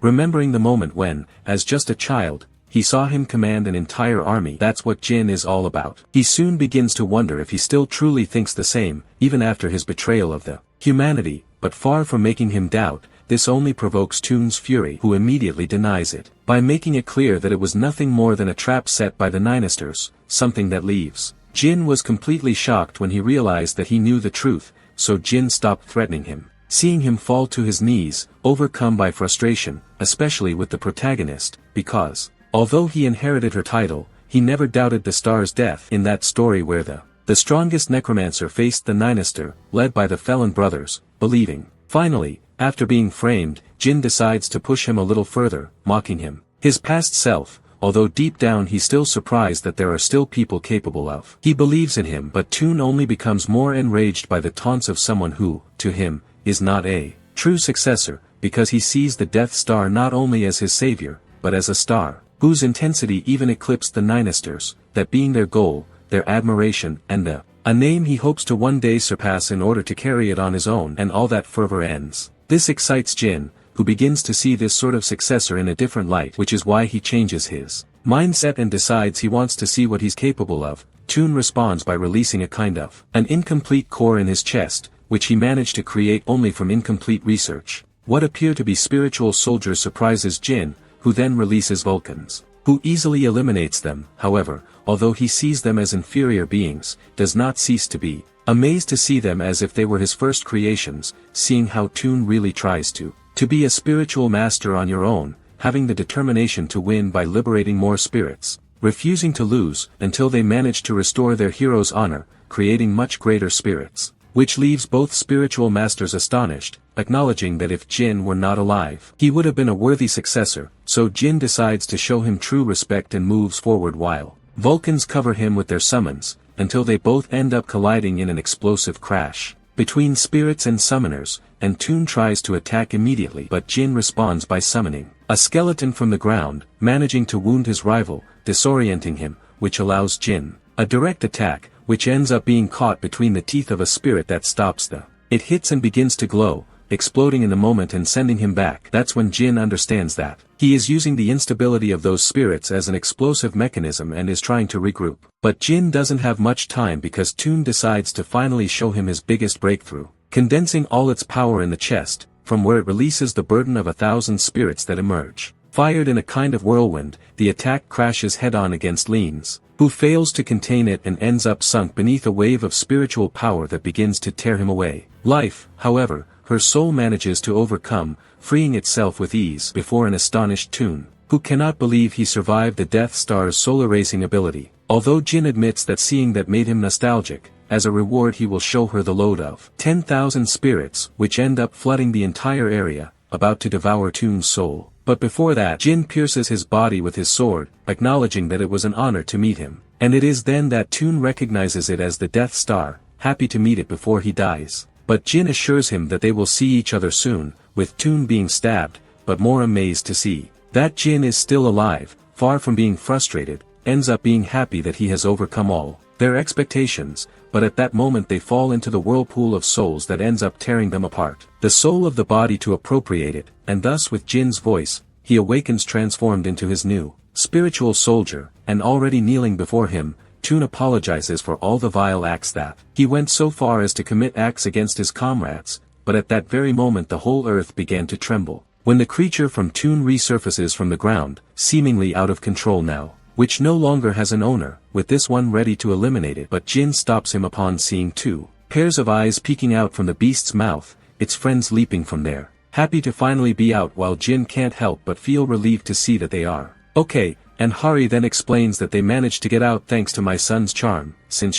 she'll be in charge of containing the skeletons while the little girl concentrates. That leaves Toon completely confused, not understanding how they can have so much power, enough to enchant one dead, and even control his skeleton army, just as a huge red flash rises above the sky, with Jin certain it's Hendrik's breath. In other words, the fight is over. Just as he hesitates in mid-air, he is launched by a red flash that passes through his body until he falls at the group's feet, with Toon immediately recognizing what was left of him, astonished to see that it was easily defeated, with Hendrik arriving, transforming back to proclaim his victory before the King of the Serpent, who has no subjects left but his little pet. But she's still smiling, apologizing to her little chair before devouring it in one bite. In a bloody scene that disgusts everyone, with Hendrik having even more reason to go straight for it through the head, but that sword ends up colliding with the new, dense skin of the sadistic Vasile, who enjoys the delicious taste of his pet, now that, according to him, they will be together forever, transforming his arm into a giant snake which he continues to call Scylla, throwing it at Hendrik, who quickly mocks the sick love that guy has for them. Snakes, because in the end he does nothing more than use them to continue surviving at their expense. But Vasile makes it clear that for him there is no greater love than becoming one, something Hendrik finds quite sickening, preferring to attack, and meanwhile the girls, Jean and the dragon, prepare to intervene, but the dragon flatly refuses, making it clear that he demented his prey, so he plunged his sword into the mouth of the serpent arm, but the creature reached to move his tongue, catching Hendrik's sword, leaving him disarmed in front of Vasile, who each more is a snake, beginning to charge with its lightning. But then Hendrik resorts to a partial transformation, and with a single swipe it ends up destroying Vasile's body, who still manages to mock Hendrik for being a repugnant being who is neither human nor dragon. But Hendrik sees it differently, because thanks to that sick man he finally understands something. Regardless of his appearance remains and always will be that of the dragon slayer Hendrik, and so Hendrik drags along as trash is what remains of Vasile before the astonished gaze of Toon, who acknowledges that the new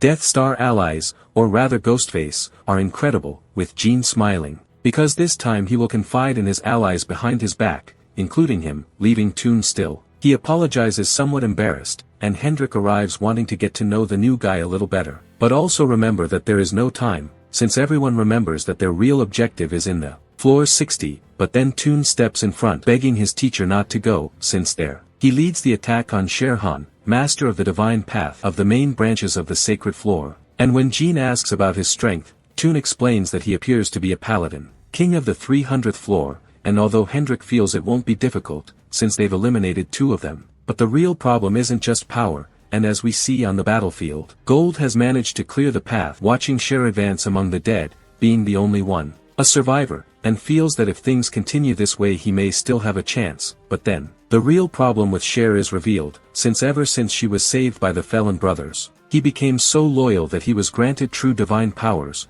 resurrecting himself to all the soldiers on the battlefield, which makes it clear that Aker is at the level of an angel of the on the 300th floor. Harry understands immediately, but even so, Jean doesn't see the logic in letting everything go. They worked until it was reduced to ashes, yet Toons insists he will not be able to rival Aker unless that absorbs his body, confusing Jean since it seems Toon knows his gluttony very well, that ability that allows him to absorb things as if they were his own, and in theory his corpse already counts as one. That's why he offers her all the power he has cultivated. Then Hendrik suggests that she do the same. Goes for Basil's body. Although Jean has no problem with the second one, he does have doubts about. No one expects Toon's body, but he refuses, making it clear that he is alone. That's why she longed to be like him, but now she only wants him to take his power, with Jean agreeing, using his gluttony, to pulverize both bodies and absorb them in one bite. And returning to the 60th floor, the soldiers. They managed to get through the defenses to the inside of the building,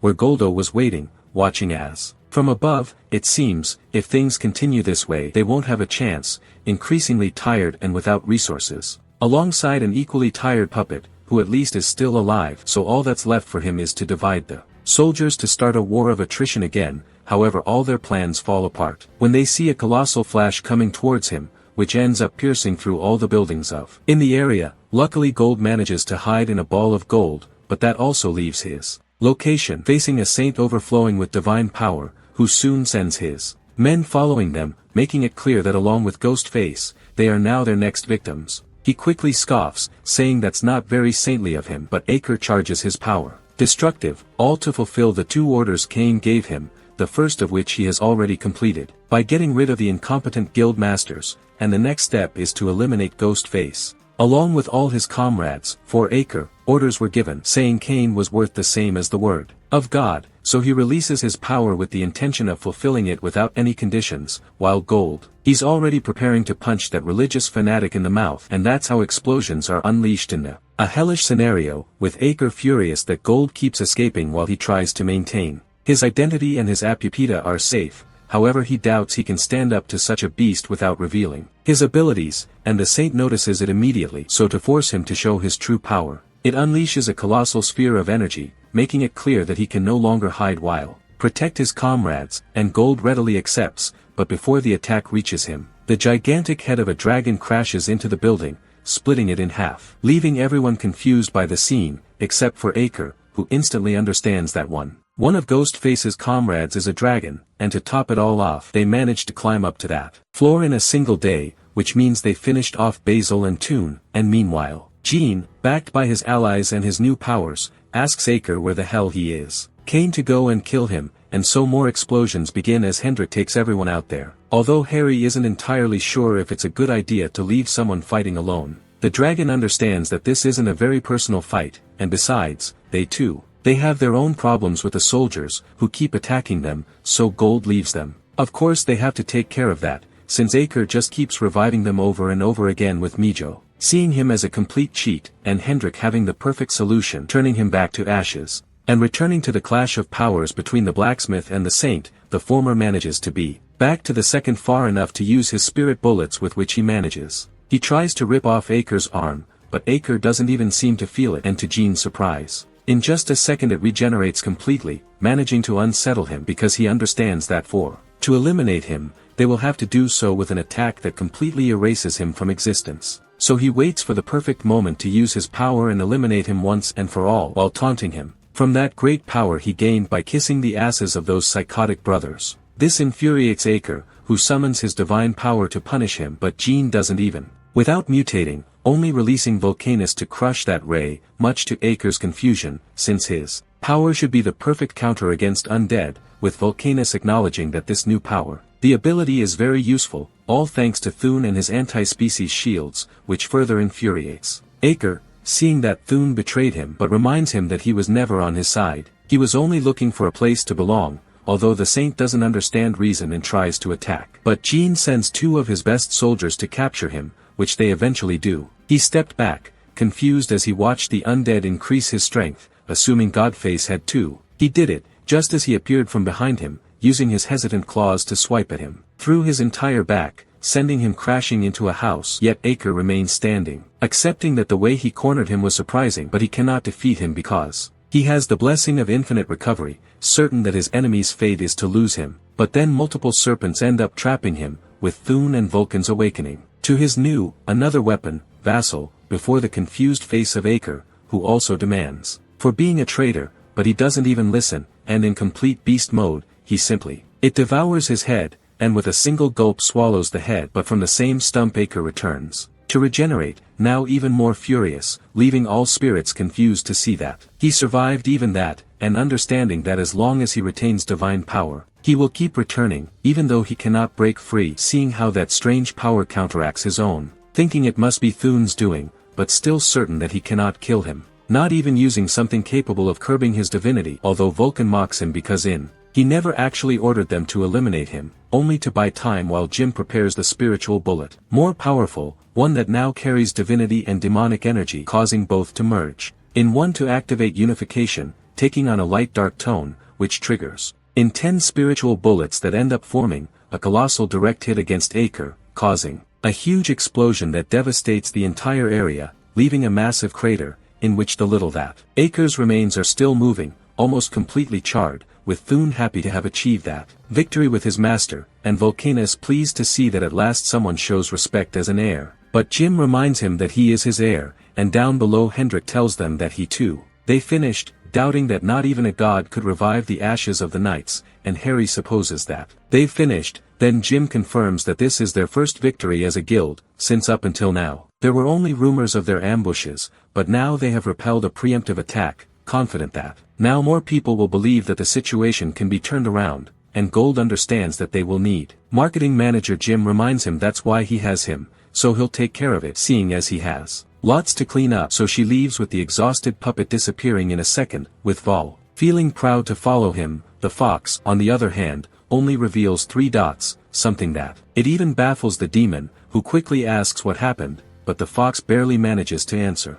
To say that something is coming, something that my son also manages to feel, just when it all begins to tremble, disconcerting everyone, and then the sky finally splits open, and from that crack springs a brutal light, so intense that everyone tries to cover themselves, trying to understand what is happening, with Hendrik protecting the girls and Thune pointing out to the protagonist that within that light, Acre's body is beginning to ascend, and from the sky his body begins to be charged with to be able to look as good as new before a completely astonished Jim, who recognizes in that energy the same traumas of his past, understanding immediately that all of that can only be the work of Carmen, and then Acre descends overflowing with power, grateful to the gods that they have not abandoned, and ready to take advantage of this second round to finally finish off the traitors. Meanwhile, upstairs, Carmen drops a cup, worrying her brother, but upon seeing on his hand the mark of a kind of eye that he shares with Acre, he explains that he was attacked, and Kane immediately thinks of Ghostface, even though his sister. This reassures him, as he left Acre a special room in case his blessing failed. Thanks to that, in case of death he will be revived as the bearer of his power,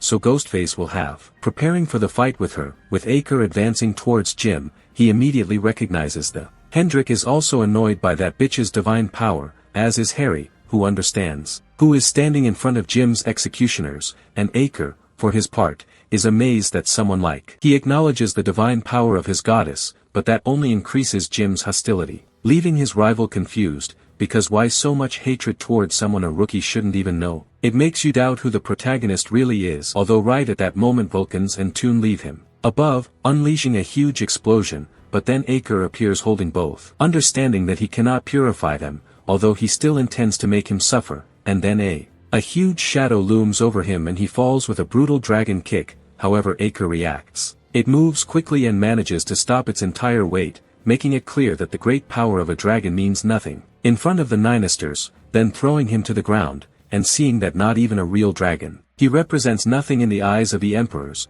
which is why they decide to punish him for his treason, condemning him to death. However, hearts begin to envelop him, freezing him completely, and leaving him confused to see that Mijo is using all his power to maintain that restriction, seeking to buy enough time for Jean, with his sword charged with unity. He bids farewell to that puppet with a cut that splits him in two but lets out cries of pain, and in the end it reunites its two halves, leaving neither toe nor toe to everyone else, seeing that even the unit couldn't harm him, and seeing how he ends up feeling invincible because of it, deciding to respond by forming a mass of divine energy so concentrated that it ends becoming a sun, leaving everyone frozen with Jean, realizing that now he is much more powerful than before, and orders them to escape, while Haru tries to take them away. My son, who doesn't want to leave his daddy alone just when that immense power is directed towards him. And so, amidst the destruction, Jean barely manages to awaken, just as Acre had hoped, to show Mijo what he plans to do to her, restraining her by the neck while the others They lie unconscious, leaving the protagonist completely alone and full of frustration, listening as Aker. He makes it clear that their defeat was assured from the very moment they came up with the idea. Jean accepts the challenge to Lunanester. They are about to die, so far from even getting close. They, full of disillusionment, refuse to fall for a marionette a second time, with Aker increasing the pressure to eliminate the insolent mythical creature, who only cries calling for her daddy, with life slowly slipping away. Jean desperately begs him to stop, but Aker doesn't hear him until a message. It appears before him, being the nine-tailed fox, who is furious at how they have touched his daughter, channeling his immense power through her, with Aker feeling intense fear. Faced with such power, the other had no choice but to retreat, understanding that a transcendental event had ended. Descending while Mijo takes on a more adult appearance and with a simple smile forms a huge dome of energy appears, and so they appear on the 70th floor in the dark forest, taking everyone with them. His friends, with Hario watching as his own little sister transformed into his mother, and Jean. He quickly asks her where they are, and she explains, startling Hario, since they haven't even unlocked the previous floors, and the fox then makes it clear to them that climbing, it's not the only way to reach the top because there are many tricks, although it's not advisable either. Skipping the experience of all the floors, so in the end everyone ends up going down, in the same way. Hario never pulled the 100th floor, but was born there. But Hendrik does recognize that place as a secret area, annoyed that he had led them to a place where they might even end up getting lost. And Jean, for his part, understands that precisely for that reason it's a good hiding place, earning him recognition of the transcendental, although the body is already beginning to tremble clearly at the limit of its power, accepting that the only thing she could do, as a matter of transcendence, was to use her daughter and flee, warning them that they will surely be found, and that with their current level they will end up losing again, needing to get stronger, with Jean asking if she has a method to do so, but she, sorry, time's up, but you'll surely find out when you meet them. Waving goodbye with a smile as Jean tries to stop her, but the fox leaves the body of my son, just letting the little fox fall into Hario's arms, while Jean, not understanding what is meant by them,